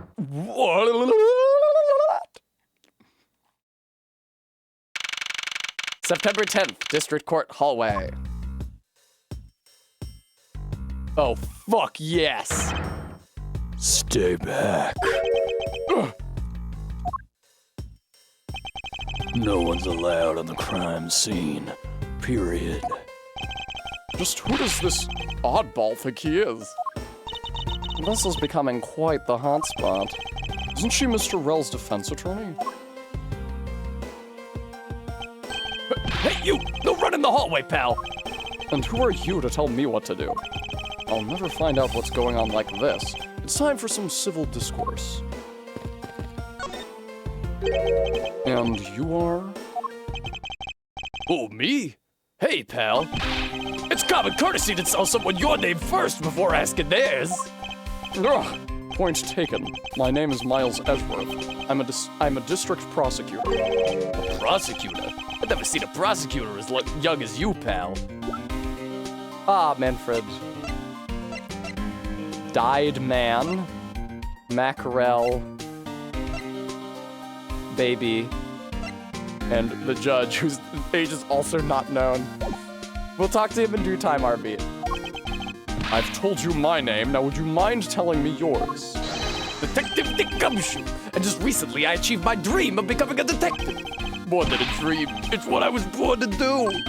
Wait, maybe I should check and make sure I'm not really in some crazy dream first. Francisco appears and whips him. This detective is entirely too excited to be at a murder scene. So, Detective Gumshoe, shit. Would you mind telling me what you know about the incident? You know I don't have to tell you anything, right? Like, fuck you don't. I'm a fucking district prosecutor. What are you talking about? I know that. But it would behoove you to fill me in on what you know. Wow, you're a proud one for such a youngster, aren't you? Well, anyway, Detective Bad is the one in charge. So you're just gonna have to ask him for all the details, okay? Judge emerged from the sea foam unknown aeons ago. As for me, I was guarding the door to the defense lobby number 2. So you were on guard detail. Did you notice anything strange while you were on duty? Well, I freaked out when I heard a gunshot, and then I kind of froze. You're a detective and a measly gunshot scared you that much? And again, I can hardly claim to not know what it's like to hear one at close range. Then Detective Bad came running to the scene. We went into lobby number 2 together, and both men were lying there dead. Is that everything? Yeah, that's it. I was in the hallway the whole time, but I didn't hear a single peep of the struggle. Interesting. Other than the gunshot, I didn't hear a single sound of commotion. Detective Gumshoe's testimony jotted down in my organizer. I am a prosecutor. Check this shit. You mentioned that you've only recently become a detective, did you not? You got it. I'm a brand spanking new detective. So that means you've probably never seen a real prosecutor's badge, right? If you so desire to see one, I just might be able to make your day. Thank you, Rose Waltz. Also, hi. I heard that you played some Night Rain off stream and that you managed to get through the first cycle. Congratulations. If you so desire to see one, I just might be able to make your day. You don't have to go through the trouble, pal, because a real man has a police badge. And someday, I'm gonna become an ace detective, just like Detective Bad. Did I say something wrong, pal? Forget it, detective. You know anything about the KG-8 incident? Oh, cool, Rose. I really enjoyed the time I spent streaming it yesterday, but I am certain that is because I was playing with 2 friends that I knew over voice. If I was playing with randos, I think I would really like it a lot less. Do you have any insight on this, Detective Gumshoe? Well, as a detective, I'd rather see something that's actually related to the case, pal. And here I thought this was related enough. So you were guarding the door to lobby number 2 at the time of the crime, correct? Yeah, that's right. And I'll have you know not even a single ant got by me. Really? Are you sure that not even a single ant slipped in? Well, I guess if we're talking about slipped in, then maybe a frog or something did. It would appear that my point also completely slipped by you, Detective. What the fuck? Maybe that was a pun and it made more sense in Japanese. Interesting. They're selling special court-themed food products here. Many of them seem sort of troublesome and suspicious. Objection, I suppose. A drink vending machine. Now is not the time to be pondering what kind of drink I want. Defendant lobby number 1 is through here. The incident took place in lobby number 2 next door. I shouldn't allow myself to be sidetracked like this. I'd better get a move on. It would be cool if you could play through one of the cases from Phoenix Wright 1 as Edgeworth and come to the wrong conclusion and beat the case that way. A poster of the judge. There's a longer slogan of some sort on it in tiny letters at the bottom. Every strike of my gavel brings the truth closer to me and my hair farther away. this a promotional poster for the court or a hair growth product? Young judges for justice. A fire extinguisher. If one were to be hit in the head with this, I suppose the victim would lose a memory or two. But it's not as though I'd ever be so foolish as to be struck by one of these. That's an Easter egg for you guys might not. The sofa looks like it's seen its fair share of use, and it looks like another part of the courthouse is visible from the window. Ah, my eyes have locked with my reflection's eyes in the barred window. As a student of Von Karma, I refuse to back down. I won. How did you win? Do you have a minute? You know, I'm not really into talking to people I don't know, especially at a time like this. Bob, I apologize for not introducing myself before bothering you. My name is Miles Edgeworth. I was to take Mr. Faraday's place in court. Edgeworth, huh? Never heard of you. So Faraday's substitute is a newbie, huh? I'll have you know, madam, that I studied under Manfred von Karma. Do not take me for some naive novice. Huh? Do not take me for some naive novice. I love her emoji face. So you're a student of Von Karma? I should have... Those clothes are a dead giveaway. Stop right there! These are the garments of one who gallantly presents the facts. Thanks for the great laugh, but try not to make me laugh so much, okay? I wasn't trying to do anything of the sort. Just kidding. I was just goofing around. By the way, do you know who I am? My name is Callisto Yu. And if you're telling the truth, then we were about to go head-to-head in court. Oh, but of course, I've heard much about you, Ms. Yu. But of course, I've heard much about you. You're a regular Shakespeare. Should I say something funny? It's me and Barry. I'd like you to update me on the situation. I don't really know anything. Why don't you try talking to those detectives over there? If that's the case, then why are you here? What's so funny? It's just the way you speak is so tactless. The person I was going against in court until only a little while ago was just murdered. It's not like I could go back to the courtroom pretending as though nothing happened. That's a good point. I apologize for asking such an insensitive question. That's fine. Don't worry about it. Excuse me, but who are you? Detective Tyrell Bad. Homicide. I was informed of the situation and came as quickly as possible. So how did you arrive and inspect the body before me? Faraday requested for me to testify in the trial. Plain and simple. Mr. Faraday requested that you be here? I've already contacted HQ about the situation. I've got nothing to say to you, kid. Kid? I'm Mr. Faraday's substitute in today's trial. Can I get an age on this guy? 25. 53! Okay, I guess that makes sense. It's just that normally, because like Manfred von Karma is only 60. Normally when they put somebody of that age in an Ace Attorney game, they make them look a lot older. That would actually make sense for his age. I'm Mr. Faraday's substitute. Oh, no, wait, I said that. I'm Mr. Faraday's substitute in today's trial. Therefore, I insist that you update me on the situation. I can't back down here. I have a right to know. Do I need to teach you a thing or two about how to talk to adults, kid? Is he threatening me? Is he going for his gun? I got a lolly. Oh, never mind, it's a mirror. It's just a mirror. How dare he trick me like that? Faraday was stabbed to death with some kind of blade, and he had a gun in his hand. The other man, Mr. Macrell, was shot and killed. He was found holding a bloody knife in his hand.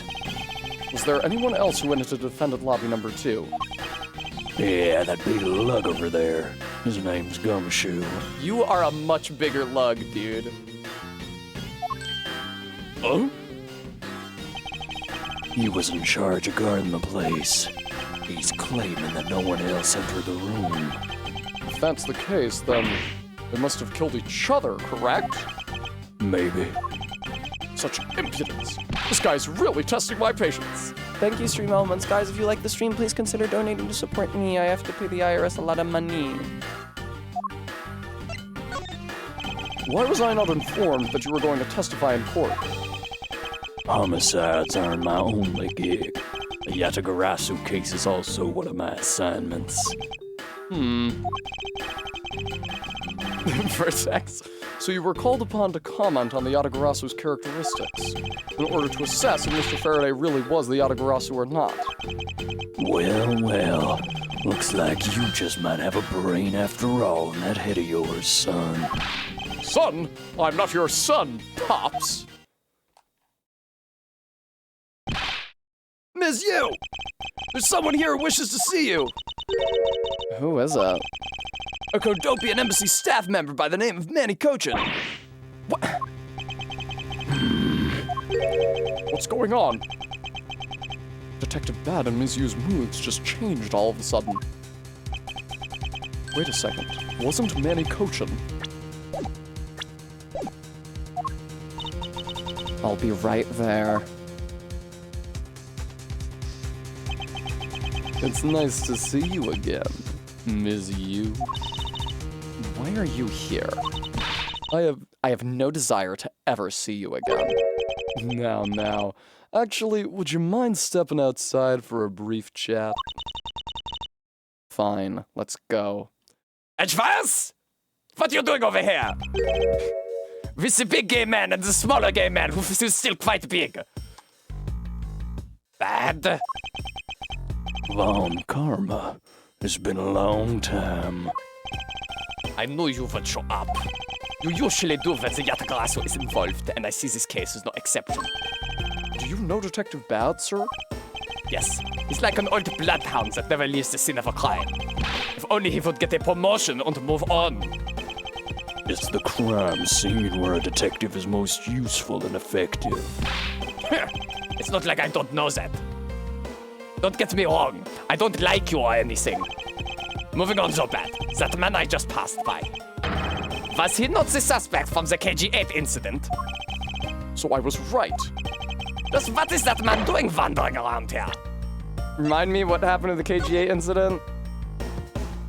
He was found not guilty of what? Whatever he did, his victim was CCU, who was presumably Callisto's sister. Did he kill her?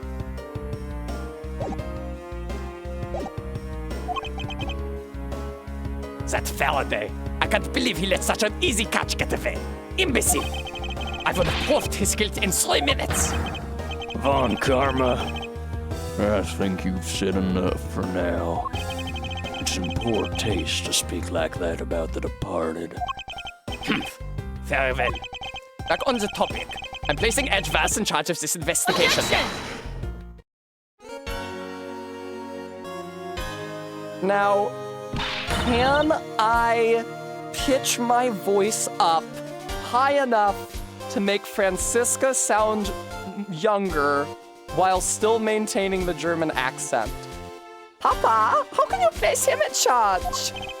Franziska, what are you doing here? I'm here for summer vacation, what else? CRISPR Bird, that's the other you. The victim in this case was CCU. The woman we were just talking to and who was in the courtroom was Callisto U. Franziska von Karma. So she is here on vacation from Germany. Oh, I see. Is Kay now too young to be the sidekick?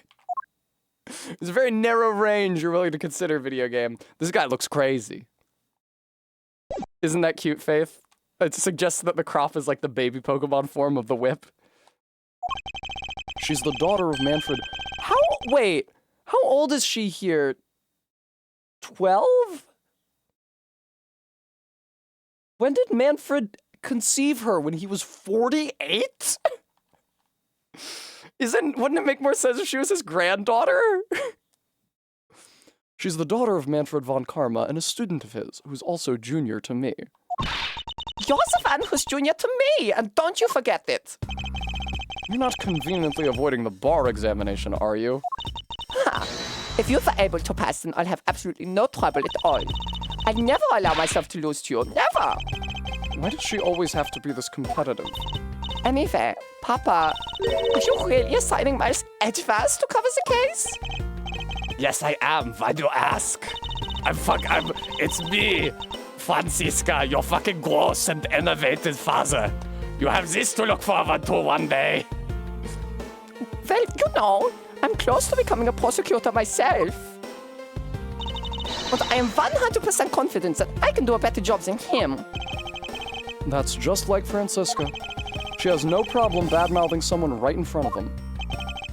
But I have to look after my wayward daughter now. Yeah. These two will be conducting the investigation. No, don't make me do her voice long term. I'm fucking begging you. It's so hard. It's so hard to do.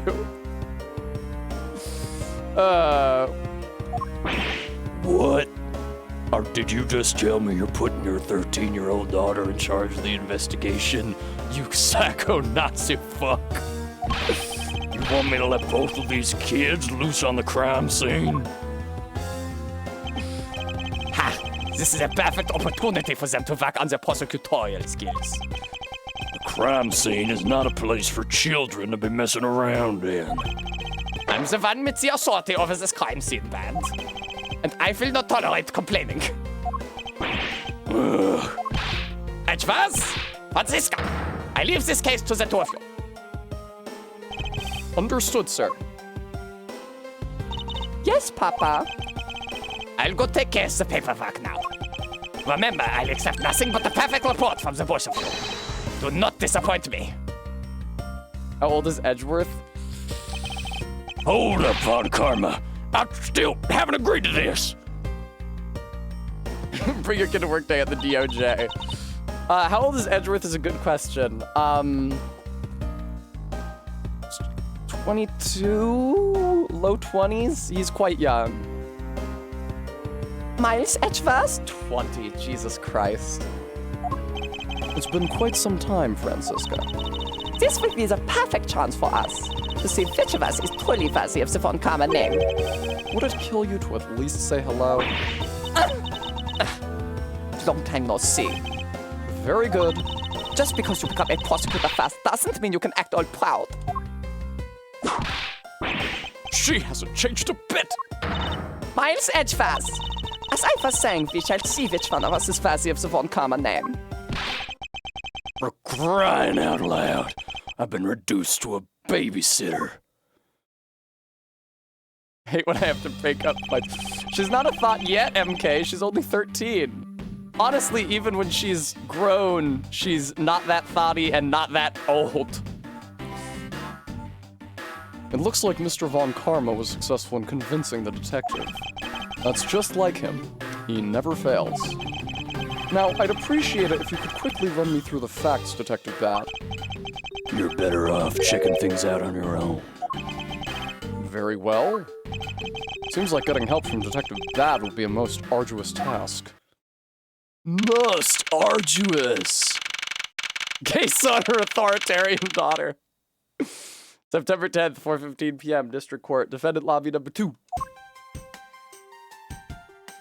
There they go. Ugh. Is the only real explanation that they killed each other simultaneously? Miles Edgeworth, you should listen to someone until they are finished talking. What are you talking about? I'll only say it one more time. This is a competition to see who's truly worthy of the Von Karma name. Competition? The person that figures out the truth first wins. So the person who doesn't discover the truth is a dishonor to the name? Exactly. I don't care that you became a prosecutor before me. I simply refuse to hear any more foolish things come from your foolish mouth. Fine, whatever makes you happy. Can I take that as you accepting my challenge? Once again, whatever makes you happy.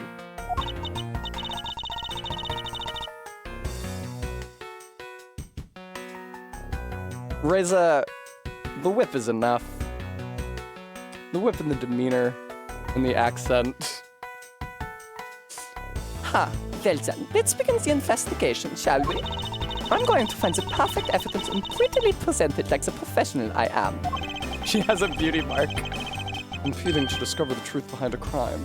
How delightfully childish. Absolutely, MK. You kids over here, hold it. Kid? Ha, serves you right, Miles. He just called you a kid.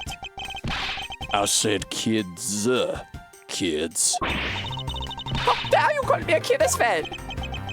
I'll do what I please, and I won't allow you to cause such a ruckus on my crime scene. Hey, big guy, you're gonna watch over these two. Yes, sir, Detective Bad, sir. Now, do what I say from now on, kids, okay? I was gonna say, where's Detective Bad in all the later cases? But fucking look at this guy. There's a real chance that he keels over as soon as this case is done. You'd better not get in our ways, Coffee. You'll feel the bite of my whip if you do. Oh, that's not a whip, it's a riding crop. Nice try. Then you prosecutor boy. Let's get your investigation started already, all right? That's right, MK. Von Karma is only 60.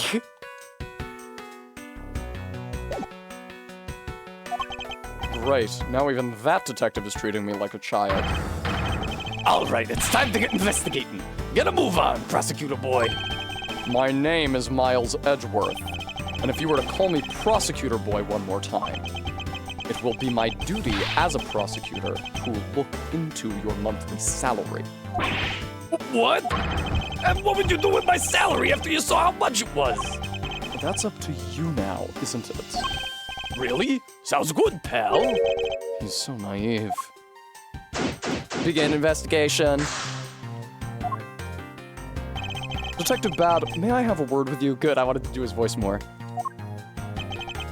What is it? It appears that both a knife and a gun were used as murder weapons. Yeah, it does. That leads us to our first question of the investigation. Where did the men acquire the weapons? The gun was inside of Faraday's bag. It was a piece of evidence that was presented in the trial earlier today. It was used to kill the Codopian Embassy staff member. But I never heard anything about the knife. Mr. Rell was being held by the police. There's no way he could have brought it in. Which means it's possible that Faraday had the knife on him from the start as well. Could it have been a piece of evidence that had yet to be presented? But then, why doesn't Detective Bad know about it? Wait, what if? It's possible that Mr. Faraday brought the knife in under the guise of prosecutorial evidence. He could have then brought it out and attacked Mr. Rell with it. Huh. Maybe you've got a brain in there after all, kid. Is he going to treat me like a child forever? It's been 5 minutes, Edgeworth. It looks like Mr. Faraday attacked Mr. Rell first, then counterattacked. That's the only logical conclusion you can draw from a scene like this. Not yet. I feel that it's much too early to be drawing conclusions already. I must first find conclusive evidence so as to protect the honor of the Von Karma name. A television. Whoa! What is it, Detective Gumshoe? My TV at home is so tiny compared to this one, pal. Then perhaps you should purchase a more normal-sized television like this one? Oh, let me see here. Wow, this thing is huge! What? And way too noisy. Just a noisy one's Coffee. Don't touch it. You'll get your fingerprints all over it. But I didn't touch it. Preservation of the crime scene is the foundation of detective work. The foundation, huh? Sounds like the rookie here needs to shore up on.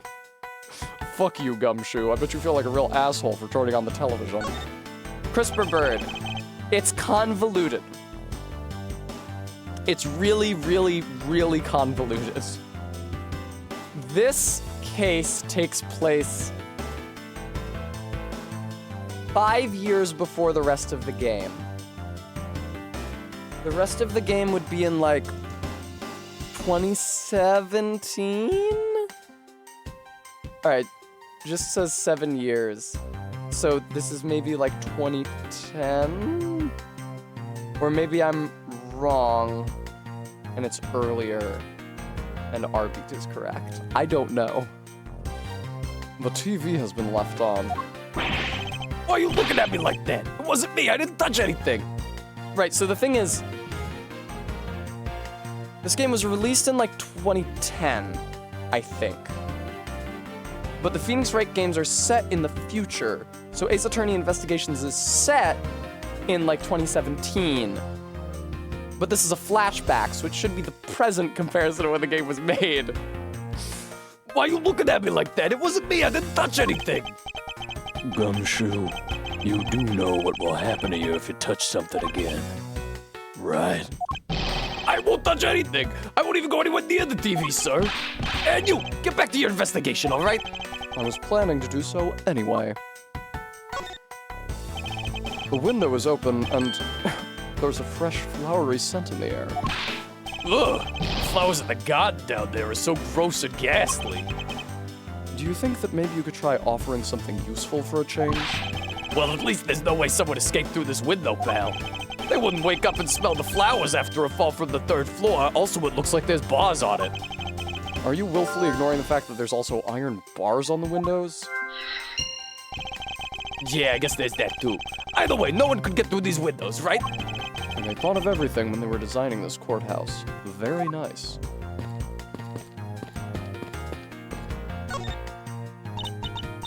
Ah, I see. Did you figure something out? This is a competition, Miles, and as such, I'd appreciate it if you didn't talk to me. As you wish.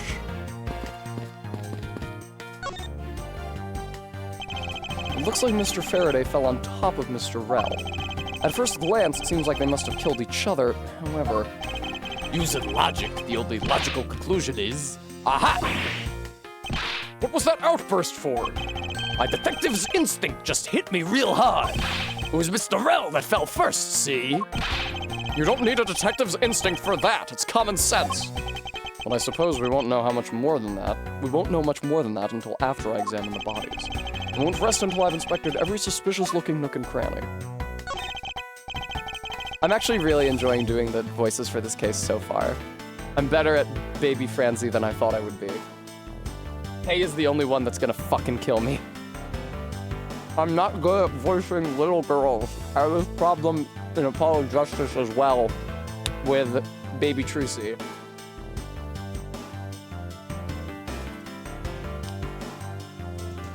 Mr. Faraday. How ironic it is for him to lose his life in a courthouse. Yeah, why'd it have to be like this? I don't know what to say. I can't believe this happened while I was on watch, pal. Rather than beating yourself up, you should spend your time continuing the investigation. Didn't you become a detective in order to solve crimes? Yeah. Then get back to work. Find out the cause of his murder. Right, I'm on it, pal. First, he killed a Kodopian embassy staff member. Then he was murdered himself. This guy wasn't exactly an angel, you know. No? What makes you say that? Well, he's been hauled into the precinct several times for theft and assault, pal. So yeah, he's definitely the type to have committed a murder or two. Well, he did admit to killing Mr. Deed Man. Hey, good point, pal. I knew my detective's intuition was telling me something. Detective's intuition? Yep, you know about it? It's a special feeling that all detectives... We don't have time for this conversation right now. Let's return to the investigation. Looks like Mr. Rell died with the knife in his hand. There's some blood stuck on it. Then he must have used this as a weapon. Yep, no doubt about it. Was Mr. Faraday carrying this on his personage? Did he bring this as a piece of evidence for the trial? Or did he bring it with a very different intention in mind? I should jot down some notes about it. Knife. I believe Faraday brought this as evidence. It was found in Rel's hand.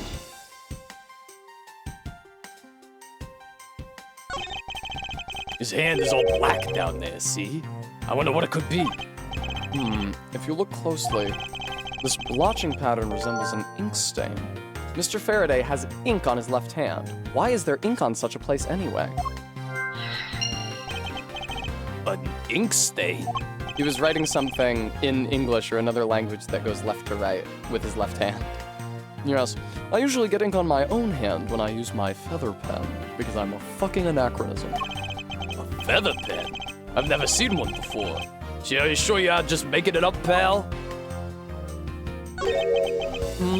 Why are there plastic bags scattered all around? Those bags are for keeping evidence safe, pal. I know that much, Detective. You sure are good at this stuff, ain't you, pal? Normally, I'd be happy when someone compliments me, but what is this guy? Anyway, could these plastic bags be evidence of a fight between the two men? He dropped his bag of spaghetti. Looks like Mr. Faraday died while holding the gun in his right hand. Oh, the ink is probably evidence that he was left-handed. So he shot Mr. Rel and then fell on top of him while still gripping onto the gun. I guess that does seem kind of strange, huh? I mean, why would Mr. Faraday know how to fire a gun? It's not exactly rocket science. Even I know how to pull a trigger. Although I doubt I'll ever need to use one. Cut to Edgeworth firing the gun, the last case of the first game. I hope I never have to fire a gun either, pal. But it sure does look cool to hold a gun in your hands. It appears that the police's screening procedures need a thorough review. Anyway, I should jot down some notes about the handgun in Mr. Faraday's hand. It's laying it on very thick with the callbacks to Ace Attorney. Yes, Faith.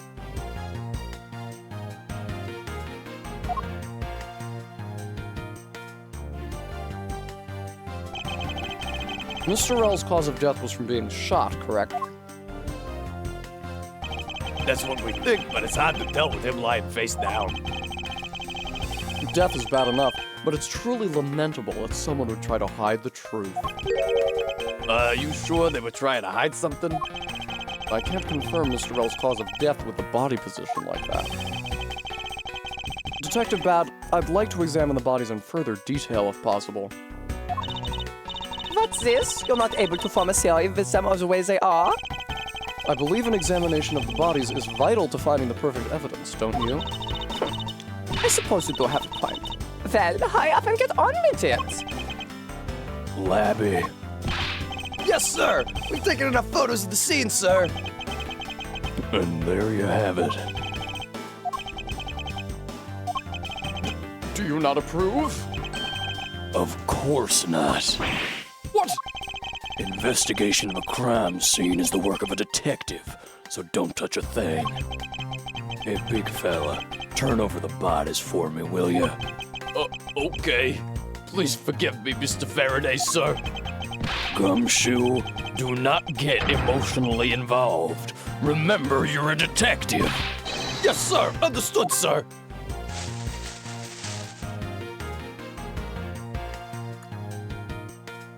Oh, he's got a pen in his breast pocket. Faith, he's Gumshoe's superior, but I don't think there's any indication that they have that personal of a relationship. Not yet. Maybe eventually Gumshoe will say, Ah, Detective Bad. I looked up to him. He was my goal. He was my role model in life. there's something in his breast pocket. It's a fountain pen. It has an especially nice nib. Hey, you know, I always keep a pencil behind my ear. It's because Detective Bad is always telling me, you should always write your name on everything you own. Yes, somehow you do strike me as quite a forgetful individual. I'm thinking thoughts.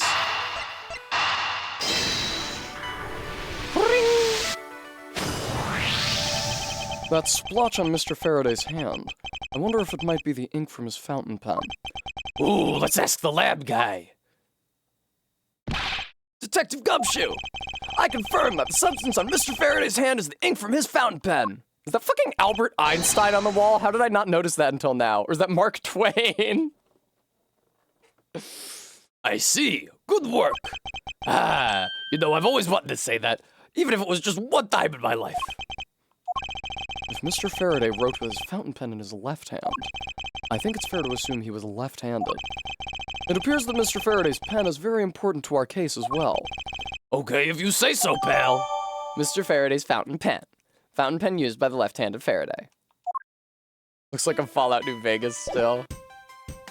That's Mark Kurt Twain Stein. Very good quote. Mr. Faraday is holding a gun in his right hand. That's the one Mr. Rel got blown away by, right? Labby, your answer. Yes, sir! We found that the ballistic markings do match that gun! Though, ballistic markings are the figurative fingerprints a gun leaves on a bullet when fired. Every gun leaves its own unique ballistic markings. Therefore, by looking at the markings on a bullet, you can tell which gun it came from. Yeah, that's it! Of course, I already knew about that, pal. Maybe you'd be better off going back to the academy. No, come on, sir! Cut me some slack, will ya? So the bullet that was fired from this gun is what felled Mr. Rel.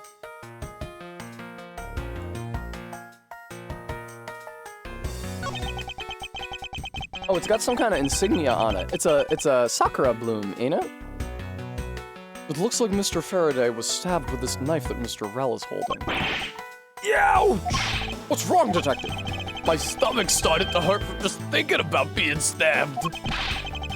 Just keep your mind on the case, all right? Yes, RB, that's the idea.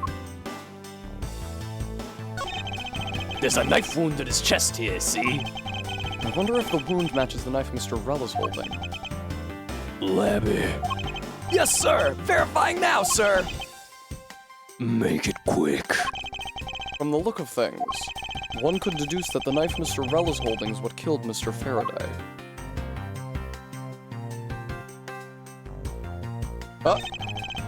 Shot in the chest. Are there no powder burns? It takes some guts to fire a gun at a courthouse. I mean, I've been a detective for a whole week and I still haven't fired a single round. There aren't any burn marks on his clothes. That must mean Wait, burn marks?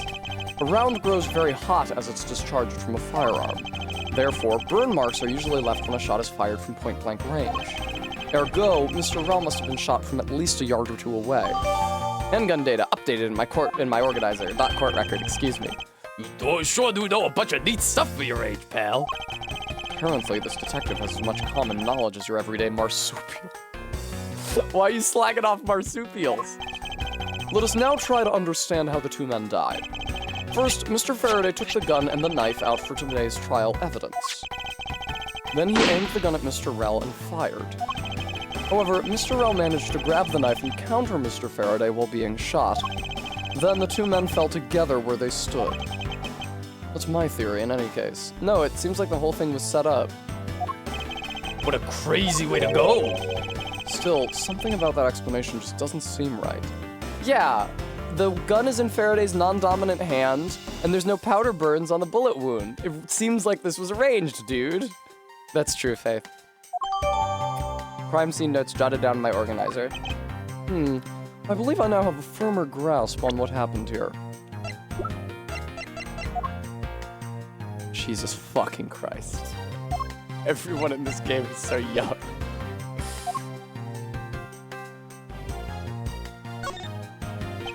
There are some plastic bags stacked up on the table. There's a tea set too, but there doesn't seem to be any sign of a disturbance. Yeah, the table's all neat and tidy. Maybe they were super quiet in their scuffle? After all, I didn't hear anything from out in the hallway, you know. Maybe the plastic bags scattered on the floor are throwing us off. Neat and tidy table, but plastic bags strewn about, combined. There's a very tidy pile of plastic bags on the table, and yet a portion of them wound up scattered on the floor as well.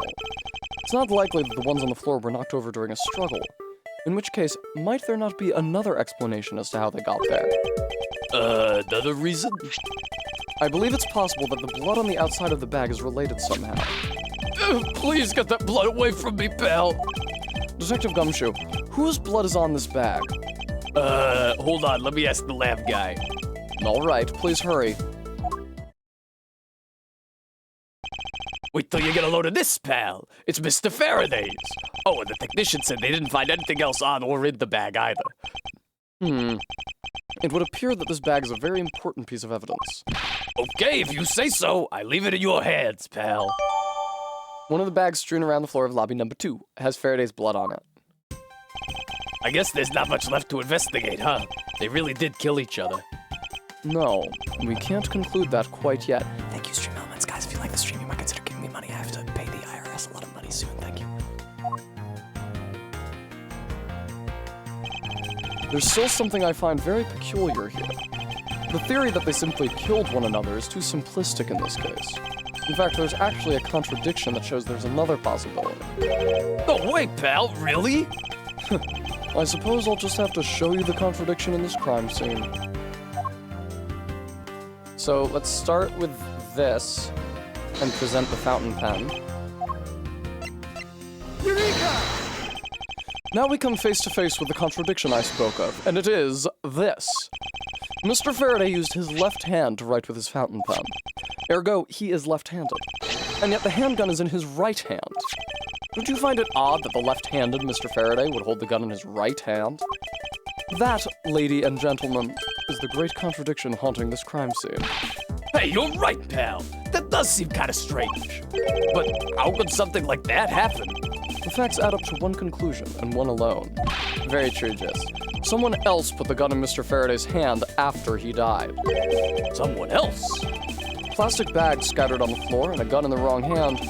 I sense the presence of a shadowy figure behind this case. A person of vile intent who is serious about keeping the truth from us. Investigation complete. September 10th, District Court, Defendant Lobby Number 2. Here is the autopsy report. It is probable that Mr. L survived for a short time after he was shot. However, Mr. Faraday died instantaneously from his stabbing. Interesting. Crime scene notes updated in my organizer. That might just be ambient Von Karma evil radiation. It looks like we now know everything we need to know about this case. Are you sure we know everything? Of course! The incident began with Mr. Faraday attempting to get his revenge. The prosecutor went into a rage from being accused and tried to kill the defendant. But the defendant fought back and they ended up killing each other. It's all very clear and simple. There's absolutely no margin for doubt. Do you really believe that to be the truth? Huh? Are you saying that just because I figured out the truth before you, that you don't want to believe it's true? Ugh. It's alright. If you disagree with my arguments, then prove me wrong. Well, if there are any contradictions to be found, that is. Don't worry, I will. How do you die instantly from stabbing? Mr. Faraday's death was instantaneous, while Mr. Rell survived for a short time. From this, it is obvious that Mr. Faraday died after he shot Mr. Rell. And Mr. Rell, while on the brink of death, stole Mr. Faraday's knife and stabbed him. Those are the facts of this case.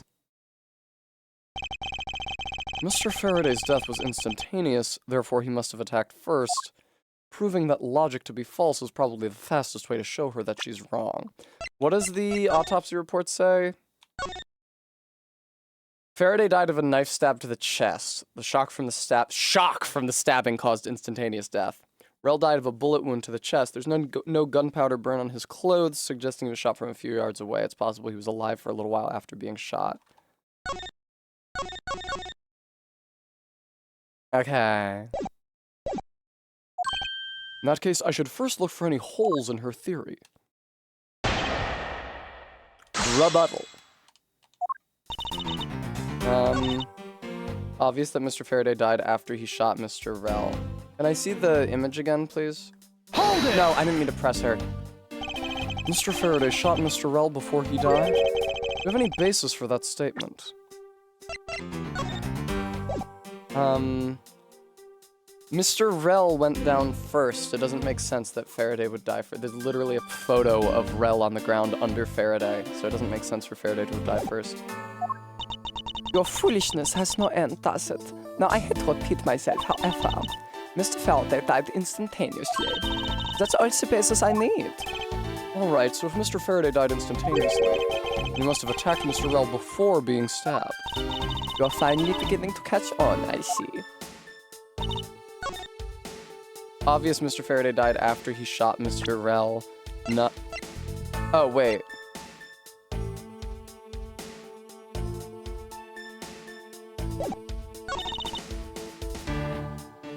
Really doesn't seem like that's possible on account of Rel is under. Hold it!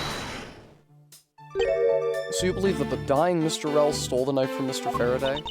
Mr. Rel became desperate as he did not want to die. Human beings can do amazing things when they are put to the test. So the two men struggled. And in the end, Mr. Rel was able to grab the knife and stab Mr. Faraday. The messy condition of this room is a testament to their struggle. Yes, my logic is perfectly sound. Can you really say that it's perfect? What are you insinuating? Nothing. However, I can't let what you said slide by without further inquiry. One must be clear and precise, so if you could append that statement to your testimony. Okay, they actually want me to talk about the no sounds of a struggle. They struggled, but Gumshoe says there is no sign of a struggle. There's no...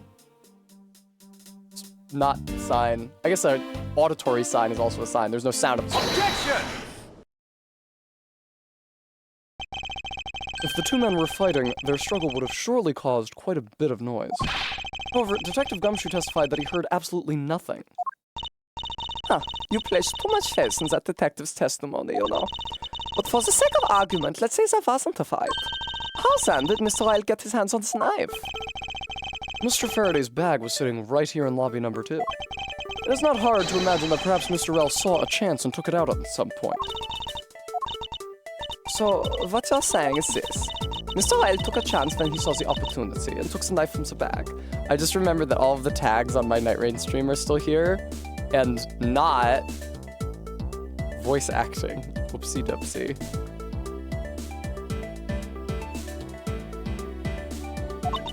And then Mr. Faraday shot Mr. Ryle after being stabbed? Isn't there something strange in Francisca's statement just now? Wait, something doesn't add up. Oh, really? It's simply not possible for Mr. Faraday to have shot Mr. Rel after being stabbed, because somehow his death from stabbing was instantaneous. Take that! According to the coroner's report, Mr. Faraday died instantaneously, meaning that he died immediately upon being stabbed by the knife. Ergo, he could not possibly have fired the gun after that. Oh, you got me. Does it make you feel good, Edgeworth, bullying your 13-year-old stepsister? But of course. Well then, if the report is correct, then there's only one correct explanation. If we suppose that Mr. Ryle attacked first, then Mr. Faraday, who died instantaneously, would have been unable to kill Mr. Ryle.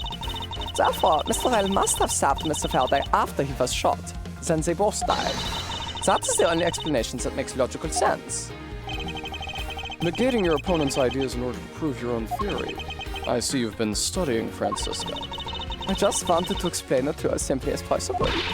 Before you foolishly propose a foolish theory that only a foolish fool like you could. How naive of you to believe that only your opinions are valid. What a fucking line! And still expect to discover the truth that the crime scene offers you. Francisca, you've still got a ways to go. 13-year-old. What are you talking about? Are you saying there's a flaw in my logic? Mr. Faraday died instantly. And the fact that he did is what gives rise to the contradiction in this scene. The contradiction here in this crime scene is the order the bodies fell. Let me get this straight. What you're arguing is this. Mr. Faraday took the gun from his evidence bag and shot Mr. Rel. Then, the wounded Mr. Rel found an opportunity to take the knife and strike back. Upon being stabbed, Mr. Faraday died on the spot, and Mr. Rel died thereafter. If that's the case, then how do you explain this? Take a good look at the order in which their bodies are piled. No! Mr. Faraday's body is lying on top of Mr. Rel's. Therefore, Mr. Rel must have died before Mr. Faraday. Impossible! Yes, I agree that it seems strange no matter what angle you approach it from. Which means she has the same voice actress as her adult version. Which means that the real mystery behind this crime scene that we must solve is... Not so fast, Miles Edgeworth. What now? I simply think that you ought to think a bit more outside the box. And that it's even clearer now that the incident started with Mr. Faraday's murderous intent. She sure bounced back quickly. An explanation won't be enough this time. It's going to take some very decisive evidence to prove her wrong. What happened, part 2? It was just chance that Mr. Faraday's body fell on top of Mr. Rail's. The two bodies fell into a pile, which indicates that they attacked each other at the same time. It really doesn't matter in the slightest that they fell in the opposite order. Delicious, delicious evidence. I just know that Francisca's explanation isn't absolutely correct. All I have to do is find a hole in her logic. Do I have a piece of evidence that talks about the powder burns? Yeah, there you go. Once I do, then I can present her with the evidence that proves the contradiction. What happened, part 2?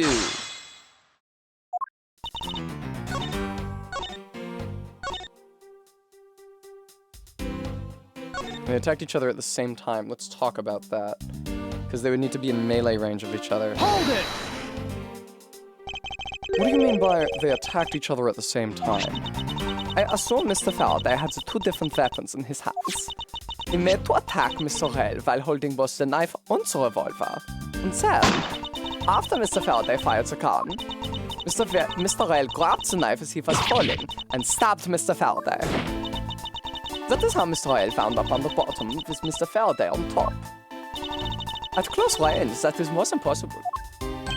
Yes, it's possible, but...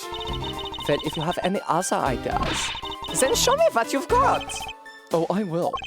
And to that extent, I'd like for you to append what you just said to your testimony. I don't see any point to that, but as you please. The same time from close range, but there were no powder burns. Objection! So you believe they killed each other at close range? Sorry, but that's impossible. Just as it is written in the crime scene notes, the firing of the handgun did not leave a gunpowder burn on Mr. Rel's clothes. Therefore, Mr. Rel and the gun must have been separated by a distance of at least 2 or 3 yards.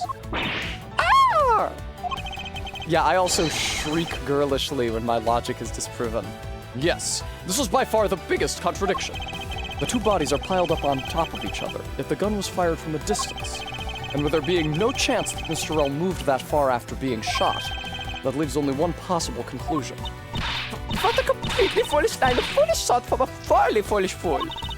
If I'm not right, then who was it that made the first move with the intent to kill, huh? Who? The person that attacked first with murderous intent, that would be neither man. Here in this room, contradictions appear no matter which man we claim attacked first. It's true. MK, did you see Lauren Pops in the previous case react to contradictions like she was slapped? There was a third person here. It was that third person who killed both Mr. Faraday and Mr. Rel and set their bodies up to make it look like a double murder. That third person is the real culprit. Gumshoe! Miles Edgeworth, there's just one thing you're missing. Evidence, correct? Exactly.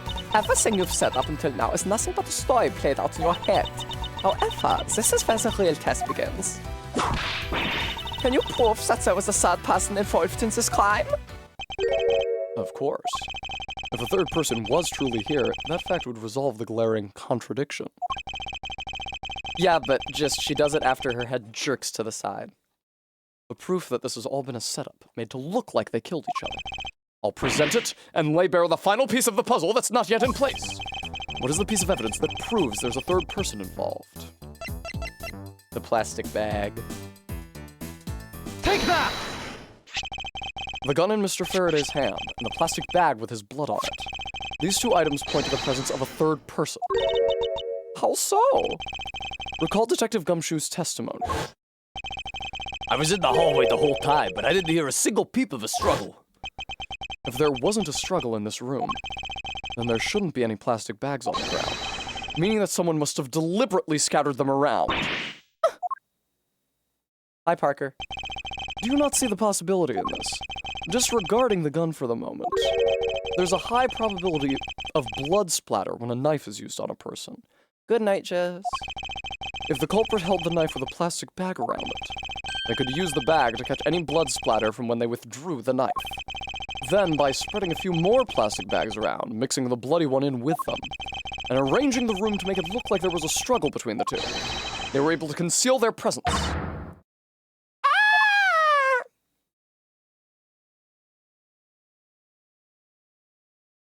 Not bad. Looks like we've still got a long way to go in this investigation. Yes. Objection! Who the fuck was that? Oh, that must have been Callisto.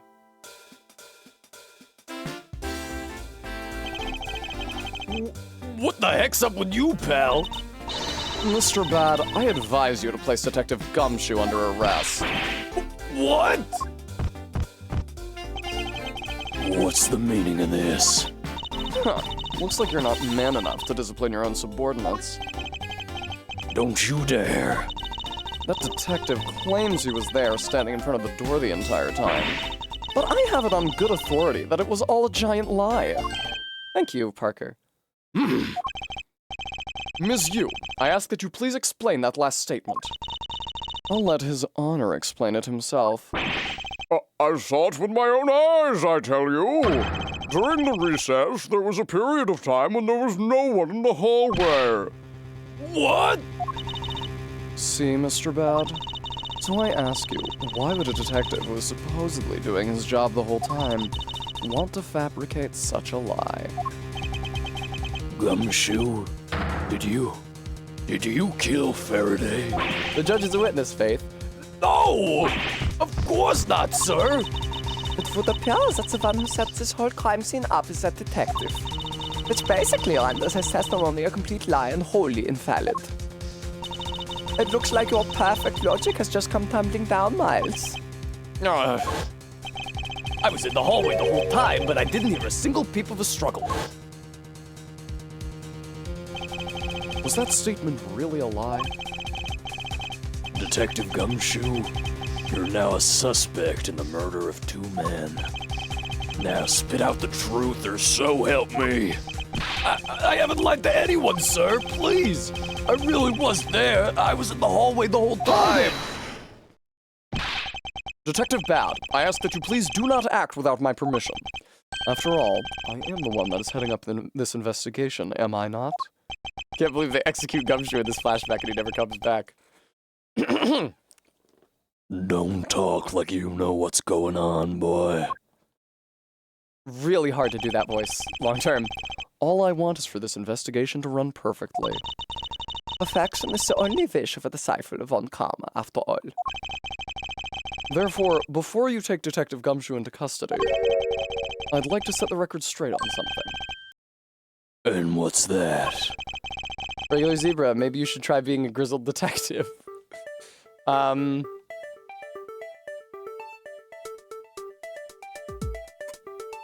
State of the hallway, I would say.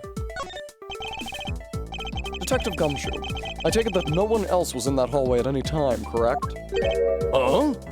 Of course not, pal. You're being awfully defensive. Might you be hiding something from me? Oh, it was Kay buying a drink, wasn't it? Watch your mouth, pal. You can't go around saying stuff like that about me without any evidence. I suppose you're right. I have no evidence at this point. Miles Edgeworth! How can you be using a battle of wits with this detective? You're a disgrace! No! Maybe I should ask about something else.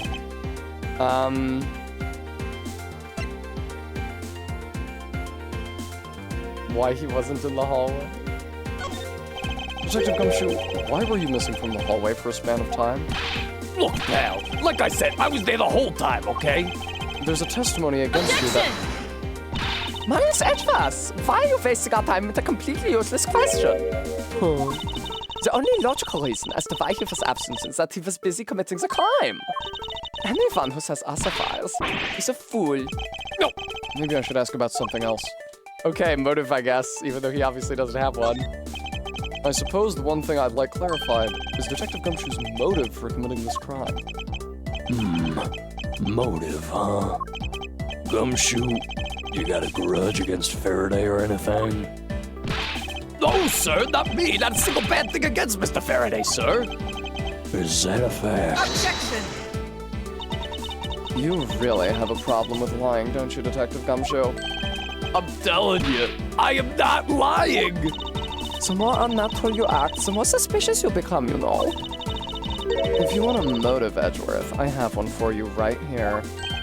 Would you please share it with us? However, be forewarned that I won't hesitate to object to flights of fancy, because all I'm interested in is the perfect explanation. You're so serious, aren't you? Fine, you amuse me, so I'll humor you with a little courtroom practice. Dong dong. I love her freckles, she's so cute. Gumshoe's motive. It was about a week ago. I saw the detective get chewed out by a livid Faraday in front of the precinct. He stood there super pale as Mr. Faraday yelled, "That's a salary cut for you, you nitwit." A brand new detective suddenly getting a salary cut. That's reason enough for a grudge. Well, how's that for the perfect explanation? I agree that freckles are cute. You totally misunderstand me, pal. No matter how mad I get, I could never hold a grudge. Quiet. We can't trust anything you say. Sir. There's nothing wrong with the motive she proposed per se. There are some gaps in her logic that need to be filled in. Ms. Yu's perfect explanation may not be so perfect at all. She's doing her makeup. About a week ago, meaning, okay, I want to clarify a point of humor, meaning his first day. Hold it! A week ago? Then you and Detective Gumshoe are acquaintances? No way. I only met him in person today. Then how did you know about Detective Gumshoe? Oh, I've seen him around before. Saw the detective get chewed up by a livid Faraday in front of the precinct. Mr. Faraday was upset? Yeah. You know what else? Mr. Faraday isn't exactly known to get angry often. But there he was, totally beat red in the face. And the offending detective just stood there, pale as a ghost, like he was about to die. Just like the face he's making now, right? Oh, I'm completely innocent, I tell you. The poor man. It was quite the scene with the detective. Is somebody slipping her the fucking Jokerification gas or something? Why is she like this? Hold it! She's actually the same character as the bimbo clown from the later game. You just stood there watching this unfold in front of you. Yeah, I have to say it was really enjoyable too. But that's why when I saw Detective Gumshoe earlier, I knew to steer clear of him. No way. I thought it was because I had something stuck on my face. You do. Huh? What have I got stuck on my face? Let's start with your eyes, nose, mouth. Oh, and those ridiculous eyebrows. What a bitch! Oh! I thought she was talking about the Band-Aid. Oh man, messing with your head is just too much fun! Ms. Yu, if you don't mind, I'd like to return to your testimony now. Sure, why not? I don't know. Who knows, Bremy? It's reason enough for a grudge. To cut a new detective's salary right off the bat like that. I'm not really familiar with the way you guys relate, but is that a common practice? Speaking of cutting my salary, did you threaten to do that to me earlier too? I suppose I did. It's only natural to cut a faceless detective's salary down to the actual face. My father can even fire anyone, new or old, with a snap of his fingers. You think maybe that's reason enough for detectives to hate you people? Well, I guess. They really shouldn't cut people's pay. Detective Bad, don't tell me Mr. Von Karma cut your salary earlier. Well, how's that for the perfect explanation? Hold it! Wow, really? Nothing? You call your explanation perfect. Is it not to your liking? Unfortunately for you, it's just not up to my standards. Regular Zebra, actually, Von Karma earlier said that he should retire. But Von Karma, I don't know, is some sort of big dog in the chain of command. Oh, is there something you want me to clarify in that case? What should I do? Should I raise an objection? Raise an objection. All right, if you could clear this one thing up for me. Motive for killing Mr. Rel? I mean, I can do both of these.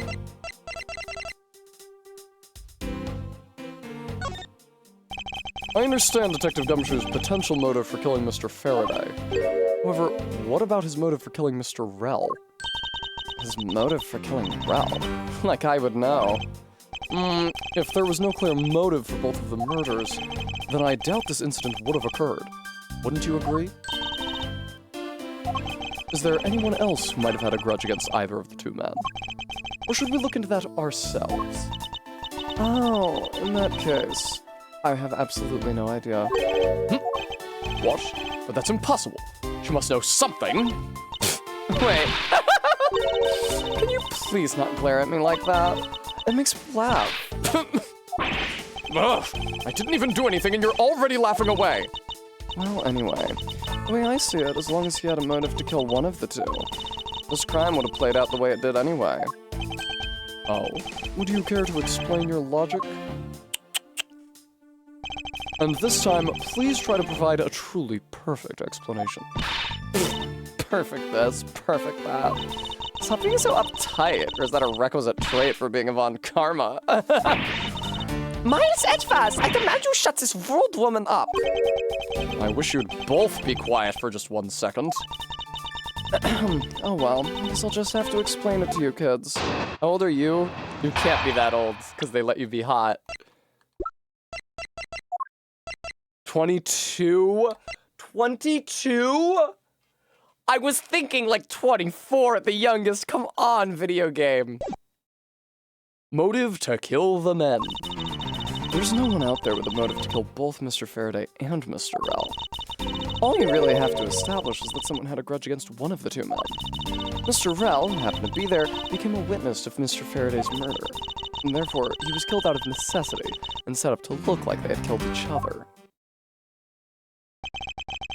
Todd, I feel like it's not clear what the earrings are unless each of them is a complete set of scales. I wonder if that's really true. Is there no one out there with a grudge against both men? I should take another hard look at the evidence for this morning's case. The second KG-8 incident, as people are calling it, involving an embassy staff member, and the two men who both wound up as suspects in the case. I know, right, Regular Zebra? Is there someone else I'm overlooking who's somehow related to them? I don't remember if there's any evil women in the last case, but Sheena's in it if she turns out to be evil. Can I just object immediately to this first thing? Because there is someone out there with a motive to kill both of them?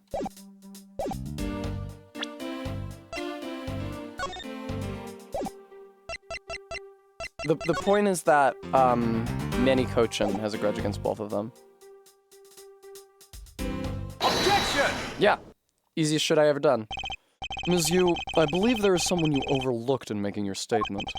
Or rather, is it because you'd rather not bring this person up? What do you mean? We're looking for someone with a reason to kill both Mr. Faraday and Mr. Rel. What could it possibly mean on Tessa? I can think of at least one person that fits the bill. He was the suspect in the original KG-8 incident, and a member of the Kodopian embassy staff, Mr. Manny Cochin. That's right, the very man who came to visit you earlier out in the hallway. The man who killed a member of the Kodopian embassy staff, Mr. Rel, and the man who was the lead prosecutor of the KG-8 incident, Mr. Faraday. Are you telling me that Mr. Cochin has no reason at all to kill both of these men? Well, I suppose he might have a reason or two. You coming for me, pal? Maybe you're not such a bad guy after all. Don't get ahead of yourself. You're still a suspect, make no mistake about that. The perfect evidence, the perfect testimony. These are the only things I wish to hold. But I didn't do it. You will stay under my authority and go investigate Mr. Manny Cochran for me. And remember, I will not be very forgiving should any of this leak out. You want to investigate Coaching? You'd just be wasting your time. And why is that? Thank you, Stream Elements. Guys, I've been streaming for a long time. It'd be so cool if you could donate to support the channel and me in paying off the IRS. Coaching was up in the viewing gallery watching the trial. Or so I was told. Every cop in this place has been keeping an eye on the guy since he arrived. Since the only real suspect we have is still Detective Gumshoe. I suppose so. Oh, wait, come on, Detective Bad. You gotta believe me, sir. I really was in that hallway the whole time, sir. I never took a single step into this room, sir. Overtime Zebra, thank you for the $10. Okay, then are you saying there was someone else who passed through the hallway? No, there was no one else, sir. Then why should I believe you didn't do it? That is one incredibly foolish detective. Standing right in front of a crime scene all by himself. It's as good as a confession of guilt. I have to admit, it's a bit strange. Most criminals will fabricate some sort of lie to escape their crimes. And if that detective really wanted to prove that he's innocent, you'd think he would at the very least offer up, I spaced out while on duty or the like. Come on, Gumshoe. Time. It's hard to do his voice for this long. Come on, Gumshoe. Time for your interrogation. Detective Bad. See ya. Miles Edgefass, I will go on ahead and report this to Papa. And that, as they say, is that. Right, everyone? Judge, you were barely a part of this.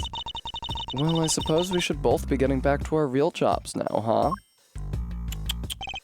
Before we do, Ms. Yu, there's something I'd like to speak with you about. What is it? What is it? RB, I wonder if the bars are there in the other window. They didn't let me examine the other window. But I wanted to check if that one had intact bars.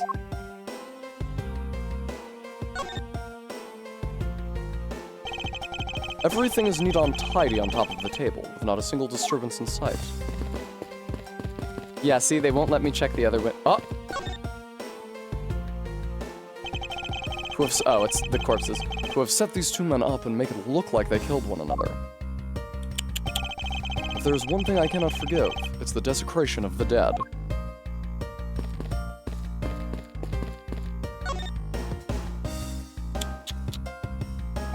Oh no, wait, he's doing the... Is he tapping his temple? The television has been left on, to preserve the crime scene, of course. And it will stay on until the police are finished with their investigation. Do they think nothing of saving electricity? How bothersome. It's Mr. Faraday's bag. The evidence for the trial of the embassy staff's murder is still in here. And if things had gone smoothly, they would now be mine. Including the two weapons in this double murder, the knife and gun, I suppose. I already examined the table. You idiot player. Don't make me do it again. Hey, wait. Edgeworth? Where are you off to? Aren't you the one who wanted to talk? Oh, yeah, sorry about that. The hitbox to exit the room and your character model are really close to each other. So, what did you want to ask me about? The current case of the murdered Kodopian embassy staff member. I've heard that people have begun calling it the second KG-8 incident. Only among you law enforcement types. And what about it? I'd like for you to tell me everything you know about the original KG-8 incident. I'm afraid I can't help you. I don't know anything beyond what was reported in the papers. No, I believe you know much more, since you are directly tied to the KG-8 incident. I'd appreciate it if you'd stop with the false accusations. Baseless outbursts are useless both inside and outside the courtroom, don't you know? I do, but I also know that I do have a leg to stand on here. You can stop making that ultra serious face in front of me? No! If you could please stop laughing for just 1 second. I'm not going to make any headway like this. I'm just going to have to show her exactly how related to the KG-8 incident she is. Yep. Ms. Yu, I believe that I have proof of your connection to the KG-8 incident. That file is your proof? Very well then. Why don't you tell me exactly how I'm related to the KG-8 incident? Through the victim?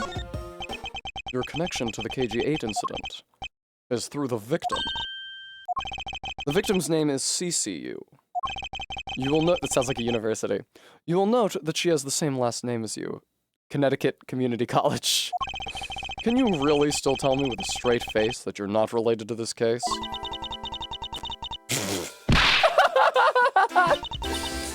Sorry, but we're not related. What? Just kidding. You asked that question with such a serious look on your face that I couldn't help it. Ms. Yu, I ask that you please tell me the truth. All right, I'll tell you everything I know. As you guessed, the one who reported the smuggling activities of the Amano group was my sister, CCU. As I thought. And she was killed right before she was to testify at the impending trial by Manny Cochin. But because he was tried once and was acquitted, he gets to live out the rest of his cushy life completely carefree. All because of a lack of evidence. No, I heard that the evidence to convict him did exist. What? I heard it from Mr. Faraday himself after Mr. Cochin's trial was over. Apparently, a man in black made off with the most important piece of evidence. And the evidence had been tampered with. Oh, that one guy from Reservoir Dogs. Thank you for the $1 donation. Isn't it just like a criminal to do something like that? The smuggling ring being run out of the Amano group by one of its secretaries. They bailed Mr. Cochin out. Turns out they were in league with each other all along. How big was the smuggling ring? Was it a large operation? I don't really know, which is why I wanted to become the lead defense on this case that people are calling the second KG-8 incident. But I haven't learned anything new at all. I was probably expecting too much, I know. You mean you think this case has nothing to do with the smuggling ring? I don't know what to think. Let's talk about Manny Cochin. Why did Mr. Cochin want to meet with you earlier? Actually, he came to watch the trial. Apparently, he only found out that I was the defense lawyer on this case after he'd arrived. He figured he should say hi. And one other thing. Looks like you couldn't resolve anything this time either. Too bad. What's that supposed to be? Oh boy, stop with the scary face already. I'm fine, really. I gave him a good slap across the face. The way she talks about slapping him as she laughs away is kind of creepy. But it's just as Mr. Bat said. He's not related to the double murder. I asked around, and people in the gallery claimed that he was in his seat the entire time. Talk about cruel fate. Well, this is about all I know. Sorry. Guess I wasn't much help, huh? That's not true. I'm sorry I made you recall such a painful time in your life. Edgeworth, you really are too serious for your own good. You really need to learn to relax. We wouldn't want you to die of stress, would we? Thank you for the advice, but there's no need to worry. I work in my own way, and I will catch this criminal in my own way as well. You'll see. Look at you with your game face on, ready to go. I'm making no such face! Did you know? Laughter is the best medicine, Edgeworth. Don't you get tired of making such a serious face all the time? I'm charged with making sure that all the criminals of this world are found guilty. All the criminals in the world? I have no need for laughter. There you go, making that face again. Oh well. I've got to get going. I still have a few loose ends I need to tie up. Peace. the KG8 incident and this murder investigation. It is my belief that these two cases are related to each other somehow. Plus, that Detective Gumshoe. It's obvious he's lying, even though the lie is hurting his chances. Clearly, this case is far from over. But whether or not that detective is the murderer can only be determined once I've completed my perfect investigation. Mr. Von Karma, I swear to uphold your honorable name, or my name isn't Miles Edgeworth. To be continued.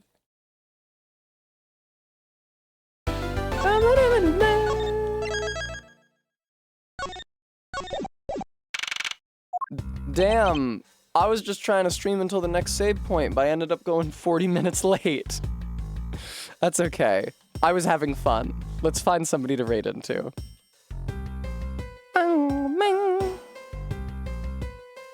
Let's see.